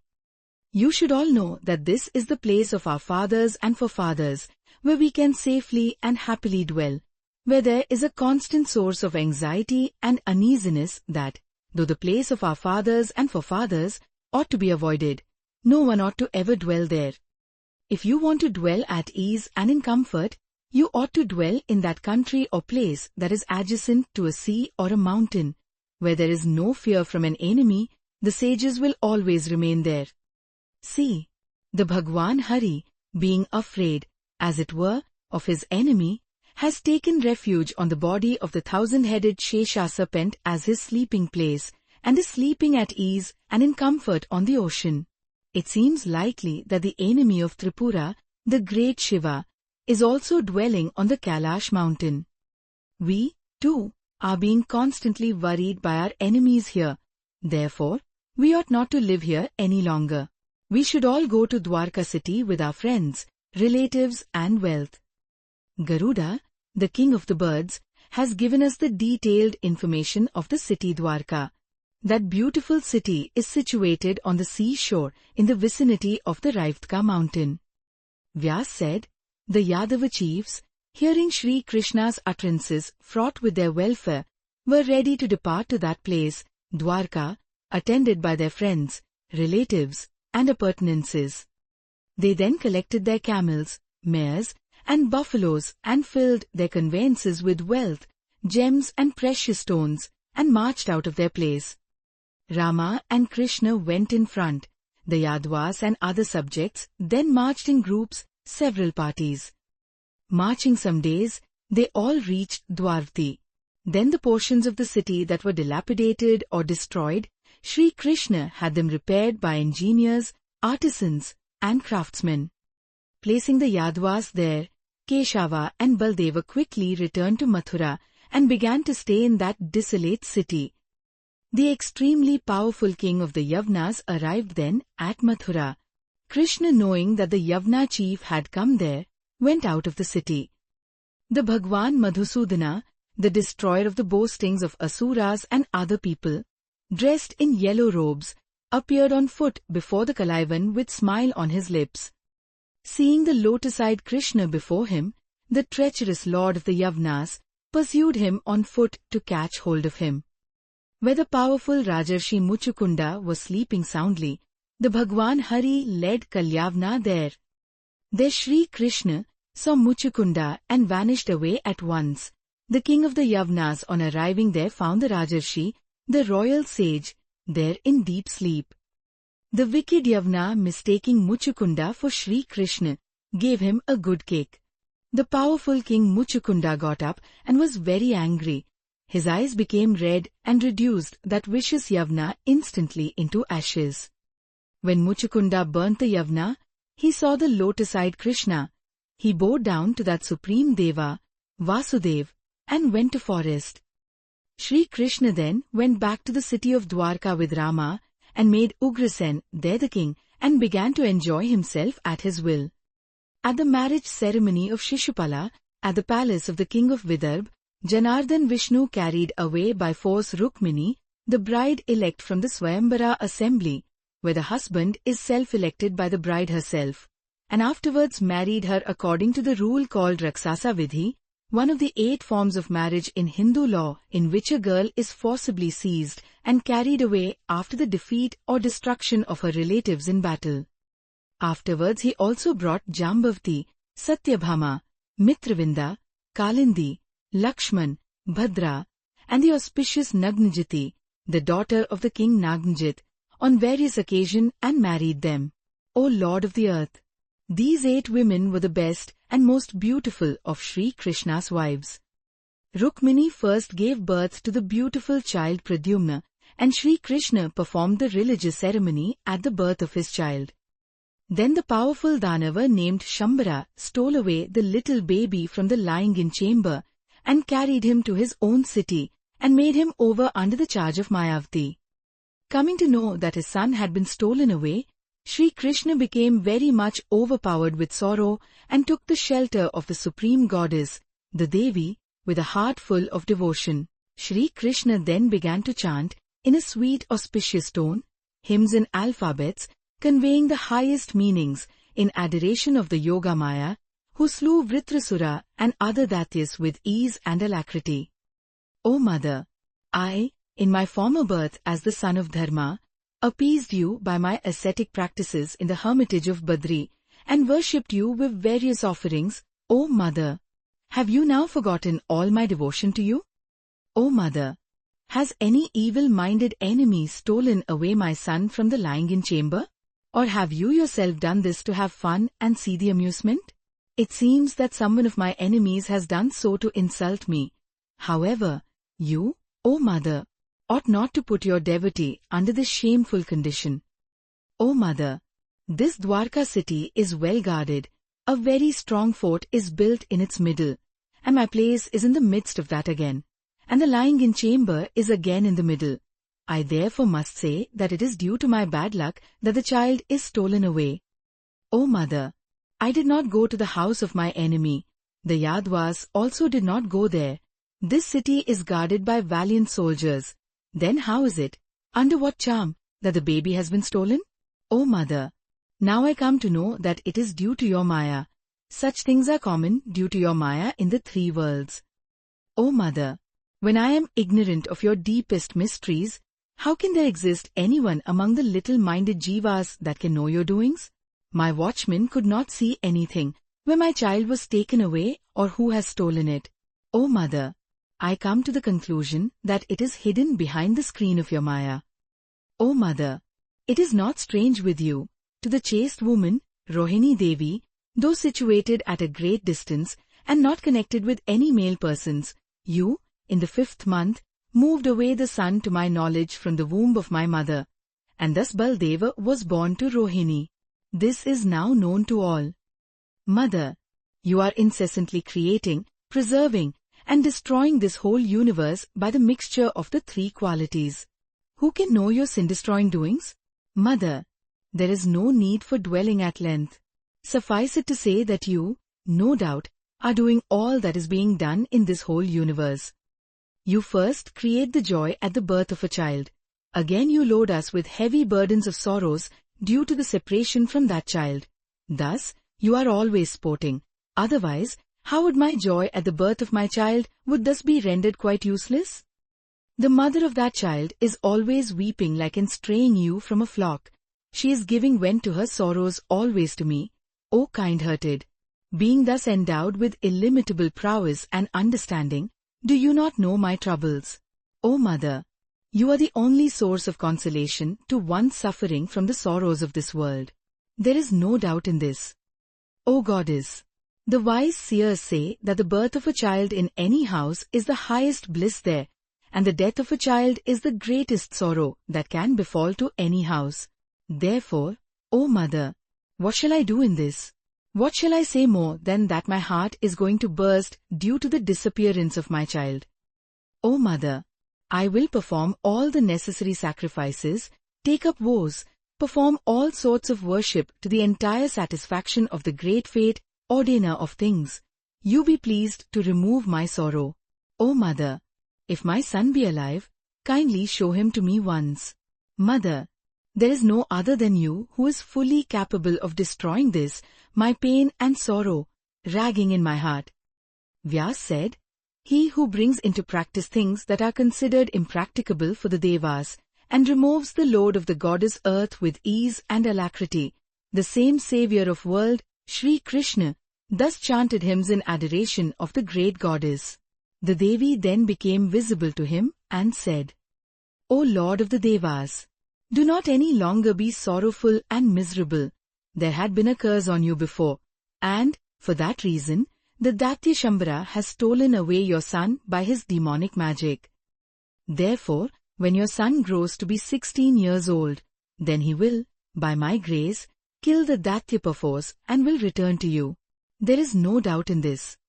O king, thus saying these words full of hope and confidence, the great goddess Chandika, of formidable prowess, disappeared. Krishna too quit his sorrows due to the bereavement of his child and began to spend his time in happiness and peace.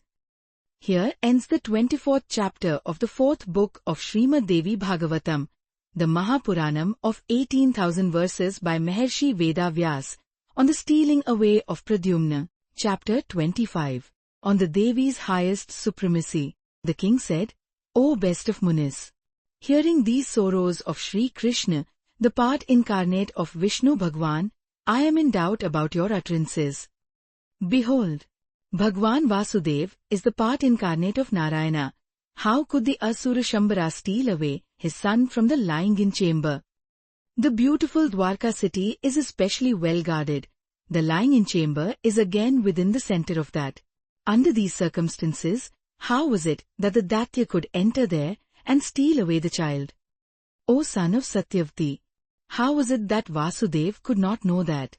This appears very strange to me. O Brahman, please explain to me why that child was stolen away from the lying-in chamber, though Sri Krishna was staying there at the city, and how it was that he was not able to know this beforehand. Vyas said, O king, the Maya called Shambhavi is the cause. It fascinates and deludes the minds of human beings. Thus it is known to us. Who is there in this world that is not deluded by this Maya? The Jivas, no sooner than they are born as human beings, are immediately overcome with human qualities. The Deva or Asura qualities or their natures do not then visibly exist. O king, hunger, thirst, sleep, fear, lassitude, delusion, sorrow, doubt, pleasure, egoism, old age, disease, death, non-knowledge, knowledge, displeasure, envy, jealousy, pride and weariness, all these human qualities are seen to exist in human embodiments. Behold, the night wanderer Raksahasa Maricha assumed, by his Maya, the form of a golden deer and came before Sri Ramchandra, and Ramchandra was not the least aware of it. Then the stealing away of Sita, the death of Jatayu, and Rama's going to the forest on the very day of his installation to the throne of Ayodhya and the death of his father due to his bereavement, all these Sri Ramchandra did not know a bit beforehand. When Ravana stole away Janki and carried her by force, Rama did not know this before or after that event had happened. He wandered from forest to forest in search of her, like a quite ignorant man. Afterwards he killed Bali, the son of Indra, and with the help of the monkeys, erected a bridge across the ocean, and, crossing it, went to Lanka.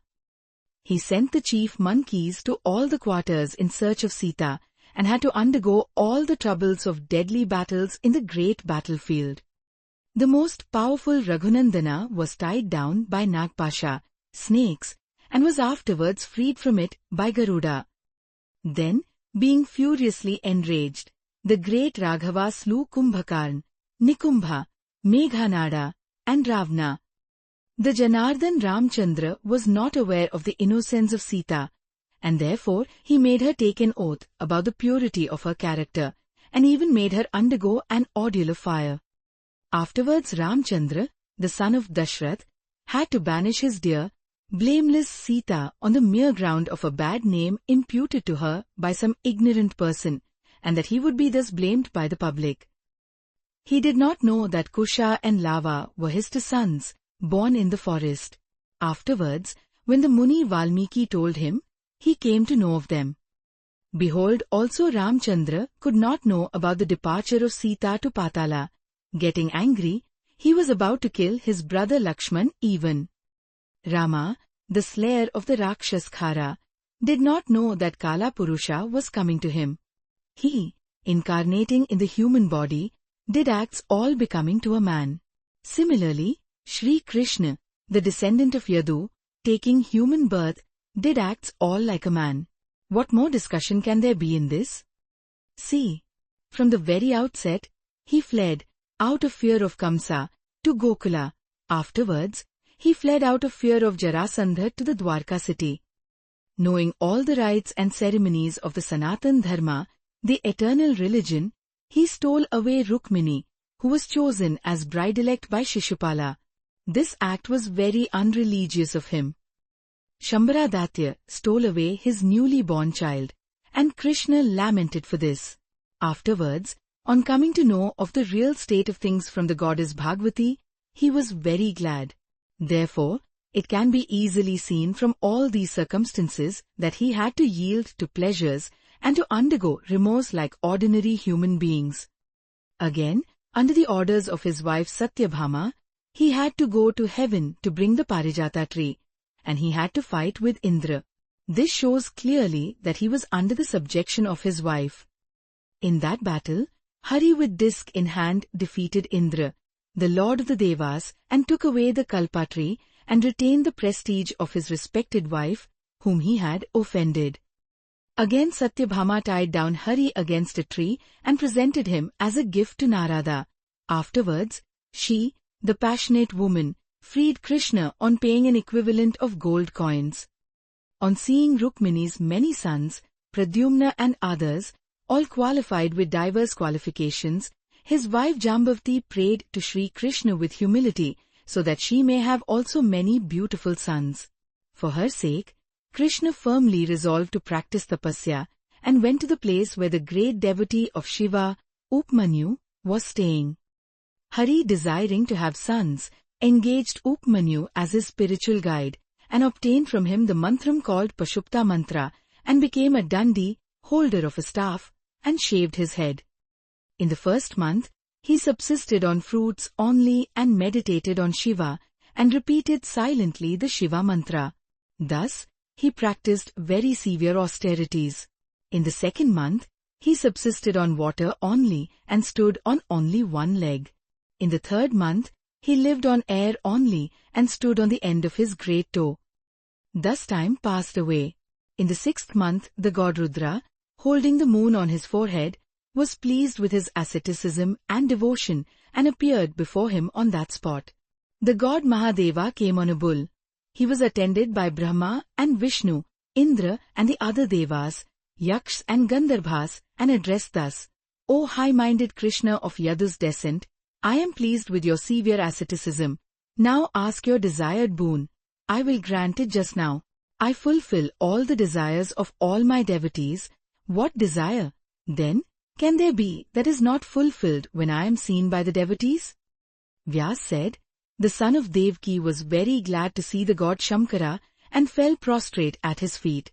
Then that eternal supreme god of the Devas began to recite hymns in praise of him in a tone as deep as the rumbling of a cloud.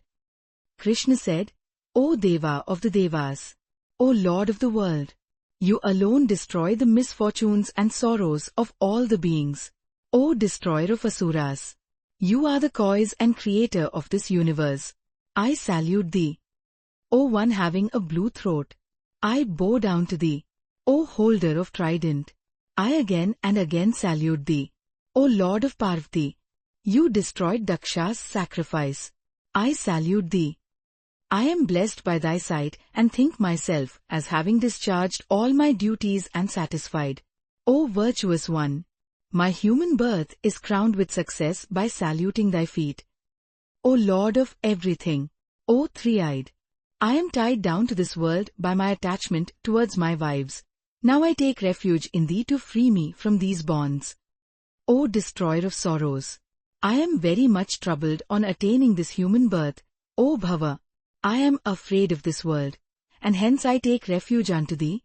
Now save me. O destroyer of cupidity, I experienced a good deal of troubles in the womb. Next, out of fear to Kamsa, I had to go to Gokula, where I suffered much pains. There I had to obey the orders of cowards.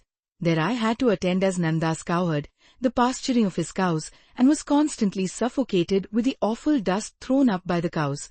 I had to wander constantly in the wild forests of Vrindavan. O Omnipresent One! I had to leave my dear ancestral place, the city of Mathura, a rare place to be found anywhere else, out of the great fear of Kalayavana, the king of the Mlecchas, and had to go to Dwarka city. O Lord! In order to preserve the cause of religion, I had to hand over the best prosperous kingdom to Ugrasen, due to the curse of Yayati. My elders made him the king of the Yadavas. Following their examples, I gave him the kingdom, and am now always serving him like his servant. O Shambhu! The householder's life is exceedingly troublesome. It makes one subject to one's wife and go against his religion. There we are always dependent on others. And no word is heard or dreamt even about how to free oneself from those bondages of the world. Oh, what an irony of fate! O destroyer of Cupid! My wife Jambavati, on seeing the sons of my wife Rukmini, has urged me to practice this tapasya so that she might get excellent sons born to her also. O Lord of the Devas! O Lord of the world! I am engaged in this asceticism with the desire to get sons. O Deva! I feel shame in asking you for the sons. You are the lover of your devotees. You give eternal freedom. You are the Lord of all the Devas. By worshipping and satisfying you, who is so foolish as to ask for this trivial and transient thing? O Omnipresent One! O Shambhu! O Lord of the world! Knowing you as the giver of salvation, I, still deluded by Maya, ask from you, being requested by my wife, this happiness that sons be born to me of my wife. O Shamkara! This world and its concerns are the abode of all sorrows. It is the cause that brings in all sorts of pains and troubles, and it is transient and will go to destruction. I know all these, still my mind does not desist from it. Vyas said, O great and powerful king, the god of gods, Mahadeva, thus praised and adored by Govinda, the destroyer of enemies, replied, you will get many sons. You will get 16,100 wives, and no doubt you will get 10 sons of each of them. These sons will be very powerful and valorous. The good-looking Shamkara, saying these words, remained silent. Then Shri Krishna bowed down at the feet of Girija, the wife of Shamkara. Then the goddess Parvati addressed Vasudev repeatedly and said, O mighty armed! O Krishna! O best of human beings! You will be the typical exemplary householder. All people will try to follow you. When 100 years have passed away, your race will be extinct due to the curse of the Brahman and Gandhari. Your sons and the other Yadavas will lose their senses on drinking liquor. They will kill each other in the battlefield, and thus will be extirpated. Then you and your elder brother Balbhadra, Balram, will give up your bodies and will ascend to the heavens. O mighty person! Do not grieve in matters that cannot be avoided. You should know that there can be no remedy to what will inevitably come to pass. Therefore, no one is to grieve for them. This is all along my view. O Madhusudana! After your death, due to the curse of Ashtavakra Muni, your wives will be forcibly stolen away by indomitable robbers. There is no doubt about this. Vyas said, when Devi Parvati thus spoke, Shambhu, with the other gods, disappeared. Krishna too bowed down to Upmanyu and went back to the city of Dwarka. Therefore, O king, though Brahma and the other Devas are heard to be the lords of the world, still they are all being tossed hither and thither by the waves of the ocean of Maya. They are all like wooden dolls subject to Maya. As their previous karmas, so their several manifestations in the field of action, by the great Maya, the incarnate of Parabrahma. She has no differences nor any want of mercy. That goddess of the universe is always leading the jivas towards the eternal freedom from Maya. Had she not created this world, moving and unmoving, and had she not remained there as the controller of the jivas in the shape of unshakable consciousness, the Kutasthya Chaitanya, this whole world would have become devoid of any consciousness, like an insentient substance, and would have dissolved in the Tamsi Maya, sheer darkness. There is no doubt about this. Therefore, that Goddess of the universe has, through her mercy, created all these worlds and jivas, and resting incarnate in each jiva, is directing each and every one of them according to his karmic merits and demerits. Therefore, it is a matter not to be doubted that Brahma and the other gods are all under this Maya. The Suras and Asuras are subject to her. Therefore, O King, know this as certain, that the great goddess moves and enjoys freely according to her will. She is not dependent on anybody. Therefore, it is the duty of everyone to serve and worship with whole head and heart that Devi. In these three worlds there is nothing higher or more excellent than her. Therefore, this birth cannot be crowned with success in any other way than remembering that highest force, the Parashakti, and her place. One should always think, without any difference, that the eternal world mother says, "Let me not be born in that family that does not have that supreme goddess for its presiding deity. I am that goddess Bhagavati and no other. I am Brahma, untouched by sorrows." One should first hear from the mouth of one's spiritual guide. Next, by hearing Vedant and other religious scriptures, one should first form an idea of that Bhagavati. And then if one daily meditates on that goddess, the highest self incarnate, with one-minded devotion, one will get, within a short period, the eternal freedom. Else there is not the least chance, even if one performs lots of innumerable good works, of becoming free. Shvetashvatra and other pure-hearted rishis obtain this freedom from the bondages of Maya by meditating, in their hearts, on this highest self and nothing else. Brahma, Vishnu, and the other devas, Gauri, Lakshmi, and the other goddesses, and all worship the supreme goddess of Satchidanand Para Brahmani. O pure-hearted king, I answered all that you asked me, terrified with the fears of this world. What more do you want to hear? O king, I have described this wonderful Purana narrative, destructive of sins, productive of virtue. He who daily listens to this Bhagavatam, equal alike to Veda, becomes freed from all sorts of sins and goes to the region of the highest goddess and passes his time in the midst of the highest glory. There is no doubt about this. Suta said, O Rishis, this Srimad Bhagavatam, called otherwise the fifth Puranam, was recited, in detail, in days of your Vyas. Whatsoever I heard from him, I have now told exactly the same to you.